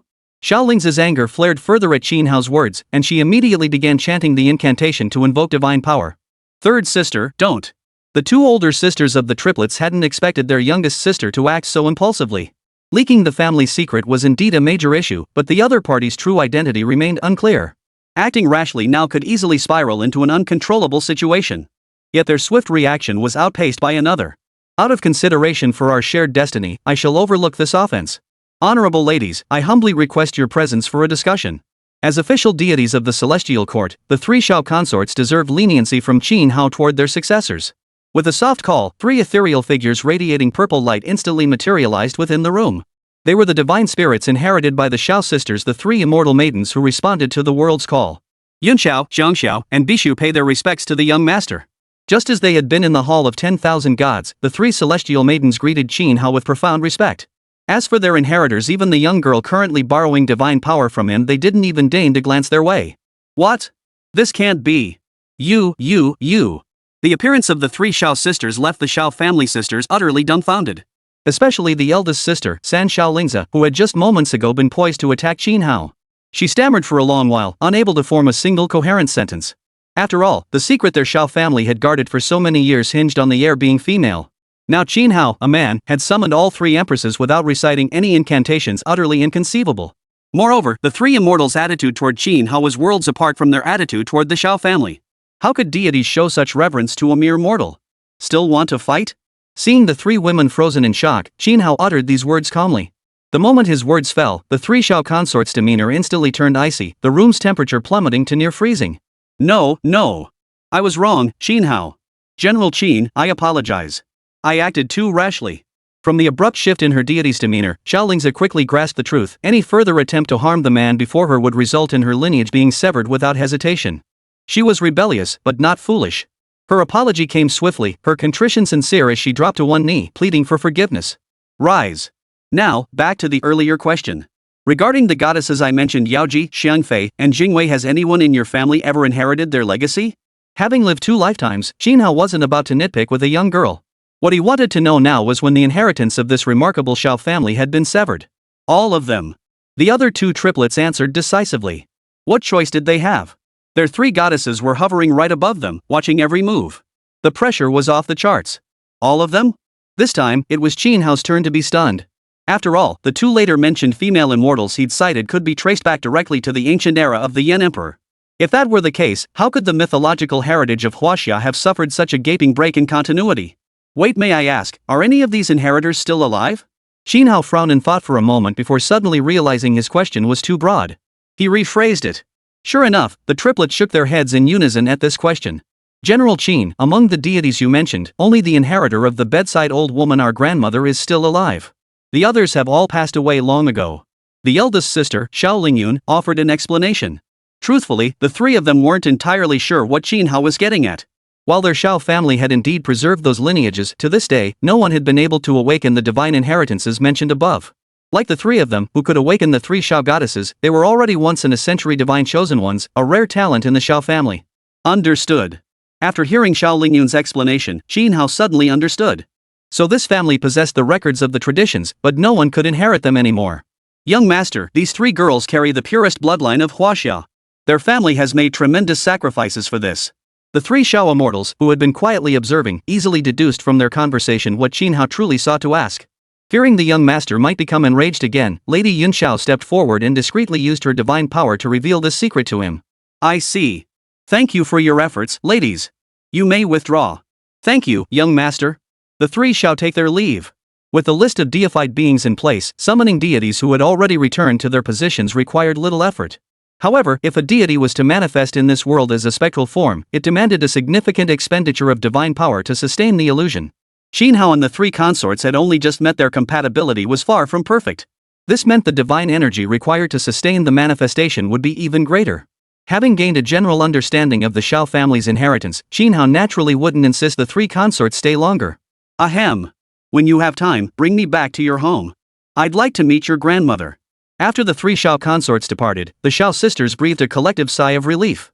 But when they heard Qin Hao suddenly blurt out that sentence, their expressions turned peculiar once more. Was this an invitation to meet the parents? In the triplets' minds, a man wanting to go home with them signified his acceptance of becoming a son-in-law. They just didn't know which of the three sisters Qin Hao had set his sights on. Seeing the three girls blush inexplicably and lower their heads, the clueless Qin Hao could only clear his throat twice more to bring them back to the topic at hand. Ahem, ahem. You're all about to head into battle. In the time we have left, I'll help each of you maximize your affinity with your respective deities. How much you learn depends entirely on your own abilities. Right. Since things follow a proper order, let's start with Lord Guan. The reason he's revered as a deity in the mortal world boils down to one word: righteousness. Li Mingjie, whenever you summon Lord Guan again, remember to address him as the god of wealth. Don't ask why, just do it. Next is Lord Zhang. From the words of the three Xiao sisters earlier, Qin Hao was now even more certain that everyone present possessed pure Chinese bloodlines. This realization freed him from any reservations about teaching Chinese mythology. He even went so far as to explain the divine titles bestowed upon Guan and Zhang after their deification. After the little incident with the Xiao sisters, Li Mingjie and his two companions' admiration for Qin Hao had reached its peak. Purple-robed deities? Summoned at will? This was something most chosen ones dared not even dream of. Just as Qin Hao prepared to recount the divine might of the three Xiao sisters and their master Zhao Gongming, the main gate was knocked upon once more. Sun Bubai requests an audience. Chapter 46, The Heir of Huaguo Mountain. This little monkey has finally arrived. Hearing the audacious name Sun Bubai, the 6 students who had come to seek knowledge all looked thrilled. A monkey named Sun? That surname, coupled with that description, instantly filled Qin Hao's mind with the 4 characters, great sage equal to heaven. He never imagined that among the newly selected divine candidates of his cohort, there would be such a formidable figure. Without waiting for the others to react, he stepped forward to open the door. After all, although Monkey King was ultimately crowned the victor over Demon's Buddha, he had once held a special assignment in the heavenly court. Now that he carried the list of the immortals, if he could summon Monkey Brother back to heaven, his own power would surely surge dramatically. The gate swung open, revealing a figure shouldering a 2-meter-long iron rod. His hands casually dangled at either end of the rod, a blade of grass held between his teeth. His face radiated utter irreverence, the very image of a monkey wielding a staff. You're Qin Hao, the top-ranked divine candidate on this year's golden list? Their eyes locked, and Sun Bubai's first words carried a thick layer of provocation. Divine chosen golden list? What's that? Another new term. Academic underachiever Qin Hao looked utterly innocent. But upon seeing the figure before him, all other thoughts vanished. His mind was consumed solely by anticipation for the divine inheritance this person possessed. Stop pretending, you know exactly what it is. The Divine Chosen Golden List is the authoritative ranking that judges the strength of all Divine Chosen across Huaxia. How could you not know? Don't think awakening a red great inheritance gives you the right to look down on everyone else. No, I genuinely didn't know. I'm challenging you today. Without waiting for Qin Hao to explain, Sun Bubai immediately issued a challenge request, leaving the poor guy sweating buckets on the spot. Bro, the Divine Chosen Golden List is a comprehensive ranking compiled by the Divine Research Institute. It evaluates candidates based on multiple factors: the strength of their awakened deities, their performance in the divine battle arena, the potential of their inheritance systems, and more. As the Institute's #1 superfan, Qin Yu knew exactly what the Divine Chosen Golden List was. She leaned close to Qin Hao's ear and whispered an explanation. What's the point of ranking this stuff? Wasn't China's consistent strategy supposed to be low-key? Wasn't compiling such a list just handing foreign spies an easy way to gauge the strength of China's Divine Chosen? Wasn't that contradictory? Bro, I told you to read more. The Divine Chosen Golden List is our nation's honor roll. The top 100 Divine Chosen receive special state subsidies. Higher rankings mean greater rewards. It boosts everyone's motivation to cultivate. Qin Yu pouted, feeling exasperated by her brother's illiteracy. Oh. Hearing her explanation, Qin Hao instantly understood. What about boosting cultivation motivation? Clearly, it was to instill greater confidence in the Chinese people when they saw the roster for divine wars. Should a particular divine battle require massive sacrifices or offerings, all it would take was a high-ranking official to rally the troops. With a clear understanding of both sides' strengths, the people would willingly contribute. This was a blatant scheme. Once he grasped the crux of it, Qin Hao couldn't help but admire these politicians. Their scheming minds were truly something else. Hold on. Brother, if you're set on claiming that top spot on the damn golden list, I'll gladly hand it over to you. Seriously? Money? Qin Hao couldn't care less about that. As for the empty glory of being #1, he couldn't care less. He had no desire to become a pawn in the politician's game. Most of the deities he could now summon had transcended the need for incense offerings. Apart from opportunities like the sun-based city that offered merit points, little else held any real appeal. No way. We fight today. Little did he know, the moment Qin Hao uttered those words, Sun Bubai exploded in rage. Clang! The iron rod slammed onto the ground, signaling an unyielding stance. If you refuse, I won't budge. Must fight? Absolutely. Then pick a spot. Qin Hao found these stubborn, persistent types the most troublesome. Long Yi was like that, and Sun Bubai was no different. If fists could settle the matter, he didn't mind exchanging a few blows with this fellow provided the guy could withstand more than a couple of his strikes. His main reason for accepting this sparring match was to confirm the opponent's divine lineage. If it truly was a great sage, he'd be more than willing to offer some guidance. Soon, the group arrived at a specially constructed arena within the base, designed for battles between the chosen. Surrounding the area were dual protective shields constructed with technology and divine power, capable of withstanding the full force of a purple-tier divine chosen's attack without allowing energy to leak out and harm bystanders. Let's be clear, just one match. After this, you can't bother me anymore. Fine. Defeat you, and I'll become #1 on the rankings. Then I can challenge even stronger divine chosen ones. Can't you just skip me and challenge them directly? No way. That's the rule. Qin Hao now wanted nothing more than to track down whoever made this rule and beat the crap out of them. Come on, bring it on. If he didn't beat this little monkey into submission, it would probably never end. So Qin Hao decided to stop overthinking it, better to get it over with quickly and return to class sooner. Oh? Some excitement today? Just as both sides agreed on the terms for victory, a guy named Long Yi suddenly appeared beside the stage. In his hand, he now held a handful of melon seeds. On the stage, the two fighters stepped back to create distance. Sun Bubai first performed a martial artist's salute, then executed a graceful flourish with his staff. Qin Hao, however, stood motionless, observing like a spectator at a monkey show, making no further moves. Fine. Since you won't make the first move, I won't hold back. General Bang, lend me your strength. I'll teach this arrogant fool a lesson he won't forget. Clearly, Sun Bubai hadn't witnessed Qin Hao's divine battle. Otherwise, how could he not know that Qin Hao could summon divine power without incantations? General Bang? The long-armed ape? A decent legacy indeed. Pity it's not the great sage. Hearing the deity invoked wasn't the great sage, Qin Hao felt a pang of disappointment. But then he remembered that divine chosen ones could evolve, and his disappointment dissolved. Beneath the great sage on Mount Huagua resided 4 divine apes, Marshal Ma Lu and General Bang Ba. These 4 had survived repeated assaults from the celestial court and demon hordes, their power equally formidable. Haoran Ju. As a transmigrator, Qin Hao knew all too well the adage that villains die by talking too much. Seeing Sun Bubai gain divine power, he roared instantly, his body swelling with the wind until he transformed into a 10-meter giant in an instant. His hands held 2 coils of latent thunder and fire. After his training in Sun Base City, he could now wield the 8-character demon-slaying mantra without summoning Uncle Zhang. Crunch crunch, this guy's gotten stronger again. Before, he could only summon deities instantly, but now he can actually wield divine power on his own? Ah, the new generation is pushing aside the old. Crunch crunch. Outside the arena, Long Yi, munching on melon seeds, gazed at Qin Hao with eyes brimming with envy. Chapter 47, The 3 Talents Ranking. What good is being tall? Is your strength greater than mine? Sun Bubai sneered at Qin Hao's sudden growth and stature. Monkey-type inheritors feared such hulking figures the least. Moreover, his divine ancestor was the Tongbei monkey general, the collapsing general. In terms of strength, he considered himself unmatched by any deity of comparable caliber. Boom! Boom! Boom! Unfortunately, he'd been fooled by Qin Hao's transformation. Who's going to engage in close combat with you? Before Sun Bubai could react, dozens of thunderbolts roared toward him, forcing him to scramble for cover. But no matter how swift he was, how could he outpace lightning? Left with no choice, he raised his iron rod to forcefully block the onslaught. Nice weapon, kid. Too bad your body's too weak. You've got some training to do. Put. Even Sun Bubai's iron rod, forged entirely from high-grade iron and infused with advanced huaxia technology, proved no match for the Nine Heavens thunderfire.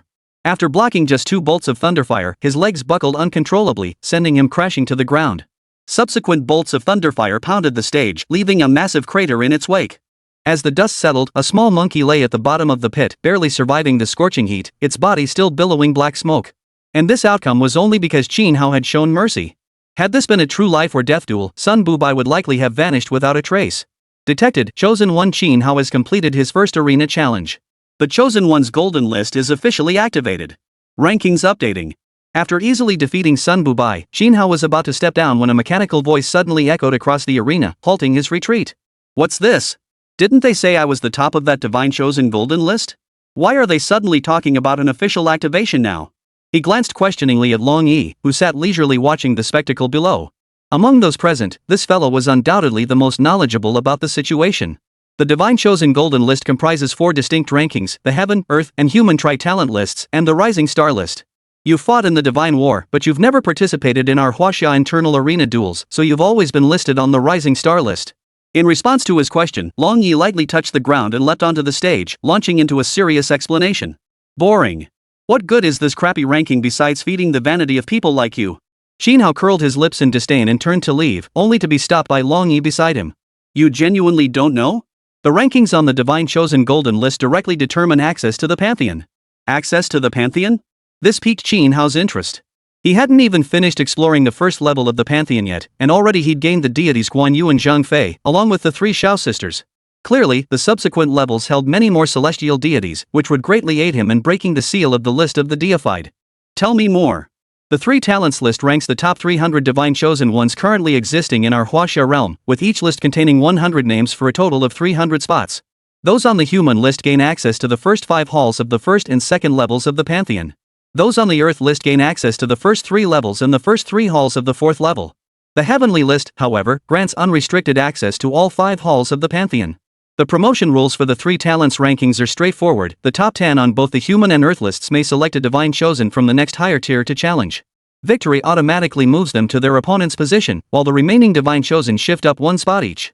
Those falling out of the top 100 automatically drop to the next lower tier. To prevent overly aggressive Divine Chosen from recklessly challenging others regardless of their own or others' safety, the rankings also stipulate that those on the list may only accept 4 challenges per month, with a maximum of 1 challenge per week. Oh, and the top 3 on the Rising Star rankings will be automatically promoted to a corresponding position on the Human rankings on the last day of each month, based on combat records and other factors. Consider it a perk for newly ascended Divine Chosen. Your situation is unique. Normally, newly selected Divine Chosen Ones aren't assigned to participate in divine battles. Knowing Qin Hao was academically challenged, Long Yi explained in great detail, afraid he might miss something. Besides the Pantheon, does this ranking offer any other special perks? After digesting the rules of the 3 talents ranking, Qin Hao keenly sensed another secret hidden within. He had visited the Pantheon before. If it were merely about gaining access, the most one could hope for was locating and summoning corresponding deities based on their bloodline. Such a benefit was hardly worth the life or death struggle among the chosen. Only those strong enough to ascend the 3 talents list gain entry to the boundary abyss. The specifics will be explained by the arena system once you're officially listed. Long Yi had used divine power to transmit this message directly into Qin Hao's ears, leaving outsiders completely unaware. The abyss? Indeed, this world was far more complex than it appeared on the surface. Beyond exhausting every method to boost their affinity, the chosen ones surely sought other avenues to enhance their strength. The abyss of realms Long Yi mentioned must be one such place. Qin Hao silently committed this new term to memory as he stood on the stage, awaiting the system's updated rankings. Name, Qin Hao. Earth rankings, 27th place. Wait, I single-handedly took on the entire Thief Nation. How am I only ranked on the Earth list? After the rankings updated, Qin Hao stared at his position with dissatisfaction. First time on the charts and you're already on the Earth rankings? What do you mean only? Do you know that in previous years, even the top newcomer on the Rising Star rankings only reached second place on the human rankings after entering the 3 talents rankings? Seeing his ranking appear and hearing his complaint, Long Yi felt utterly disheartened. Spectators outside the arena were all stunned into silence. 27th on the Earth rankings. It must be noted that the 3 talents list didn't merely record a single cohort of divine chosen ones, it encompassed all existing divine chosen ones, including many veterans who had fought for years. Take General Li Weigua, who fought alongside Qin Hao. His current ranking is merely 4th on the Earth list. It could be said that only those who made it onto the Earth list possess the qualifications to become commanders in battles against non-major powers.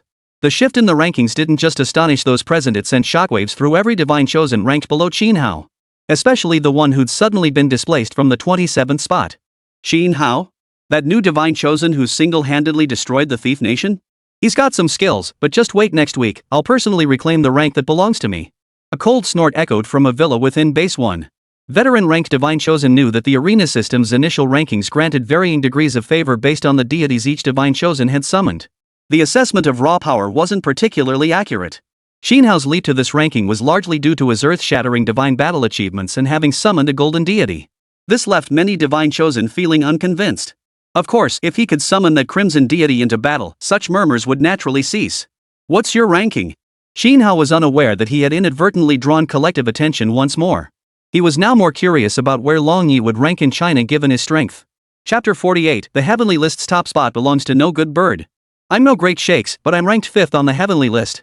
Having finally earned some face in front of Qin Hao, Long Yi wouldn't pass up his chance to show off. His smug expression was so infuriating it was hard to believe this man was one of China's pillars of society. Only 5th? Is that something to brag about? Wait, with your inheritance from the second Lord Jinjuan, your affinity shouldn't be low. How did you end up 5th? Qin Hao was about to mock him when he suddenly realized this guy might have a terrible personality, but his strength was undeniable. Possessing the legacy of Erlangshan, the Heavenly Court's war god, yet he could only rank 5th. This made Qin Hao wonder, who were the top 4? What kind of beings could carve out a place for themselves in this mythical void of China? Hey! 5th on the celestial rankings. 5th in all of China. What kind of attitude is that? Long Yi, his attempt at showing off having backfired, was thoroughly annoyed by Qin Hao's reaction. What kind of talk was that? What do you mean, only 5th? You're barely ranked 27th on the Earth rankings, how dare you mock me, the 5th on the Heaven rankings? But before he could finish complaining, Qin Hao suddenly transmitted his voice through divine perception. Tell me, who are the 4 ranked above you? The 3 talents list did indeed display the strength rankings of the chosen ones, but it did not reveal their divine lineage. Only those who had challenged them could know. As for the deities exposed in divine battles, those were merely glimpses of their full power. Who among the heavenly ranked didn't possess multiple lineages within their systems? Now that's more like it. Given your sincerity, I'll graciously enlighten you. However, the inheritance details of 2 individuals are top secret, so I shan't elaborate. 4th on the celestial rankings, Commander Zhang. 3rd, the one at the very top. Long Yi also used divine thought transmission. Upon hearing these names, Qin Hao understood immediately and gestured for him to continue. It was obvious that, given their status, no one in China would dare challenge them. Unless the nation faced an existential crisis, they would likely never participate in the divine war. The remaining 2, second on the celestial list, Sun Bishing, yes, the father of the youngster you just defeated. His legacy is the great sage equal to heaven. Possessing divine power from the demonic, Buddhist, and Taoist systems. The great sage's legacy lives on. Truthfully, when Sun Bubai appeared, Qin Hao had already guessed that this little monkey must have the great sage's backing. After all, the legacies of the chosen ones never arise from thin air. And the number 1? His curiosity grew. Who could this top-ranked figure be? Someone powerful enough to outshine both the second prince of heaven and the great sage equal to heaven's heir? The top spot? That bastard's just a complete cheat. Mentioning this, Long Yi bristled with indignation, his telepathic transmission wavering with frustration. If you're outmatched, just admit it. There's no shame in that. Qin Hao couldn't resist teasing him after hearing that. If even this shameless bloke called him a cheat, he couldn't be a good sort either. Best keep a safe distance if they ever crossed paths. What do you mean I'm outmatched? That bastard's divine form is Koenping. Every time we fight, he relies on his massive body to trade blows for injuries. If you think you're so tough, go try it yourself. Demon Master Koenping? Wow. If that's the legacy he inherited, then his abilities truly deserve the label of underhanded. In the absence of true sages, quasi-sages represent the pinnacle of divine power. Among these deities, Koenping might not be the strongest, but he's undoubtedly the toughest, no, the most formidable fighter. Even if some sages descended, they wouldn't necessarily have absolute confidence in defeating him. Forget Long Yi, even the top 10 of the heavenly rankings combined would likely fall short.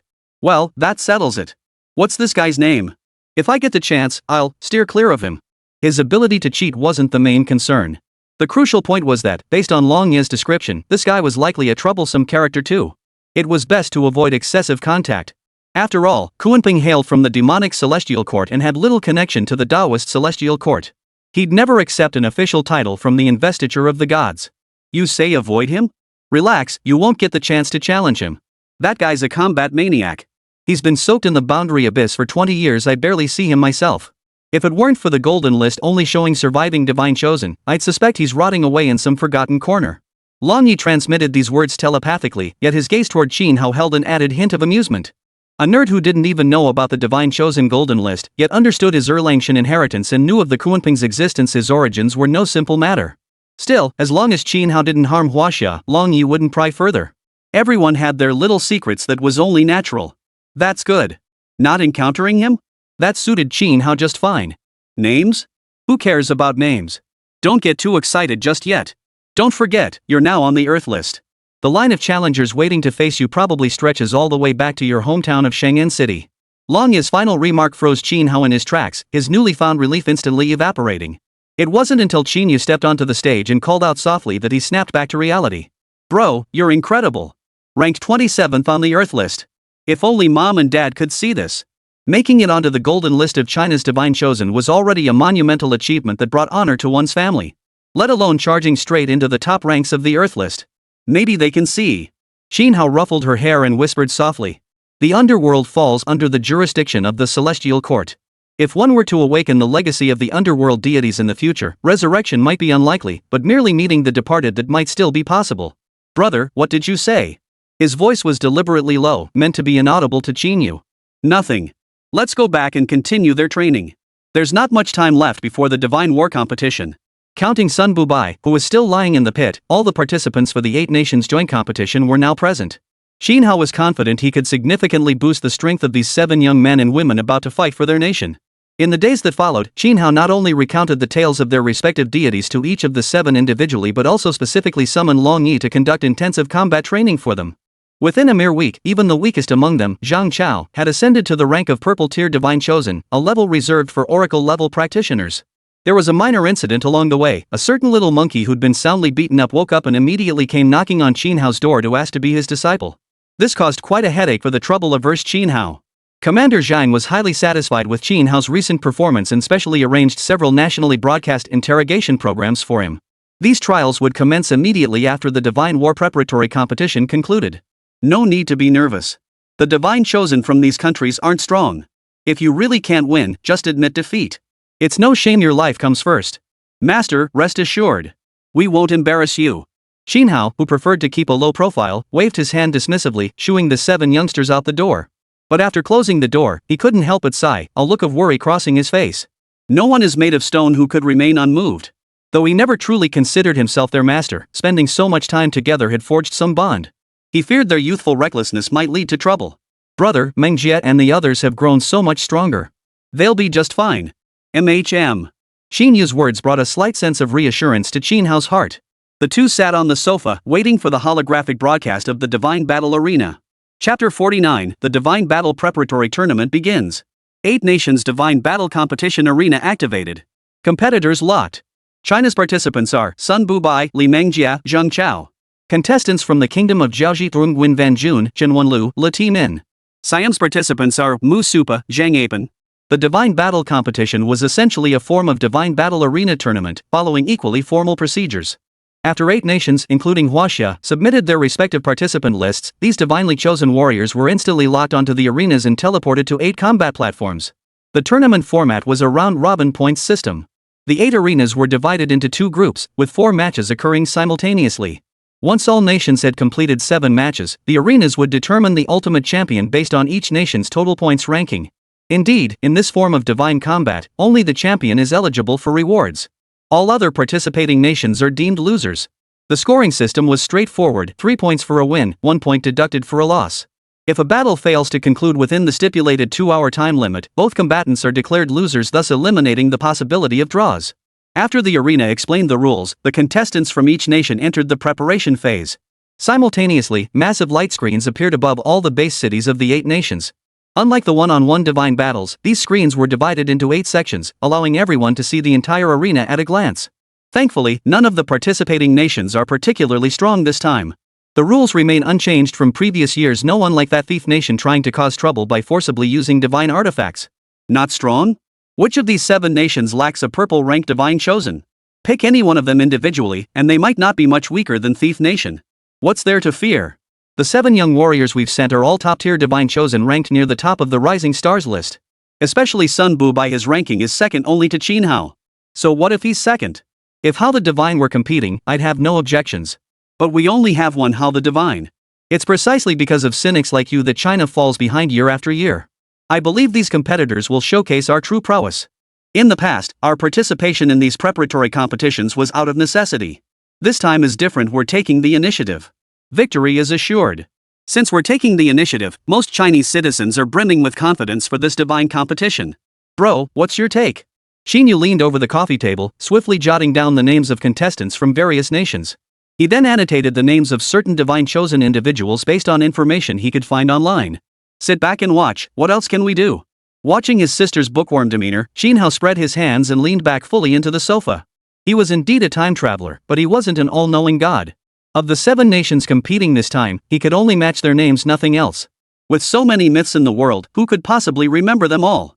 While he couldn't claim to know his opponents inside out, he had absolute faith in the 7 young Chinese contestants.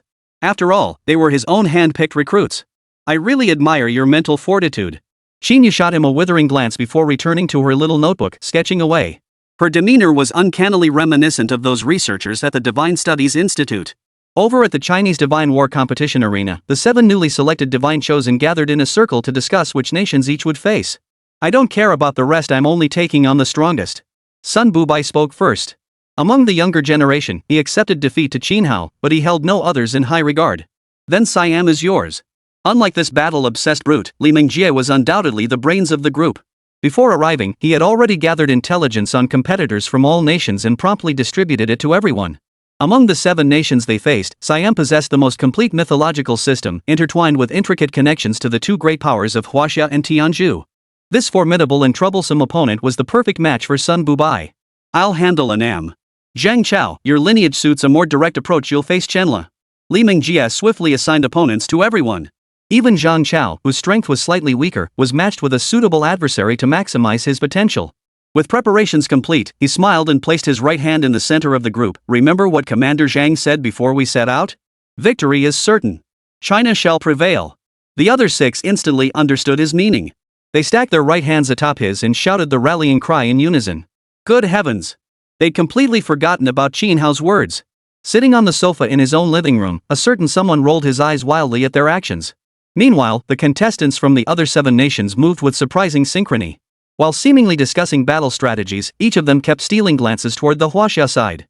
Though this divine war competition had arrived under somewhat peculiar circumstances, China was undeniably the strongest nation among the 8. The contestants' movements showed no sign of anything amiss. Divine battle competition first round matchups confirmed. China, Li Mingjie vs Annam, Ongwen Van Jun. Soon, each nation dispatched their first contestant, who was instantly transported to their respective battle platforms. Upon seeing his opponent, Li Mingjie's heart instantly settled. According to the intelligence gathered, this divine chosen one possessed only a blue-grade divine inheritance. Moreover, according to Professor Qin Hao's expertise, even this blue-tier quality was heavily inflated. When converted to the Huaxia Pantheon standards, it likely amounted to no more than green tier at best. Facing such a weak opponent right off the bat, Li Mingjie couldn't help but marvel at his good fortune. Of course, this could also be a strategy by the Kingdom of Kampa. It was a classic case of the Tianji horse race strategy those in the know understood perfectly. Li Mingjie, you bastard. I'm thrilled to face you. Let me see what the mighty Huaxia Empire has to offer. Surprisingly, the opponent from Jiuji greeted Li Mingjie with a distinctly peculiar southern accent. The divine war competition was more like a friendly match. Participants didn't fight to the death like in official divine wars, so they rarely exchanged harsh words. Hello. I'll give it my all. With his opponent showing goodwill, Li Mingjie naturally reciprocated with respect. Though it was merely a points match, he always remembered Qin Hao's teachings. Even when a lion hunts a rabbit, it must give its all. Only an opponent lying on the ground is a worthy opponent. To strike down his opponent with full force, that was the ultimate form of respect in his eyes. Before long, the barriers separating the center of the ring dissipated. Both moved swiftly, summoning their divine manifestation platforms almost simultaneously to begin the deity invocation ritual. Chapter 50, Lord Luo Long vs. God of Wealth Guan Yu. Among the 7 combatants representing Huaxia, Li Mingjie ranked 3rd in strength, surpassed only by Sun Bubi and Xiao Lingyun, the eldest sister of the Xiao family. All 3 had elevated their synergy to the level of divine protectors, ensuring that each summoned divine statue would manifest the deity corresponding to their primary lineage. The general, blessed with divine grace, his valor and righteousness crowned the 3 armies. His divine glory still shines bright, his majestic fame revered through the ages. Your humble disciple, Li Mingjie, humbly welcomes the martial god of wealth, Lord Guan. This invocation chant was also taught to him by Qin Hao. Since Lord Guan was officially enshrined in the investiture of the gods, his divine rank and status had been significantly elevated. The martial god of wealth now presides as the principal deity of the heavenly treasury, a status far beyond that of a mere door guardian. Guan here.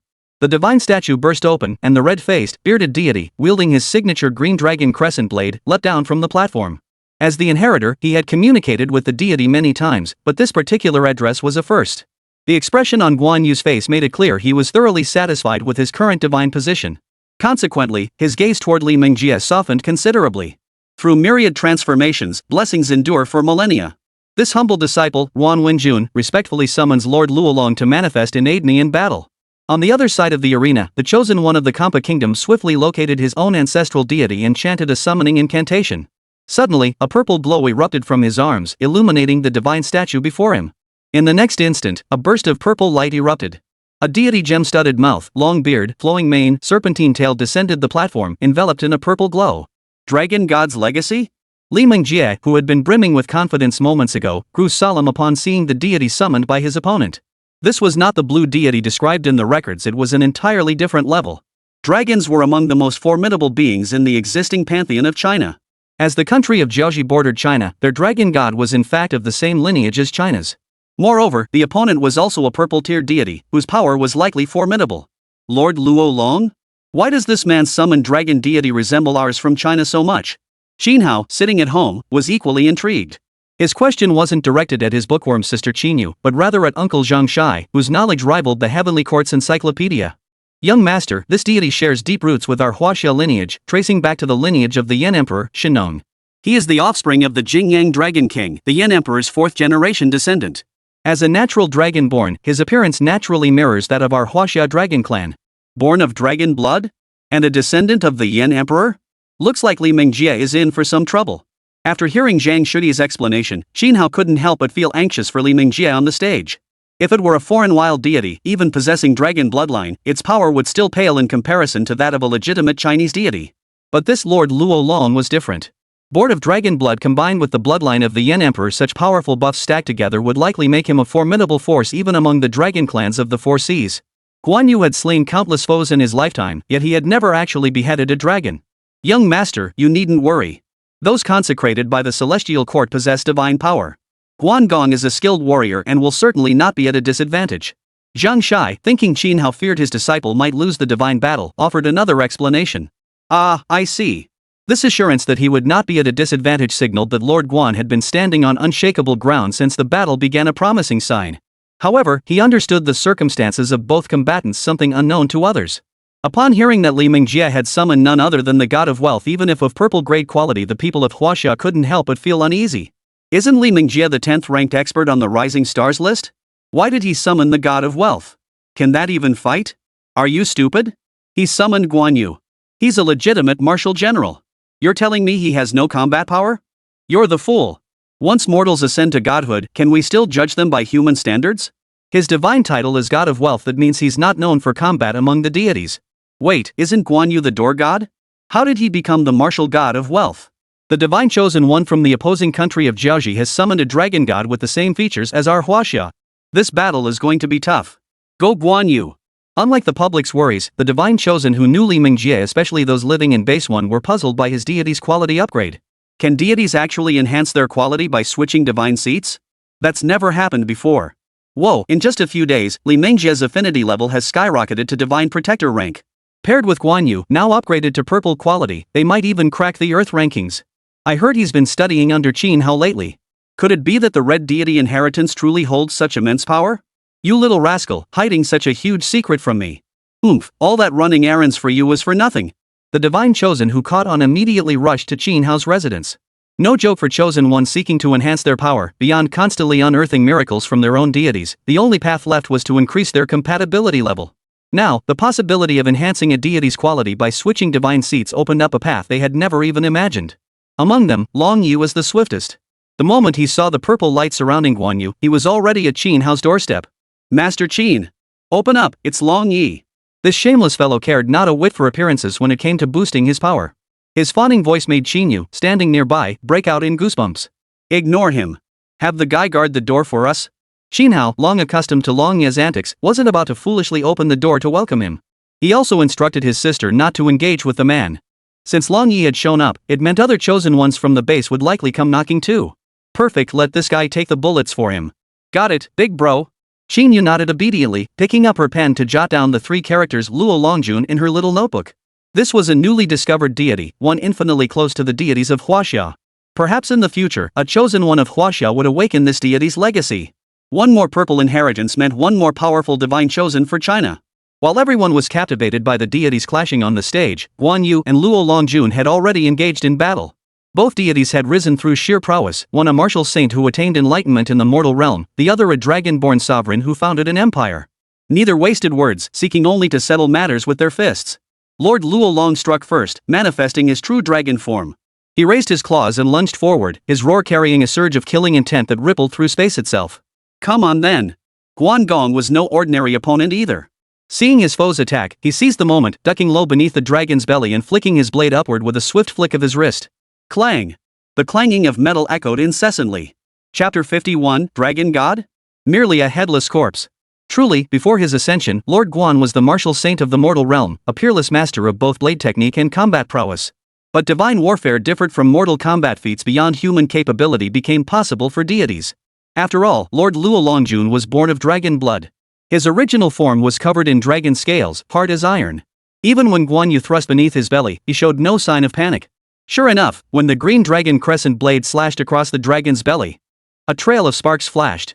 Upon closer inspection, not even a white mark was left behind.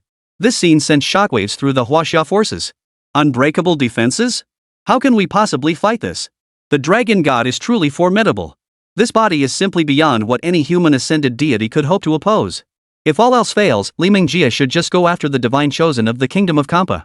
If the divine chosen is injured, the power of the deity they summon will weaken accordingly. Are you stupid? This is just a qualifying match, not a life or death divine war. If we really did that, wouldn't we be breaking the rules? Who would play with us in the future? As the informed Chinese populace understood, this battle wasn't a fight to the death. Neither side's divine chosen would participate. I admit your human race possesses unparalleled innate talents, and those who attain enlightenment are as numerous as fish crossing the river. But these qualities cannot bridge the physical gap between us. At the very least, you are incapable. Dragon claws flashed wildly. Relying on his impenetrable defense, Lord Luo Long grew increasingly reckless in his attacks. Several times he employed feints to lure his opponent, nearly clawing Guan Yu. This battle seemed to prove his point. It was indeed unfair. But who was Guan Yu? He had slain countless generals in his lifetime, and after ascending to immortality, he had guarded the celestial gates for 1,000 years. Though he had never fought the dragon clan, he had encountered no shortage of demons, monsters, and spirits. They grappled fiercely for a full stick of incense, yet the haughty Lord Luo Dragon gained not the slightest advantage over him. Lord Guan, the martial saint. May your martial glory flourish, protect our land, and your divine might be unmatched. Just as the battle reached a stalemate, Li Mingjie suddenly spoke from behind, chanting these words aloud. Immediately, a surging purple energy erupted from his body, violently infusing Guan Yu in the sky. This made Guan Yu's divine form even more solid, while the great blade in his hand simultaneously glowed with a faint purple light, its edge becoming even sharper. Divine beings bestowed divine power upon mortals, and chosen inheritors could also offer their faith to nourish the gods in return. Given Li Mingjie's current level of divine favor, the faith power he could offer Guan Yu was exceptionally potent. On the other hand, Nguyen Van Tuan of the Kingdom of Annam made no additional moves. It wasn't that he didn't want to, but rather that he couldn't. Affinity wasn't something one could simply increase at will. Moreover, Lord Luo Long was the founding deity of the Kingdom of Jiuji. With his arrogance, improving his affinity proved even more difficult. This mere disparity between the chosen ones was sufficient to sway the entire course of the battle. Just moments ago, Guan Yu was struggling to evade attacks. But after receiving the counterflow of divine energy, he instantly reverted to his former self, the peerless war god of yore. He summoned his legendary red stallion from nowhere, mounted it with sword drawn, and stood eye to eye with Lord Luolong for the first time as equals. The battle intent in his eyes surged to its peak. What of being immortal? What of being a dragon god? To Guan, you are nothing more than a prize to be claimed. With sword and steed united, Lord Guan now revealed his truest combat prowess. Kill. Endless killing intent erupted as the green dragon crescent blade descended with thunderous might, the second master's signature opening strike, the forceful cleave of Manhwa. Unexpectedly, a mere mortal like you can draw forth the mark of killing intent. Not bad. Luo Longjun was no pushover either. Seeing the purple mist swirling around the blade's edge, he immediately sensed danger. Daring not to meet the blow head-on with his body, he raised his dragon claw to forcefully counter. SSS-grade. Another piercing clash erupted as the great blade sliced through the dragon claw, tracing along its crevices straight toward its core. Alas, Lord Luo suddenly channeled all his divine power into the dragon claw, forming a golden barrier that ultimately blocked the strike. Fine blade. Fine shield. When masters clash, a single strike fails to decide the outcome, and they immediately separate. Yet upon closer inspection, Guan Yu's strike had not been entirely ineffective as before. It left an indelible purple scar upon the dragon claw. Nevertheless, the opponent's swift reaction summoning that final divine barrier still inflicted a backlash wound upon the second lord. Standing atop red hair, Guan Yu appeared calm, but inwardly he was controlling the surging energy within his body, quietly regulating his breath. The intensity of this battle quickly drew the attention of more onlookers. Both of these deities are incredibly powerful. This fight is utterly thrilling. This is the first time I've seen a divine battle last this long without being able to tell who holds the advantage. It's thrilling. Defense broken. Finally crack that turtle shell. Go Guan Gong. Who was it earlier? Who said our god of wealth wasn't strong? There are no weak hands among the deities of our Huaxia. Among the gods, the dragon clan remains overwhelmingly formidable, high attack, high defense, and thick health pools. They're practically game-breaking. In the past, witnessing such an epic divine battle required at least 2 masters ranked on the 3 talents list. But now, these 2 young up-and-comers from their respective nations have forced everyone to reassess the future strength of both countries. My soldiers never disappoint. Standing outside the Qin family gates, Long Yi shamelessly claimed all the credit for himself, causing Qin Hao inside to roll his eyes. What does this have to do with you? This is clearly the result of me bestowing the title of Guan Yu and elevating his divine status. If he'd remained merely a door god like before, forget about fighting like this, he'd be lucky to survive the opponent's first attack. This wasn't Qin Hao belittling Guan Yu, it was simply that such disparities existed among deities. Unless China could restore its faith in Guan Yu, there was no way the second lord could regain his peak divine status on his own. After this battle, everyone should understand just how powerful the deities of our Huaxia heavenly court truly are. Qin Hao understood well that one powerful individual did not equate to a powerful nation. Only when a new generation of youth grew strong would China truly become formidable. Restoring the Chinese people's faith in the celestial court was the first and crucial step toward becoming a top-tier power. After a brief moment of recuperation, the 2 deities clashed once more upon the arena. This time, neither held back. They clashed for over 100 rounds until their divine power felt exhausted before finally separating. In the blink of an eye, Lord Luolong had lost nearly a third of his scales, his body covered in purple blood streaks. Guan Yu fared no better. His steed, red hair, could barely support itself on its front legs, staggering against the wind, struggling desperately to remain upright. The second master's left arm had half its flesh and bone scraped away, the stark white bone clearly visible. Fortunately, he possessed the fortitude to endure bone-scraping surgery while maintaining his composure, allowing his posture to remain unbroken. Chapter 52, Dragging the Blade to Slay the Dragon. Old friend, you've suffered enough. Go rest now. Hiss. Despite second master's urging, red hair refused to leave. The white mist puffing from its nostrils made it clear it intended to fight second master to the bitter end. A man dies for his true master, and so does a horse. In its mortal days, red hair had served 4 masters, yet it was only upon meeting Lord Guan that it truly found its heart's home. Later, after the defeated Maichang, it was captured by the treacherous rats of Eastern Wu. Starved to death by their own hand, its loyalty and valor were as clear as the sun and moon. Since that is the case, then let us slaughter this serpent together. The second master chuckled softly, channeling divine power into red hair's body to steady him. Though his front legs still trembled, they could no longer halt his forward stride. The galloping steed streaked like a meteor, slicing a crack of murderous intent across the sky. 1 man, 1 horse, 1 blade. Straight for the face of Lord Luo Longjun. Whoosh! The dragon god was, after all, the dragon god.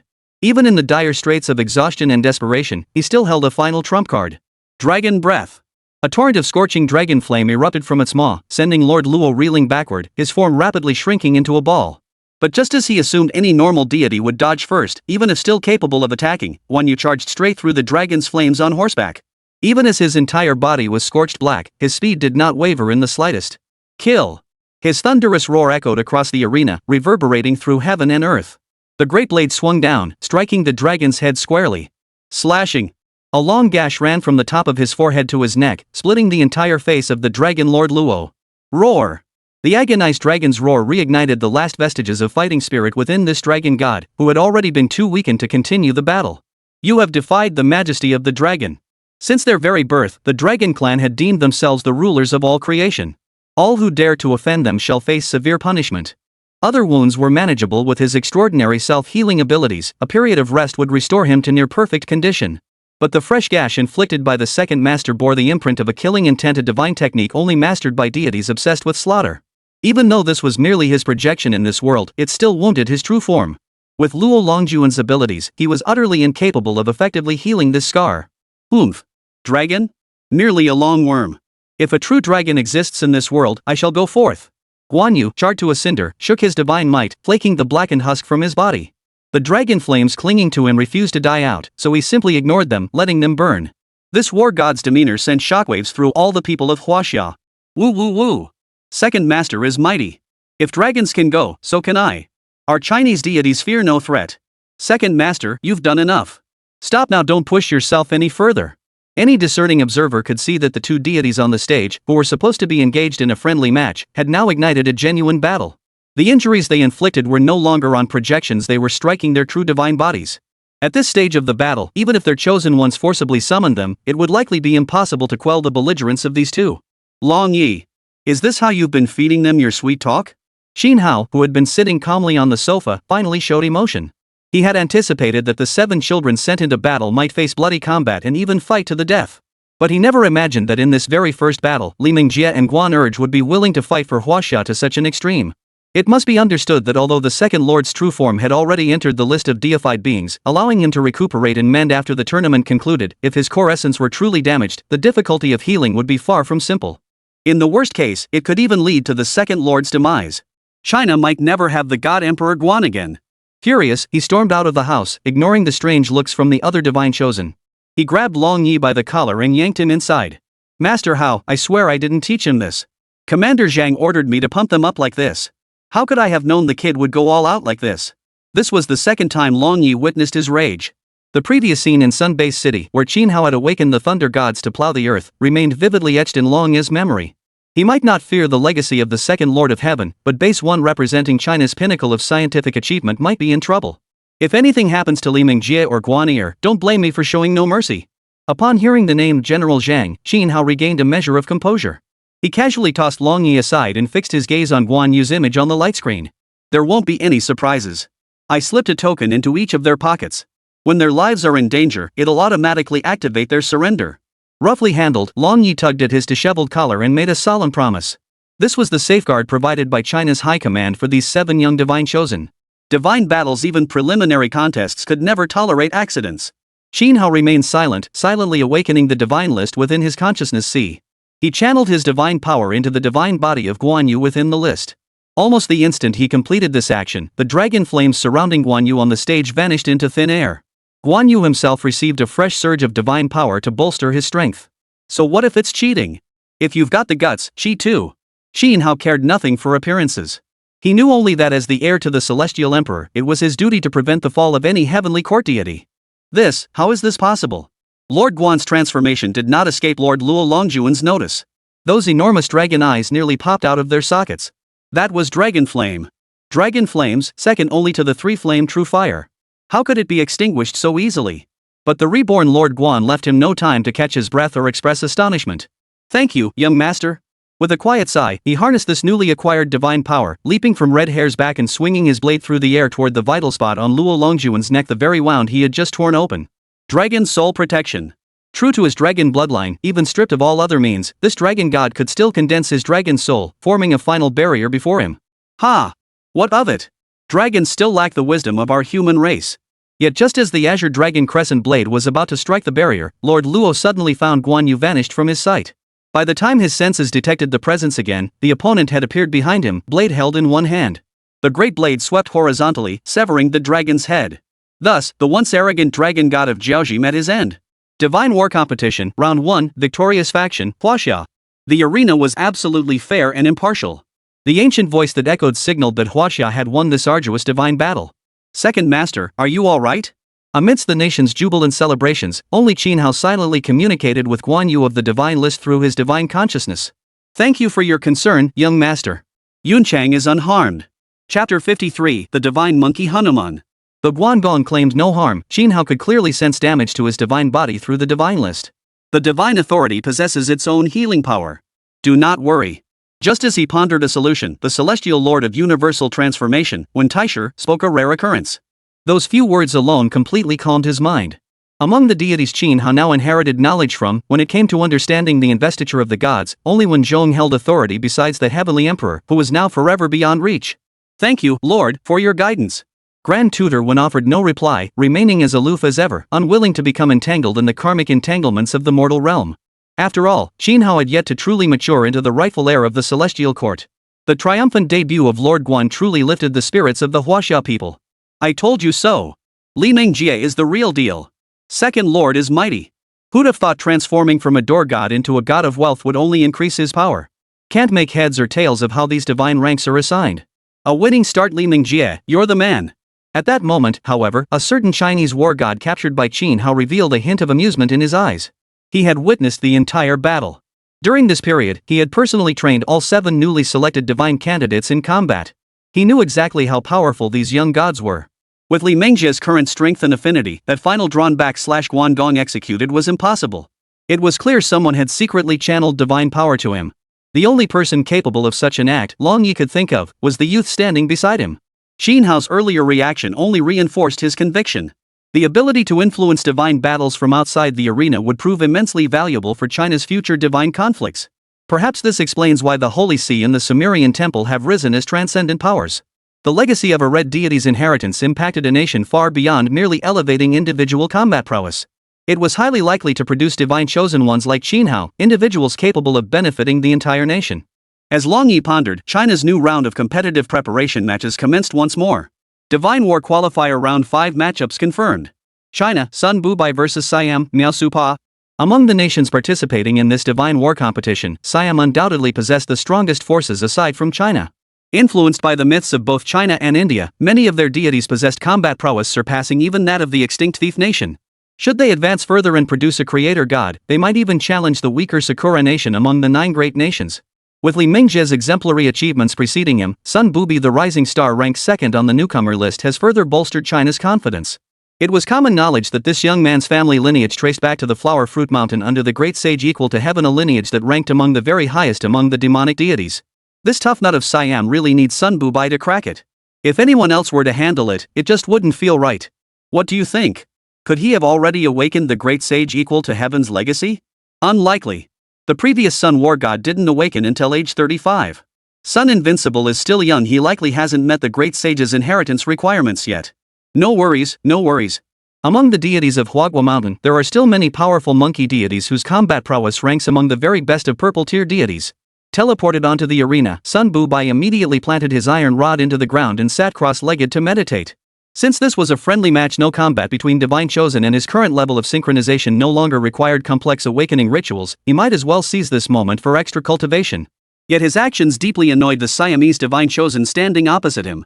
What was this supposed to mean? Even if the Divine Chosen aren't fighting, this is incredibly disrespectful to the match. Do you look down on our little Siamese nation? Chinese man, you will pay for your arrogance. A flash of venomous hatred flickered in Miao Su's eyes, but he seemed to recall something and quickly buried that emotion deep. The barrier dissolved, and the preliminary competition officially commenced. General Bang, thank you for your trouble. No trouble at all.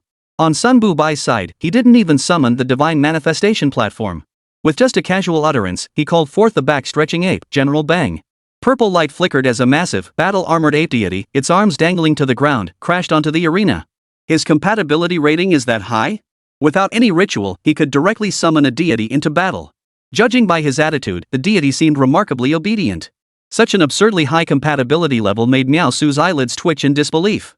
Fortunately, the opponent adhered to the unspoken rules of the preliminary tournament and didn't immediately command the deity to attack. Otherwise, this battle would have been pointless. With a heavy heart, Miao Supa searched his divine manifestation platform until he spotted the familiar statue of his deity, finally calming his nerves. Great son of the wind god, Hanuman, the wise messenger, I am the most devout follower of the primordial Brahma. I beseech you, in the name of my faith, to descend and aid me in this battle. After a moment of fervent prayer, the stone statue slowly cracked open, revealing the golden statue within. Unexpectedly, the deity summoned by this chosen one from Siam was also of purple quality. A familiar clan aura. With a soft exclamation, the awakened deity revealed its true form and landed directly upon the arena. What a strange-looking monkey are you? The moment the two deities met, General Bang snorted impatiently. Indeed, Miao Su had summoned a monkey-like deity, one with 4 heads, 8 arms, and an utterly bizarre appearance. The son of the wind god, related to Brahma himself. What's this monkey's lineage? Xin Hao hadn't memorized many foreign deities, but he knew of Brahma from India. Hearing the other party invoke this great god piqued his curiosity about the monkey god's origins. The divine monkey Hanuman, son of the wind god Varu, deeply versed in the teachings of Brahma himself. Among the purple-hued deities, he ranks as one of the more powerful. He didn't know, but someone close to him did. As the war god of China, Long Yi had long since memorized the records of deities from all nations. Though he hadn't personally fought against Siam, he was well aware of this divine monkey's combat prowess. Merely formidable? Then it's no concern. Xin Hao raised an eyebrow and said no more. Having spent so much time with Long Yi, he understood perfectly how this battle-obsessed man judged the strength of deities. Fairly powerful meant at best upper mid-tier, whereas General Bang was, in his mouth, a god of extraordinary combat prowess. Moreover, there was a significant gap in compatibility levels between the chosen ones of both sides. This battle seemed like a sure win for Sun Bubai. As fellow monkeys, I won't hold it against you. Let's fight. Facing General Bang's provocation, the divine monkey Hanuman remained remarkably calm. Yet behind him, on the face of the skull, a look of furious rage was already etched. Chapter 54, The true lineage of the monkey god lies in China. Pa! Don't you know? Among the countless monkey clans in the world, only my Sun family stands apart. How dare you claim kinship with me? Ever since Monkey King ascended to Heavenly Court and attained the celestial post of Horse-tamer, the monkey clan of Flower Fruit Mountain had willingly severed ties with the world, rejecting the notion that all monkeys were one family. This was the confidence granted to them by the Great Sage. Later, when the Great Sage journeyed to the Netherworld and erased every trace of the Huagua Mountain lineage from the Book of Life and Death, this stance only solidified. Hearing this foreign, insolent monkey dare to overstep his bounds, General Bang's fury boiled over. Insolent fool! I'll see just how much you're worth. Hanuman was taken aback. This was the first time he'd been cursed for befriending another monkey deity, and his own temper flared. Both monkey deities soared into the air. One seized the bow-high sky supporting pillar, while the other wielded 8 magical artifacts, and they immediately clashed in battle. Both were gods capable of moving mountains and overturning seas. General Bang, one of the 4 divine generals of Huagua Mountain, possessed strength beyond question. But Hanuman was no pushover either. Born with the ambition to devour the sun, he later mastered magical arts and even stormed the demon lair, slaying Ravana, one of the 10 great demon kings. He wielded his 8 magical artifacts with astonishing agility. Leveraging their myriad transformations, he even gained the upper hand at the battle's outset. Wah! When had the Sun family ever suffered such indignity? Even when celestial soldiers and generals besieged them, or demons sought to seize Flower Fruit Mountain, they fought back while retreating, never having been so thoroughly toyed with.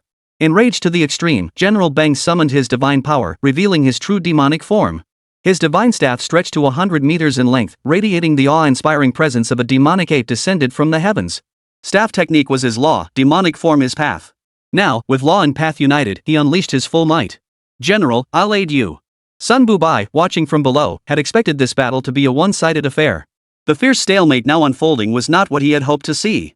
Thus, a surge of faith power poured into the demonic ape form. General Bang, already formidable, was now enveloped in an even more intense purple glow. Even a fool could sense the ominous shift in the air, let alone Hanuman, the deity from Siamese mythology responsible for awakening mortal consciousness. Nyosu, lend me some of your power. Constrained by the divine battle arena, Hanuman could only appeal to the divine chosen one who had summoned him. Alas, he received no response. Summoning him had already pushed Mayupa to the limits of his power. Squeezing out any more divine energy to support him was utterly impossible.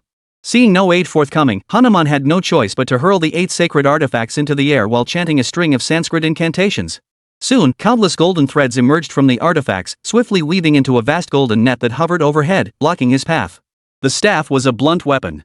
His plan was to use softness to overcome hardness, deflecting the force with the divine net to gain a better opportunity to strike. Break! For any other deity, this tactic might have worked. But unfortunately, he faced a monkey god from the Huagua Mountain lineage. This lineage revered brute force over cunning. No matter how fancy the trick, a single smash with the staff would shatter it. General Bung seized the bow-high sky-piercing pillar and brought it crashing down with colossal force. The moment it touched the golden net, the 8 magical artifacts used to weave it shattered instantly. Without its support, the divine net instantly dissolved, powerless to resist. Ah! Hanuman never imagined his famed magical artifact would prove so utterly fragile before his opponent. Caught off guard, he could only brace his mortal body against the blow. Boom! The divine might of the demon ape, infused with divine power, how could it be met head-on? A deafening crash echoed as the Siamese divine monkey shattered into countless fragments. Put! When a divine being shatters, the chosen one also suffers backlash. Below, the utterly unprepared and helpless Myosu was struck, immediately coughing up blood in great gulps as she collapsed to the ground, her fate unknown. Well done, General. Sun Bubai rose and walked toward the opposite side. He held 2 fingers to the opponent's nose to check for breath. Finding that he still breathed, he turned and left. This friendly match, which should never have involved life or death stakes, had ended in such a state. Yet it couldn't be entirely blamed on him. Who could have foreseen that Hanuman, who had held a slight advantage at the start, wouldn't even withstand a single strike? After all, General Bang couldn't hold back at the final moment.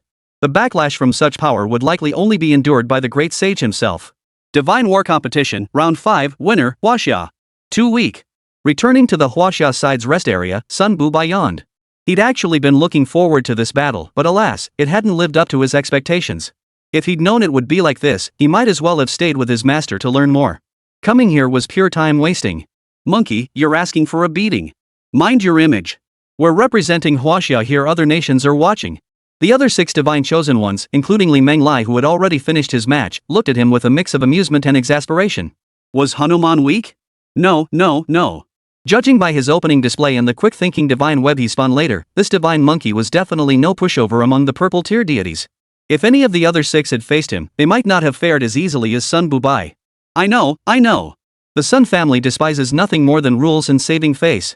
Sun Bubai waved his hand impatiently and turned to enter a state of meditation and cultivation. International image? If you've got the guts, come fight. If you don't, shut your mouth. That's the legacy of Huagua Mountain. Yet his youthful recklessness resonated deeply with the Chinese people. Well fought. This is how the people of China should be. First we had the Heavenly Emperor, now we have Sun the Invincible. Our nation's revival is within reach. Exactly.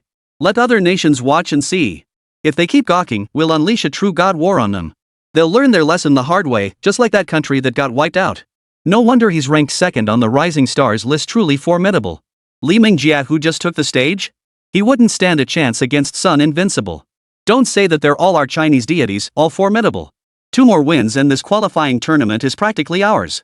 It's been ages since we've seen such thrilling god battles. This new generation of young gods is truly reassuring. Sitting on the sofa, Jinhao watched his equally thrilled younger sister, Jinyu, his eyes filled with nothing but affection. Admiring strength is perfectly natural, especially when that strength belongs to China. As long as it filled his sister with confidence in her awakening, he'd do anything. With that thought, he glanced sideways at Long Yi, who had squeezed himself onto the sofa beside them. Don't forget your promise. After the qualifying competition, I expect the publicity for the trial to be thorough. This was one of the conditions set by the Chinese military, and also a promise Jinhao had made to his sister. Hey, brother Hao, why don't you just come teach a class at our dragon group? Those rowdy kids have been pestering me about it for ages. After witnessing 2 divine battles, Long Yi could clearly see the astonishing progress Li Mingjie and Sun Buba had made. He genuinely coveted the knowledge stored within Jinhao's mind. Sure. Once you take me to the Boundary Abyss, I'll think about it. The Boundary Abyss was a place only accessible to those ranked on the 3 talents list. Jinhao suspected that within its depths lay even more secrets about the current state of Huaxia. Well, the weather's lovely today, sun's shining bright. Let's watch the match. But when asked to take him to the Boundary Abyss, Long Yi suddenly started dodging the topic. Chapter 55, The Boundary Abyss. Is this Boundary Abyss some kind of den of danger? Even you're afraid?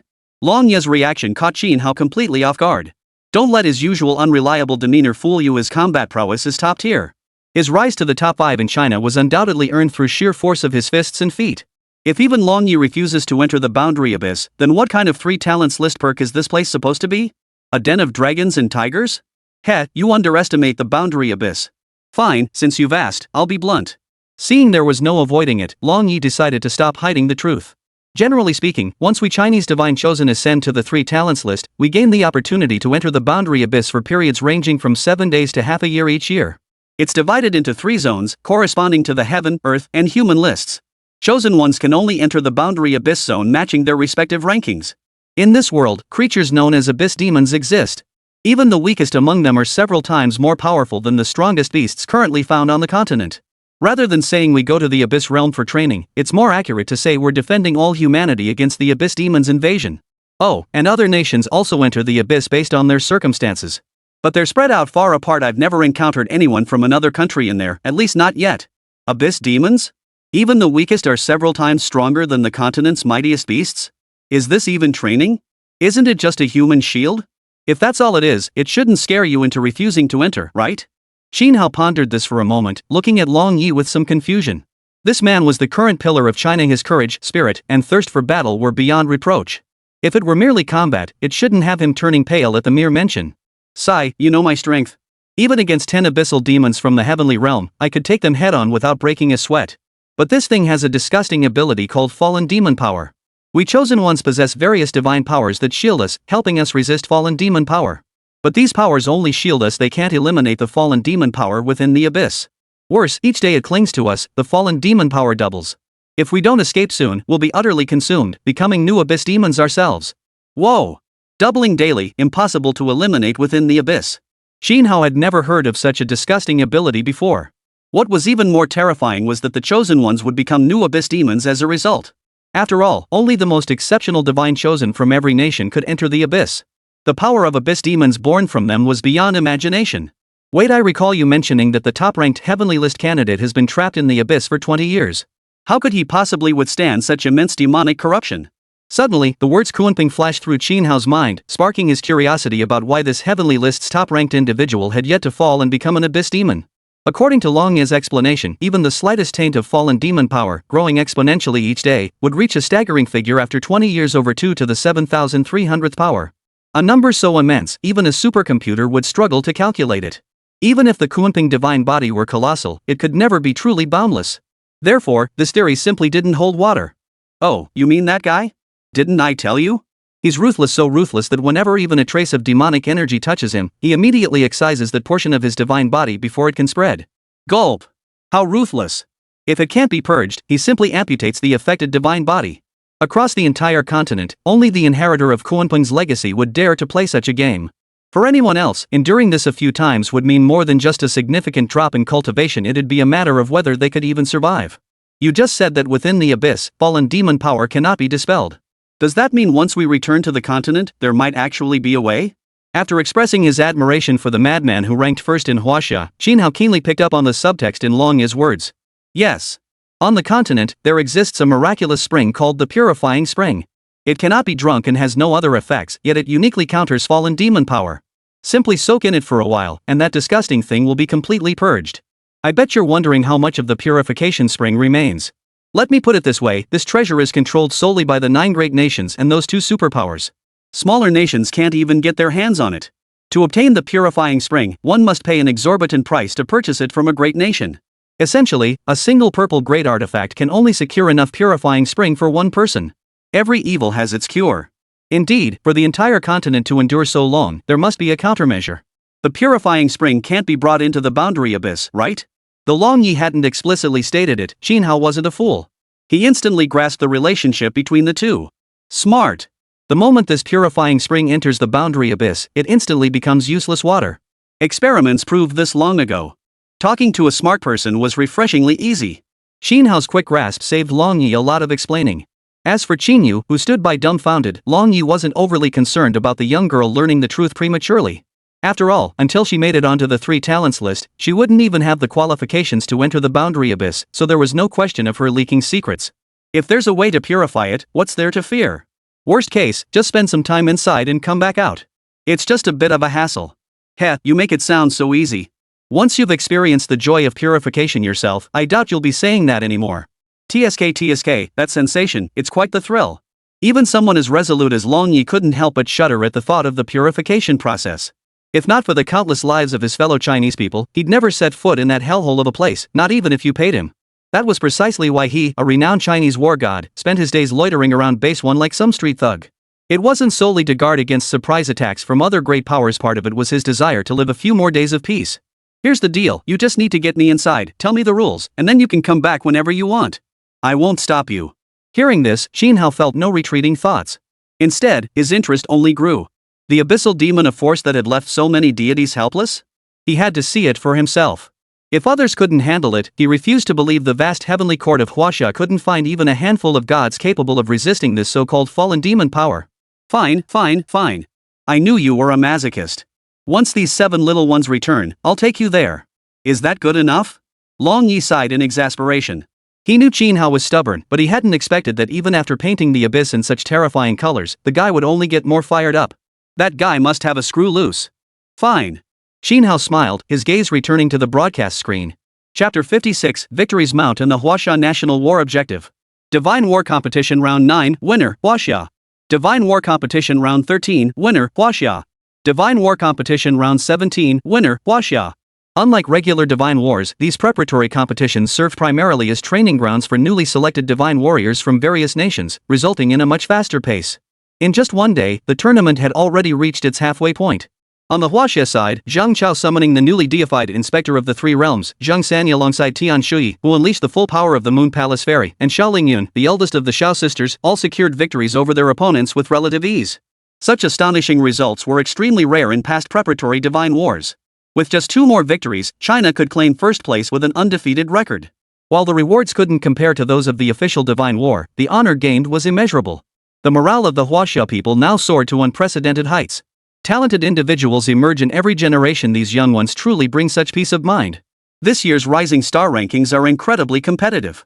I hope the other newly selected divine candidates don't lose confidence after watching this preparatory tournament. It's not just the Rising Stars rankings. It's everywhere how Shin goes. Believe me, the ones freaking out the most right now are the Earth rank masters he's pushed down the list. I reckon the Heavenly rank masters should be even more anxious. At the pace how Shin is progressing, it won't be long before he joins the Heavenly rank. It's not just Qin Hao. I feel like all 7 kids competing this time are future Heavenly rank seeds. If only my child had such incredible talent. Talent? How can you reduce sweat and effort to mere talent? How Shin has already revealed most of his divine inheritance. Why not let your child try it out and see for yourself? Are you kidding? Awakening is such a crucial matter, you can't just casually experiment with it. If something goes wrong, it could cost someone their life. Courage? I don't have any. But envy and jealousy? I'm overflowing with it. That's the fundamental difference between ordinary people and the strong. As some Huaxia citizens noted, during that divine war against the thief nation, Qin Hao had left a last will granting all Huaxia people the chance to awaken as Thunder Department deities. As long as one's attributes align and their attitude is sincere, more and more people will surely receive the Thunder Department's inheritance. This was precisely the scene Qin Hao truly wished to witness.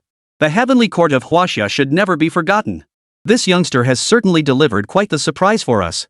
At the high-level Huaxia conference, both Commander-in-Chief Zhang and the Supreme Leader expressed great satisfaction with Qin Hao's contribution this time. The progress made by Sun Bubai and the others was clearly evident to them. In just over 10 days, he had elevated several blue-tier divine chosen to purple-tier status, placing them firmly in the upper-middle tier of power. Qin Hao's capabilities were beyond doubt. Among them, Li Mingjie, Zhang Chao, and Xiao Lingyun showed the most dramatic transformations, truly reborn-level improvements. Their ancestors were deeply relieved by their decisions back then. According to Long Ye's report, Qin Hao is requested to enter the abyss after this competition concludes. Within a single day, Long Yi had already completed all necessary reports. His role in accompanying Qin Hao was both to protect and to oversee. As one of the continent's 3 inheritors of the Crimson Divine Legacy, every move Qin Hao made warranted China's attention. Make arrangements. Have General Sun assist and accompany him for a few days to ensure his safety. The General Sun mentioned by the Supreme Leader was none other than Sun Bufei's father, Sun Bixing. With the 2nd and 5th ranked heavenly list cultivators serving as bodyguards, even if surrounded by heaven-tier abyssal demons, they could easily break through the encirclement. Across all of Huaxia, those granted such treatment could likely be counted on one hand, a testament to the extraordinary regard in which Qin Hao was held. We've already notified General Sunday. In truth, Commander Zhang had already made arrangements the moment he received this news. Raising it at the meeting was merely a formality to keep everyone informed. Next agenda item, this year's national war objectives. This was a meeting of China's highest leadership. Though Qin Hao was important, his affairs were, in this context, merely a minor matter. Only the national war was a matter of vital national importance. Little Sakura. Commander-in-Chief Zhang broached the subject without hesitation. It could be said that Little Cherry Blossom Nation held the highest level of hatred among all Huaxia citizens. Strike them down the moment they show their heads? Strike them down even if they don't. Had the mythic era not arrived, China would have already taken action against this perpetually restless island nation. Commander Zhang's choice reflected the sentiment of most present. Yet upon hearing this, the supreme leader did not immediately finalize the decision. Instead, he sought to hear more diverse perspectives. It wasn't unwillingness, but rather that little cherry blossom nation had long maintained covert ties with the Holy See. Moving against it would inevitably provoke the Holy See's sensitivities. Present-day China was not yet capable of a direct confrontation with the Holy See. If that person can return, I suggest we strike Persia. After a moment, a seasoned veteran general proposed a new strategy. The one he referred to was naturally the Kunping Inheritor, ranked first on the celestial list. With him, victory in one divine war was guaranteed. Among the 9 great nations, the Persian Empire ranked second to last in strength. On paper, it possessed 2 supreme golden deities, Ahura, the supreme god of good, and Ahriman, the supreme god of evil, both of unparalleled combat prowess. Beyond that, they possessed a staggering total of 17 golden deities, each paired with a chosen one whose compatibility level reached at least that of a divine protector. Such a nation would be difficult to conquer solely with generals Long Yi and Sun Bixing. He won't be coming back. The supreme leader's single sentence shattered that notion. The Kunping Inheritor was as elusive as a dragon glimpsed only in flashes. Within Huaxia, there was no one else who could contact him except this man. The rejection of the plan to attack Persia plunged the meeting into silence. The nation's chronic shortage of talent was once again laid bare. They had considered enlisting Qin Hao in the campaign, but every present understood the long-awaited Crimson Legacy posed the greatest threat to other nations precisely by remaining unengaged. Then it shall be little Sakura. After another prolonged pause, with no one else speaking up, the supreme leader finally resolved to finalize this year's target nation for the Divine War. Since this year's theme was boosting public morale, they needed to choose a major nation to establish their authority. Rather than risking an uncertain outcome by challenging a stronger nation, it was wiser to target Little Cherry Blossom. This decision was widely anticipated. As for the Vatican's reaction, they'd just have to play it by ear. Approved. Agreed. Approved. Unanimous approval. At that very moment, the target for China's first proactive offensive was finalized. Regarding the roster, Commander-in-Chief Zhang would oversee all selections. The mandate was clear: project overwhelming force to deter other great powers from daring to covet Huaxia. Chapter 57, The Privileges of an Undefeated Nation. Thanks to the swift and decisive victories achieved by Huaxia's team, they secured an entire night's rest before the final 2 qualifying matches. After fully recharging, the Shao sisters arrived at peak condition. Luzon and Java nations request joint competition. Joint preparation? Can the rules be changed midway through the Divine War? Qin Hao looked at Long Yi beside him with confusion. Earlier, when the Thief Nation altered the Divine War rules to target him, it had been done before the competition began, and at an extremely heavy cost. But now, observing these 2 nations, it was clear they were forcibly altering the rules without incurring any significant cost. This baffled Qin Hao. His concern wasn't that the Shao sisters would lose, but rather that these 2 nations might exploit the situation to play dirty tricks. A sure win could turn sour if unexpected complications arose. This isn't changing the rules. It's an optional condition for nations with perfect records. By winning over half the matches in the qualifying tournament, they can choose to battle multiple nations simultaneously, ending the qualifying tournament early. Long Yi showed no sign of worry. He had seen this scenario before. In the past, China had sometimes faced divine wars initiated by other nations concurrently with the qualifying tournament. Exercising this right granted China ample time to adjust its roster of divine chosen. That was why Commander Zhang had issued such a strict order before Sun Bubai and the others entered the competition to prevent any unforeseen incidents. However, this time was slightly different. Long Yi hadn't anticipated that the 2 small nations of Luzon and Java would exploit this rule to launch a joint competition. Oh. After understanding the situation clearly, Qin Hao's concerns vanished. Since similar incidents had occurred before, he trusted the Shao sisters wouldn't panic and let it affect their performance. Those 2 clowns, it was bad enough they liked to jump around in front of China in my past life, but now they're still acting like this? I should find a chance to wipe them out once and for all. It was no wonder Qin Hao felt indignant. Luzon and Java were simply too troublesome. Relying on China's peaceful nature, they constantly provoked China's nerves. China agrees to joint competition. Only the participants could decide whether to accept the challenge. The Shao sisters, whose tacit understanding surpassed even that of the Pacific Rim pilots, had no reason to decline this challenge. Ending the Divine War competition early meant they could return sooner to continue learning from Qin Hao. During this period, their attitude toward Qin Hao had undergone a complete 180-degree turnaround. Especially the impulsive younger sister, Xiaolingzi, who had now become Qin Hao's biggest fan, practically wanting to become an accessory and hang on to him every day. China has indeed agreed.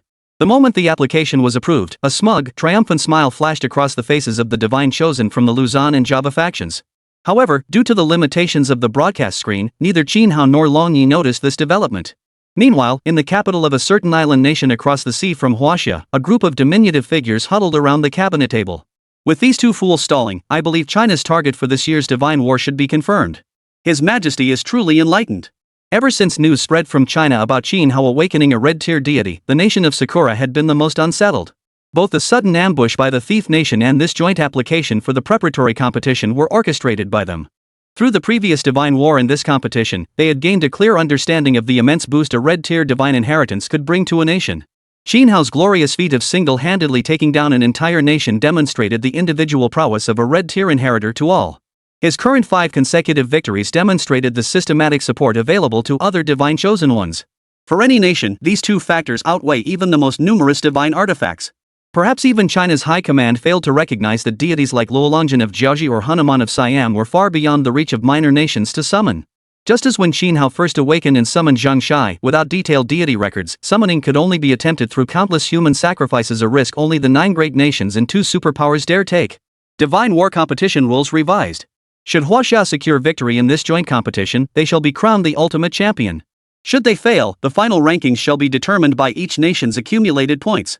The arena is an absolutely fair entity, devoid of any emotion. It cares only for the final outcome, not the process. The Xiao sisters' decision to compete garnered overwhelming support from the Chinese populace. Go for it. Seize the momentum and claim the championship. Judging by their appearance, those two girls must be twins. A tag team match gives them a huge advantage. Twins? They're triplets. They're the real sisters of Xiao Lingyun, who easily defeated Johor earlier. All 3 are formidable talents ranked in the top 20 of the Rising Stars list.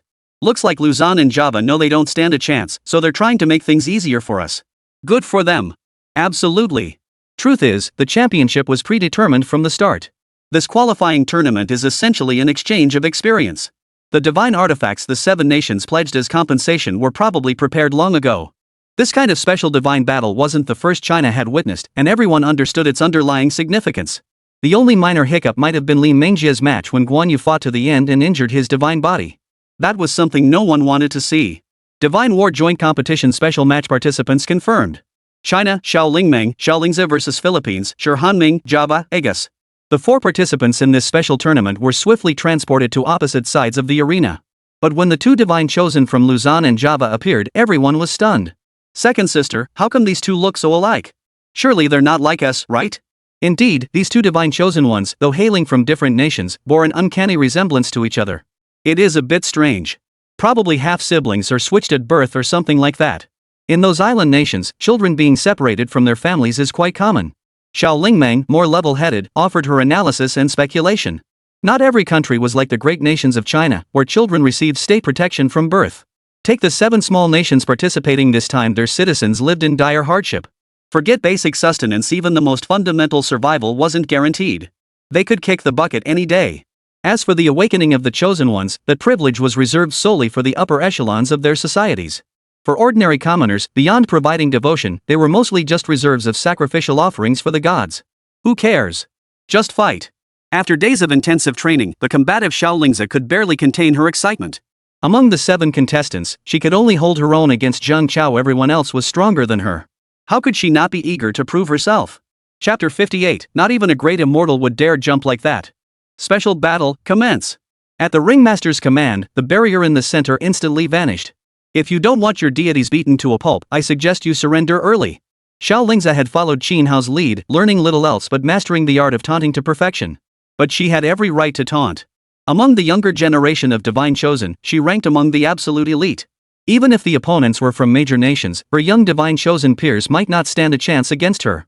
You Huaxia people have always been this arrogant. I hope your jaws don't drop too hard later. Such a crude attempt at provocation didn't anger the 2 divine chosen. Instead, eerie smiles spread across their faces simultaneously, sending a chill down Xiaoling's spine. Stop playing games. This place values strength, not words. She snorted coldly, trying to quell the unease in her heart. Just as she prepared to summon the deity alongside her sister, Xiao Lingmeng, the 2 opponents across from them moved faster, stepping onto the divine manifestation platform. Great Batara, Supreme Creator God, ruler of the cosmos, sky, and earth. We beseech you to unleash your divine might and punish these ignorant mortals. Even more astonishingly, 2 chosen ones had managed to step onto the same divine platform, worshipping the very same divine statue. What on earth is going on? The Xiao sisters had never witnessed such an eerie scene before. Not just them, it was likely the first time anyone in all of Huaxia, or even the entire world, had witnessed such a thing. Even among inheritors of the same deity, it had never occurred that two could jointly summon the same divine statue. But Xin Hao was about to ask Long Yi, but noticed he was already muttering to himself. Clearly, this battle maniac, though facing this situation for the first time, seemed to be finding some clues from the deities summoned by the opponent. I know. If you know, then speak up already. This Vatara is the supreme creator god in both Luzon and Javanese mythology, yet he's split into two distinct aspects. I wonder where they found such a pair of freaks. Looks like the Shao sisters might lose. After deep contemplation, Long Yi finally grasped the origin of this peculiar phenomenon. As a creator god, even one recorded in the myths of a minor kingdom, he possessed divine power beyond the grasp of ordinary deities. Take Huanon, the heavenly king who stole a kingdom. In China, he might be just a slightly more powerful golden deity. But through the faith of the stolen kingdom, he was elevated to a height not his own. As for this creator god named Batara, nearly all his abilities were focused on the act of creation. Being two sides of one entity meant he could simultaneously draw upon the faith of both Luzon and Java, a rather opportunistic arrangement. Thus, to summon this deity, one must select two divine chosen ones from both nations who possess an exceptionally high level of synergy, even twins representing the yin and yang aspects akin to the taiji. The conditions could hardly be more stringent. Yet, remarkably, Luzon and Java did indeed find two such suitable candidates. After the initial shock, the Shao sisters' movements quickened. Given their current level of harmony, summoning Lady Qiangxiao and Lady Bixiao required only a simple request, no elaborate rituals were needed. Merely two purple-tier deities?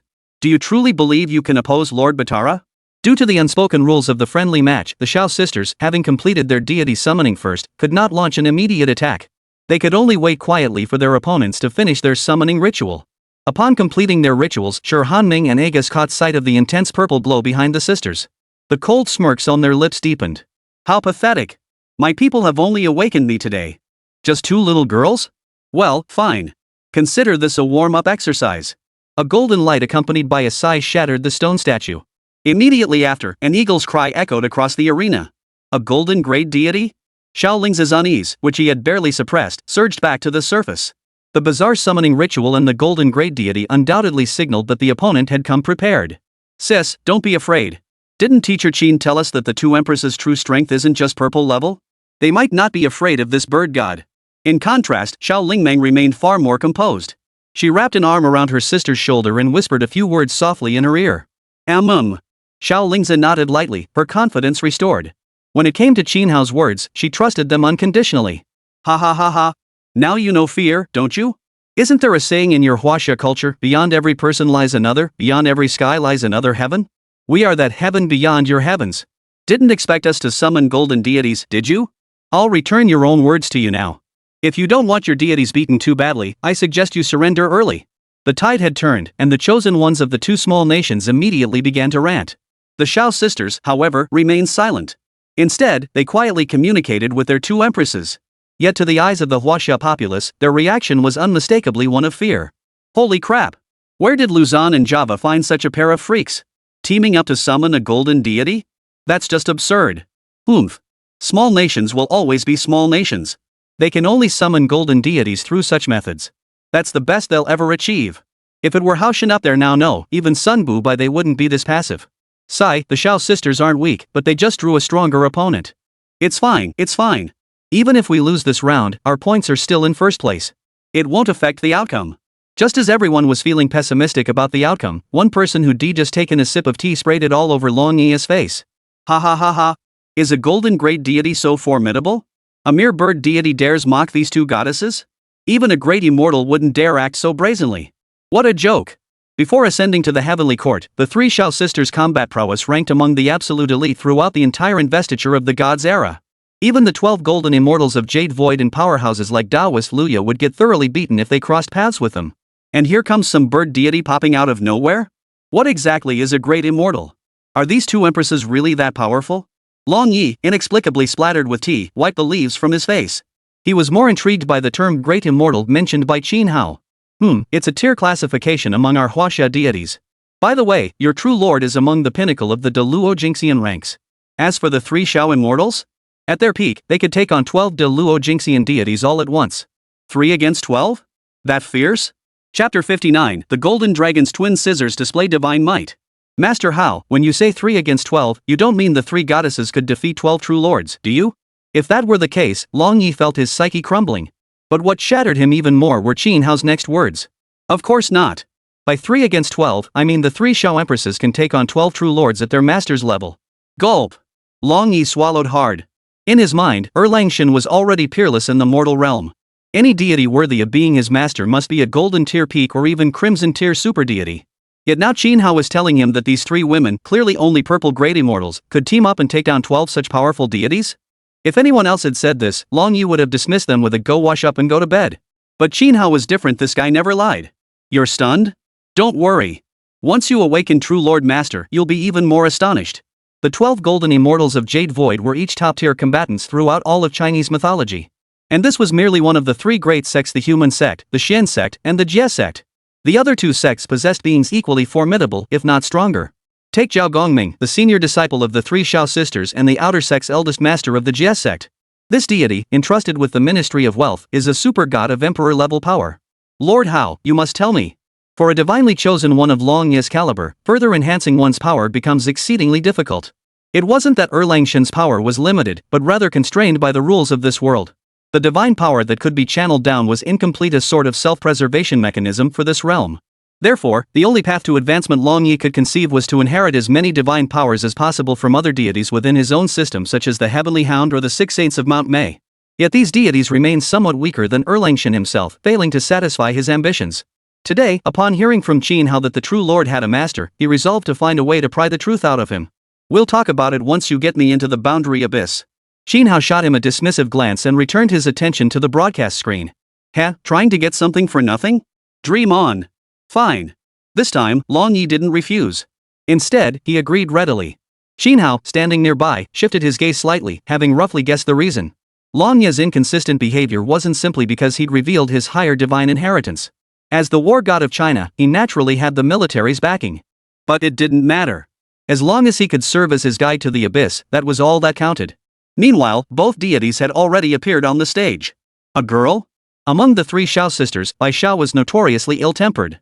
During the Great War years ago, when the Supreme Lord of Taiqing forcibly intervened to protect the gods of the Xianmen sect, she had cursed him out mercilessly. Though years of immortality in the celestial court had tempered her fiery nature somewhat, that core pride had never truly faded. Hearing someone insult her and her sisters like this, the fire within Lady Bixiao flared instantly. Exchanging a glance with Lady Qiangxiao, she summoned her treasured artifact, the Golden Dragon Shears. Forged from the essence of 2 dragon serpents, this artifact drew upon the primordial energies of heaven and earth, imbued with the essence of sun and moon. Whether god or demon, any who met its blades met a fate of being cleaved in 2. Emerging after years of dormancy, the artifact blazed with unparalleled golden radiance, completely overshadowing the light of the golden deity Batara summoned across the battlefield. They're clearly only purple grade deities. How could they possess a golden grade divine artifact? Sure, Hanming and Agus, who had been so arrogant moments before, instantly turned sour-faced at the sight of the golden dragon shears. They never imagined the 2 goddesses would be deities wielding such a supreme treasure. This completely overturned their understanding of divine quality. People of your world are so narrow-minded. While a deity's quality often indicates their strength, who said quality is the absolute truth? Qin Hao watched the expressions shift on the faces of the 2 minor deity chosen ones in the light screen, unable to suppress a slight sneer. In his view, the so-called divine quality in this world placed immense weight on status within its evaluation criteria. Deities like the 3 Xiao sisters, whose status was merely that of world-responsive immortal maidens, naturally possessed lower divine qualities. Master Hao, if we follow your logic, doesn't that mean there are still many powerful, undiscovered deities in our Huaxia? The speaker meant no harm, but the listener took it to heart. Beside him, Long Yi, still processing the revelation that Erlangshan had a master, heard the words, and another thought took root. Obtaining the true lord's master's inheritance might require enduring trials, but discovering deities of relatively lower quality yet extraordinary power seemed far simpler. Of course there are, but I'm not ready to discuss them now. Qin Hao didn't deceive him. The 3 Xiao sisters weren't unique in the Huaxia pantheon. Back in the Jie sect, there were many similar deities among its inner disciples. Alright. Long Yi wasn't foolish. He understood that Qin Hao wasn't going to reveal anything until he saw concrete results. For now, he could only suppress his curiosity and continue watching the competition alongside him. My dear treasures, such supreme artifacts are beyond your grasp, little maidens. Best leave them in my care. Batella, the falcon-shaped creator god of the 2 nations, felt no fear upon seeing the golden dragon scissors. Instead, his eyes flickered with greed. He had never seen such a treasure before. If he could get his hands on it, his own power would surely undergo a qualitative leap. You want the golden dragon scissors? Fine. Come and take them. After all these years of cultivation, neither Queen Xiangxiao nor Queen Bixiu had ever encountered a deity who dared address them so boldly except for their senior brother and their master. Yet this birdman not only dared to say it, but repeated it several times. Wasn't this courting death? The golden dragon scissors, having served the two goddesses for years, had long developed a deep bond with them. Sensing their mistress's insult, the artifact soared into the air without prompting, its heads locking together and tails twisting as it lunged toward Batella. Very well, very well. Truly a treasure worthy of its name, it even seeks out a worthy master on its own. I shall not refuse such an honor. The falcon bird man remained unhurried, raising his scepter to strike down the golden dragon scissors. But little did he know, the scissors possessed ascensions far beyond ordinary artifacts. Before Batella could even raise his hand, the golden dragon scissors appeared behind him in an instant, slashing toward his midsection. So fast? A crisp snip echoed through the air. The falcon bird deity was cleaved clean in two, utterly unable to retaliate. Are you kidding? This is the golden dragon shears. Forget some minor deity from a small kingdom, even the 12 golden immortals of old would have turned tail and run if they'd encountered it. But Tara was the first to ever dare face the golden dragon clippers head-on. Not dead? The two goddesses, who hadn't wielded their blades in ages, had assumed that single snip would obliterate the opponent's divine soul. Yet upon sensing the presence, they discovered the opponent still clung to life, a revelation that left them somewhat astonished. Chapter 60, Worthless Scum. The failure to kill their opponent with a single strike puzzled the two consorts. Soon, the severed halves of Batella before them each regenerated into separate divine forms, one with an eagle's body and a human face, the other with a human body and an eagle's face. Ah, so that's it. This technique bears a striking resemblance to that of my senior brother, Wuyun. The sect of Severance recruited disciples without discrimination. Humans, gods, demons, spirits, and even supernatural beings, as long as they were willing to learn, the supreme sovereign of heaven was willing to teach them. Thus, when it came to the most versatile techniques among the three teachings, the other two sects truly could not match the disciples of the Jie sect. To the two consorts, Batella's ability to regenerate from severed limbs was nothing extraordinary. As for why he failed to kill his opponent outright, it was partly due to the hindrance caused by the summoned Shao sisters. After all, the two consorts were present only as projections. Had they arrived in person, this bird god would not have survived even a single breath. Rise. If one cut fails, then cut again and again. In terms of combat experience, the three Shao goddesses were unmatched among the myriad deities. They wasted no words, ceasing only when they witnessed their opponent utterly annihilated. No!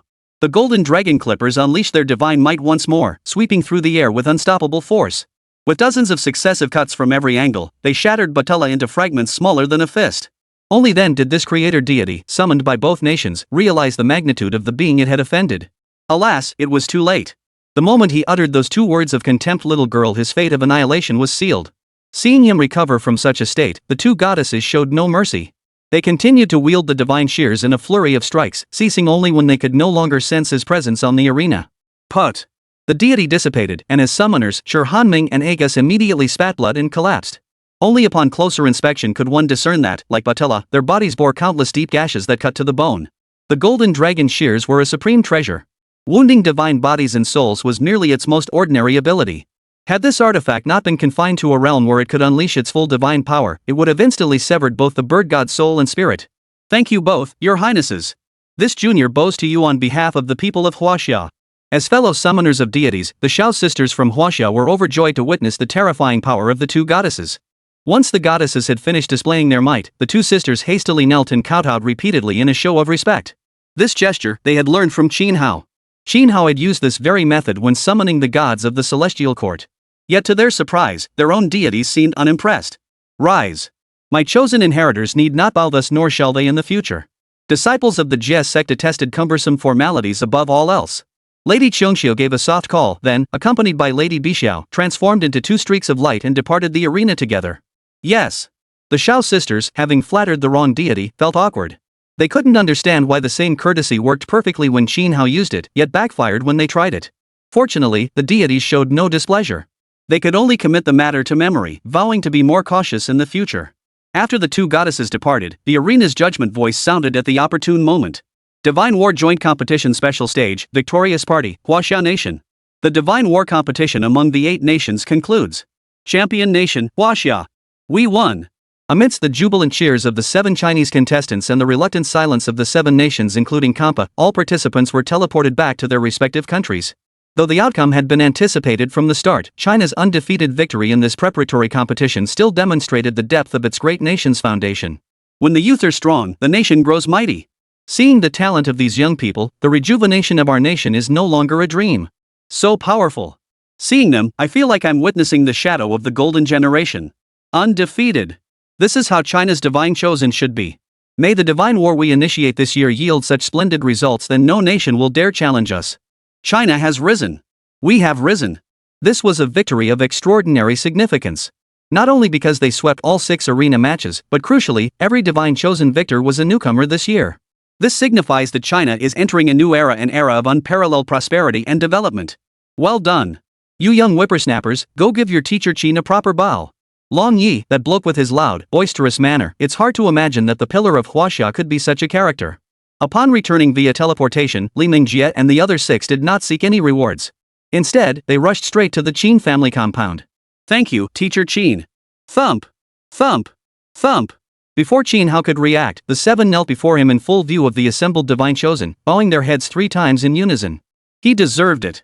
Without Qin Hao, no matter how powerful their backgrounds or how pure their bloodlines, the 7 would never have been able to awaken their inheritances to this extent. It would not be an exaggeration to say Qin Hao was their reborn parent. Ahem. That's enough, that's enough. Being revered as their mentor by 7 peers of his own age made Qin Hao's face flush despite his remarkable composure. He waved his hand dismissively and slipped away swiftly, taking advantage of the moment when no one was paying attention, eager to escape this embarrassingly awkward situation. Master Qin. Li Mingjie and the other 6 looked up, only to find Qin Hao's figure already vanished. They scrambled to their feet and began searching frantically. In stark contrast to the jubilant celebrations on the Huaxia side, the atmosphere within the Sakura Nation cabinet was heavy and tense. Damn it! What a pair of useless fools! We paid such a heavy price to finally find 2 chosen ones capable of cooperating to summon their creator god, and they couldn't even last 10 minutes. Damn it, damn it, damn it! Seated on the high throne, Emperor Shintoku was so enraged he smashed everything within reach to smithereens. According to his original plan, the golden deity summoned jointly by Luzon and Java would have dealt Huaxia a profound lesson. Even if China won the championship after losing the crucial match, they would lose face. Their target for this year's divine war would naturally be China. This would ensure the safety of their little cherry blossom nation. Yet, to his utter dismay, this meticulously planned scheme faltered at its very first stage. Batella, the creator god and a golden tier deity, had actually been defeated by 2 purple tier gods from China, utterly powerless to retaliate. With this outcome, why would China even bother with the minor nations of Luzon and Java? Your Majesty, anger harms the body. If China insists on choosing us as their adversary this year, then we shall fight. They have red inheritors, but we have countermeasures. We need not fear them. After a long silence, a minister below finally spoke nervously. Go! Order those children to intensify their training. They must elevate their compatibility levels to the highest possible before the divine war begins, even if it requires sacrificial rites to achieve it. Yes, Your Majesty. The ministers of Little Sakura Nation received their orders, crawling slowly backward on the floor as they exited the cabinet chamber, fearful of incurring the emperor's wrath. Chapter 61, Champion's Reward. The next day, as dawn broke, the central plaza of the divine capital base was already packed with crowds. Aerial cameras were already positioned for multi-angle broadcast coverage. Everyone eagerly awaited the appearance of the young heroes of China. Originally, this event had been prepared for Qin Hao. But the stubborn fellow refused to get involved in such troublesome affairs, hiding away alone in the pantheon and refusing to emerge. Rather than wasting time on such a face-saving event, it was far more direct to awaken a few more heavenly court deities within the pantheon. Though he himself was absent, he had entrusted his students to deliver a message. Let us welcome the new generation of heroes. They are the future of China. They are our pride. Such an important award ceremony naturally required the highest leader to deliver the speech. As his commendation concluded, 7 red Qilin military vehicles carrying Li Mingjie and the others rolled toward the center of the square. Always ready. This was the rallying cry Qin Hao had shouted at his own commissioning ceremony. Now, his 7 students, inheriting his legacy, echoed this stirring phrase with equally resounding voices. This moment mirrored that historic instant. Whether spectators at the scene or descendants of the Yellow Emperor across all major base cities of Huaxia, all paused their actions. Right fists clenched, they silently echoed the slogan in their hearts. 1,000 thoughts converged into one unified resolve. In this instant, all Chinese people firmly believed the moment of China's rejuvenation had finally arrived. I hereby declare the commissioning ceremony officially open.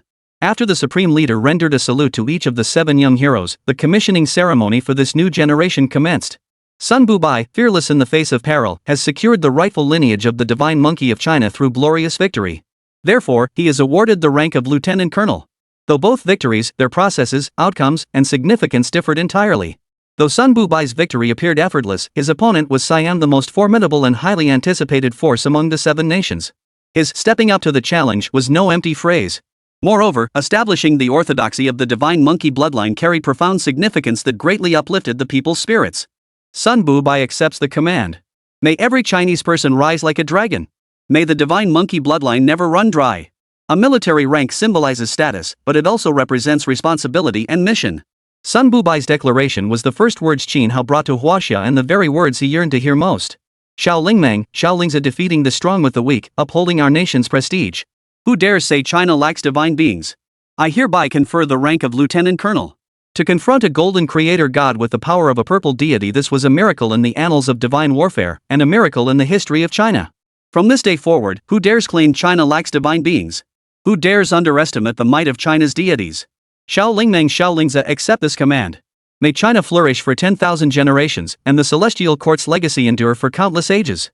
This was the second phrase Qin Hao brought to China. Promoting the legacy of the celestial court was his mission as the heir to the celestial emperor, and it marked the beginning of restoring the broken threads of Chinese mythology.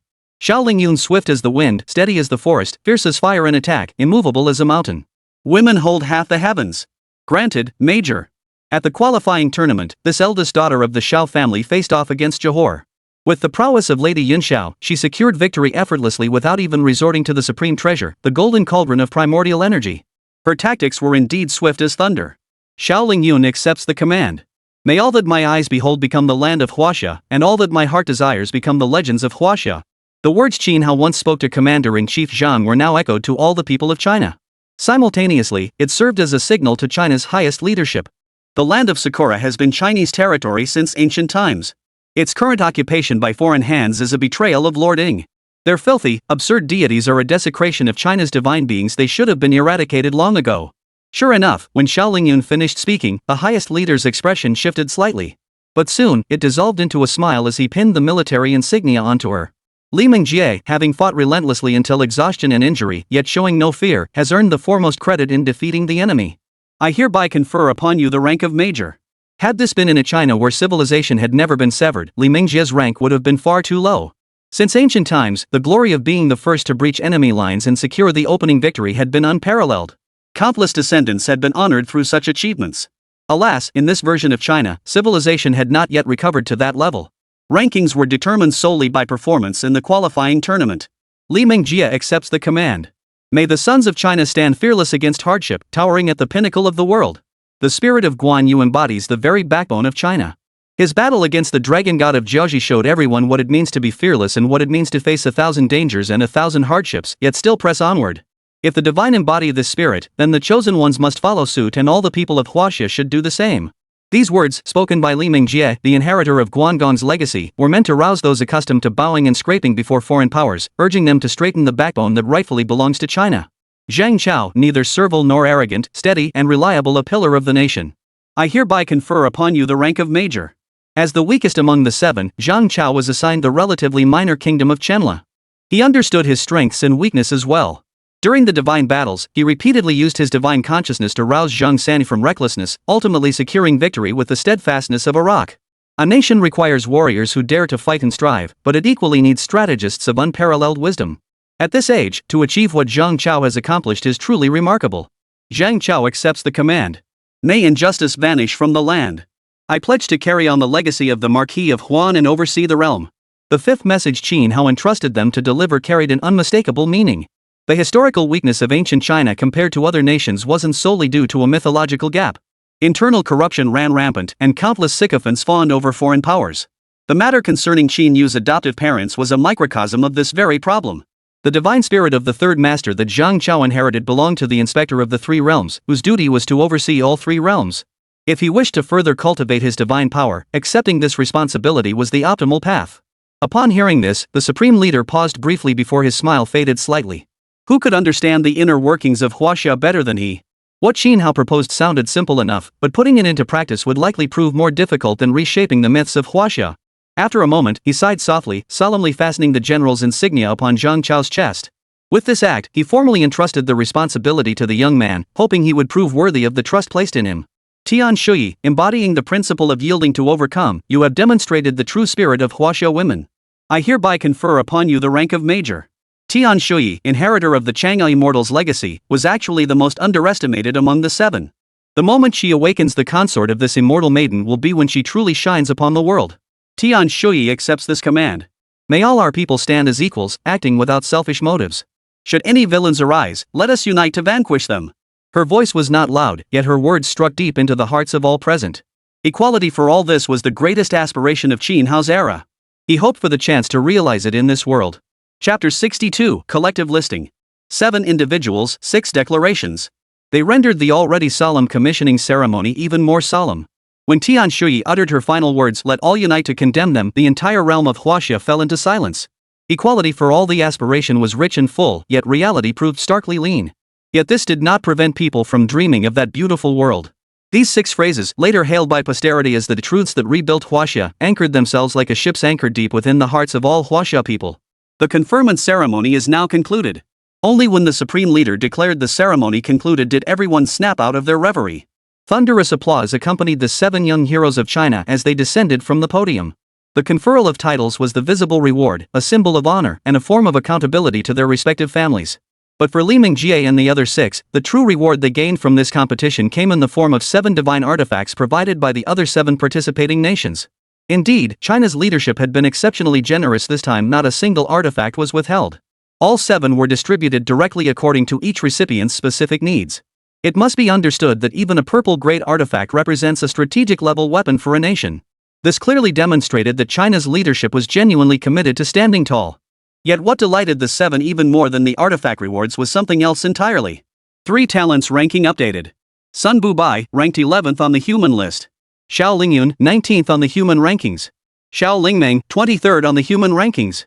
Xiao Lingze, 28th on the human rankings. Li Mingjie. The Divine War Preparatory Tournament is also a Divine War.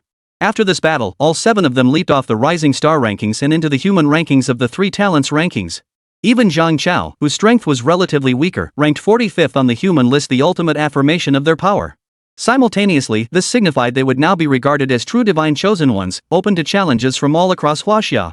For these young men in the prime of their youth, how could they not be exhilarated? Sis, pinch me so I know this isn't. Ouch. Second sis, you really pinched me. Xiao Lingze felt everything had happened too quickly, so fast it seemed unreal. From the day they began training under Qin Hao until now, barely half a month had passed. Yet in this brief span, the 7 of them had undergone a complete transformation. Both their individual strength and the progress of their divine awakening had surpassed all expectations. As for challenges from other masters on the human rankings, they might have worried before, but not anymore. The Divine War competition had provided them with the most direct combat experience. The level of divine compatibility? To them now, it was hardly the key to combat. Only when true mutual understanding allowed for assistance at the most critical moments could it truly be called fighting side by side. Ah, it's a pity each person can only accept 4 challenges per month. If not for this rule, I should be able to catch up to my master very soon. Among the 7, Sun Bubai was the most reckless. The moment he spoke, he earned rolling eyes from the other 6. What kind of talk was that? He'd barely made it onto the human rankings and was already eyeing Qin Hao's Earth rankings position? Still, this kid's entry into the 3 talents list was like a catfish stirring up a peaceful pond. The once calm rankings were about to be thoroughly muddied. This rule was made to curb people like you. Tian Shui, who appeared the most gentle, unexpectedly spoke up, voicing what everyone else was thinking. Qin Hao had once remarked that among the 7, Sun Bubi possessed the strongest innate talent. Yet when it came to future potential, it was the quiet young lady Tian Shui who held the greatest promise of catching up to him. His words had given Tian Shui a shot of confidence, making her far braver than before. Of course, Sun Bubi was far from convinced. As for the outcome, Sister Tian, since you're ranked below me, I certainly won't challenge you. But I wouldn't mind challenging you. No, don't do this. It's not right for us to fight each other. Ha ha ha ha. Fighting side by side was the perfect way to strengthen their bonds. After this qualifying battle, the 7 of them had come to recognize each other's worth, genuinely regarding the other 6 as comrades they could trust with their lives. Just as they basked in the joy of victory, a certain individual who had plunged headlong into the second layer of the pantheon found himself in a rather complicated state of mind. How come the first level had several heavenly court deities, but the second level is filled with those who never made it to heaven? What kind of messed up ranking is this? Qin Hao couldn't help but vent his frustration upon seeing the great immortal Jin Yuan, who had been placed in the first hall of the second layer. The venerable progenitor of earth immortals, unknown by name in this realm, let alone his mere purple tier deity quality. This quality grading system was nothing short of a joke. Although this venerable figure had ultimately sworn brotherhood with Monkey King during their journey west, his power and status placed him among the absolute elite of the Chinese pantheon, second only to the sage. The 3 purities were his friends, the 4 emperors his old acquaintances, the 9 luminaries his juniors, and the 12 earthly branches his guests. Not a single figure in all of Taoism could bear the weight of his incense offerings. Alas, my accumulated merit falls short. Wait, no, forget it. Even if I commanded this great being to the celestial court, my own life might not be enough to pay the price. Entering the great sage Xin Yuan into the investiture of the gods, such a splendid notion Qin Hao dared only to entertain in his thoughts, never to attempt in reality. Not just him, even the Jade Emperor himself wouldn't dare utter such audacious words. Later, when I find someone who can awaken this great being's legacy, I'll just piggyback off them and snack on those ginseng fruits. Not bad. The fruit borne by this extraordinary treasure tree granted 360 years of added lifespan with a single whiff, and consuming one fruit granted an additional 47,000 years of life. It could be said that those fortunate enough to taste the ginseng fruit, if they devoted themselves wholeheartedly to cultivation and avoided self-destructive behavior, might truly achieve the feat of living as long as heaven and earth. Further into the second layer, divine titles were rarely inscribed anymore. Most were simply arranged here according to quality grade, much like the great immortal Xin Yuan. Ha! The ancient fiend mosquito Daoist? After traversing just a few more halls, Qin Hao's mouth twitched. Here, he encountered a being that absolutely should not have appeared at this tier. Mosquito Daoist, transformed from the primordial fiend Bloodwing Black Mosquito, possessed unknown power. Yet it had secretly drained the blood of the turtle spirit Holy Mother and consumed 3 petals from the Western sect's treasured artifact, the 12-petaled golden lotus. With these 2 prior offenses to his name, coupled with his ability to create infinite clones, it was safe to say no one in all of Chinese mythology would willingly face such an opponent. Yet even such a formidable being, upon arriving in this world's Huaxia, was rated merely as purple grade. If any fortunate soul were to awaken its legacy, chaos would have long since engulfed China. Other nations would avoid any connection with China if they could. Just as Qin Hao was lost in thought, an unfamiliar voice suddenly echoed in his ear. Qin Hao, someone outside invites you to journey to the abyss. Are you willing? Chapter 63, First Arrival at the Boundary Abyss. Who? Long Yi. I asked who it is. The moment Qin Hao finished asking, the other party fell silent. The pantheon blocked divine power, so although Qin Hao knew the other party was nearby, he couldn't sense the slightest trace of their aura. This frustrated him immensely. Another sneaky bastard who likes to hide and peek. After sensing for a while longer and confirming the other party wouldn't show themselves, he simply turned and left, deciding to treat them as nothing more than a messenger. Little did he know that after his departure, in the rear courtyard of the Pantheon's uppermost hall, the elderly man who had once spied on him was drenched in cold sweat from the panic triggered by Qin Hao's earlier search. What overwhelming divine perception! He nearly locked onto me. Just who was the deity behind this youngster's inheritance? After all, this was the Pantheon. Aside from him, the caretaker, no one else could borrow even a shred of divine power. Yet despite that, Qin Hao had still detected his presence. Stepping outside the Pantheon, Qin Hao immediately spotted a certain figure crouched bored in a corner. That slacker demeanor? Pure and simple military slacker. Not a shred of the Dragon Nation's war god about him. Let's go. To the boundary abyss. Qin Hao strolled over to Long Yi and casually tossed out the words. Sigh, sometimes I really doubt you're even 18. How come you look so much older than me? Tell me, how can someone be as peculiar as you, turning down a golden opportunity to shine and instead holing up in the Pantheon? Everyone else comes here seeking a deity that suits them, but you treat this place like a safe haven. And seriously, who in their right mind would voluntarily head into a hellhole like the abyss? That's just asking for trouble. The moment they met, Long Yi hadn't stopped talking. Yet, as he spoke, his eyes betrayed no trace of confusion. Instead, he watched Qin Hao's expression with keen interest. It was a pity, though. After staring for ages, the young man before him remained as calm as still water. He hadn't even interrupted his endless chatter today. He seemed deep in thought. What are you thinking about? So deep in thought? Once we're in the abyss, I won't have the energy to answer your questions. Who built the Pantheon? And who dwells within it? I recall you mentioning that only one person can enter this place at a time. Qin Hao snapped back to attention, raising an eyebrow slightly as he voiced his lingering doubts. According to the rules, only one person could enter the Pantheon at a time. That meant the voice that had spoken earlier must belong to someone residing inside. You saw him? His question caused Long Yi to pause. No, he just sent me a message. Something was definitely fishy. Qin Hao's gaze sharpened. This most important Taoist temple in China must conceal a great secret, one closely tied to the Celestial Emperor's legacy he carried. Well, that's still quite something. Truthfully, I don't know who that old man is or even his name. The Pantheon has existed since my grandfather's generation, and that old man has lived there for decades without ever changing his appearance. As Long Yi spoke, a hint of envy flickered in his eyes. When the old man first met him, Long Yi was already a war god revered across China, bearing the inheritance of 3 deities. Yet even then, he hadn't managed to exchange more than a few words with the old man.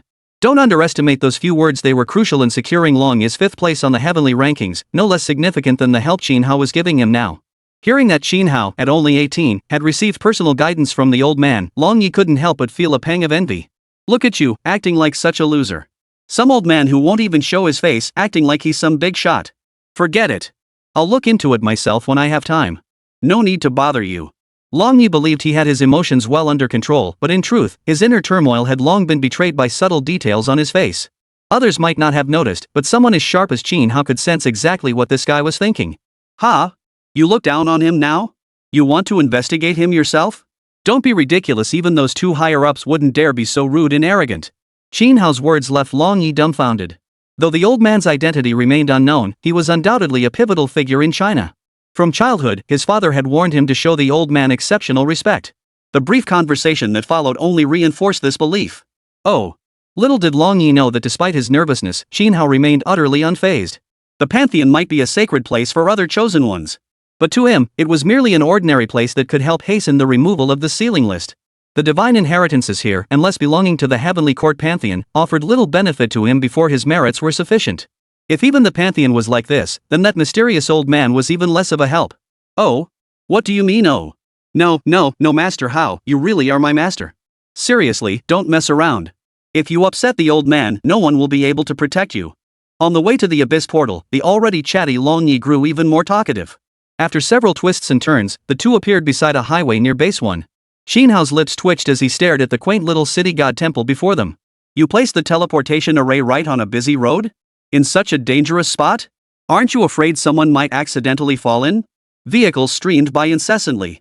If not for the base's efficient traffic flow, he'd have sworn this was some elevated highway from his past life, the kind you could never get off once you got on. Could this be the legendary, the most dangerous place is the safest place? Relax.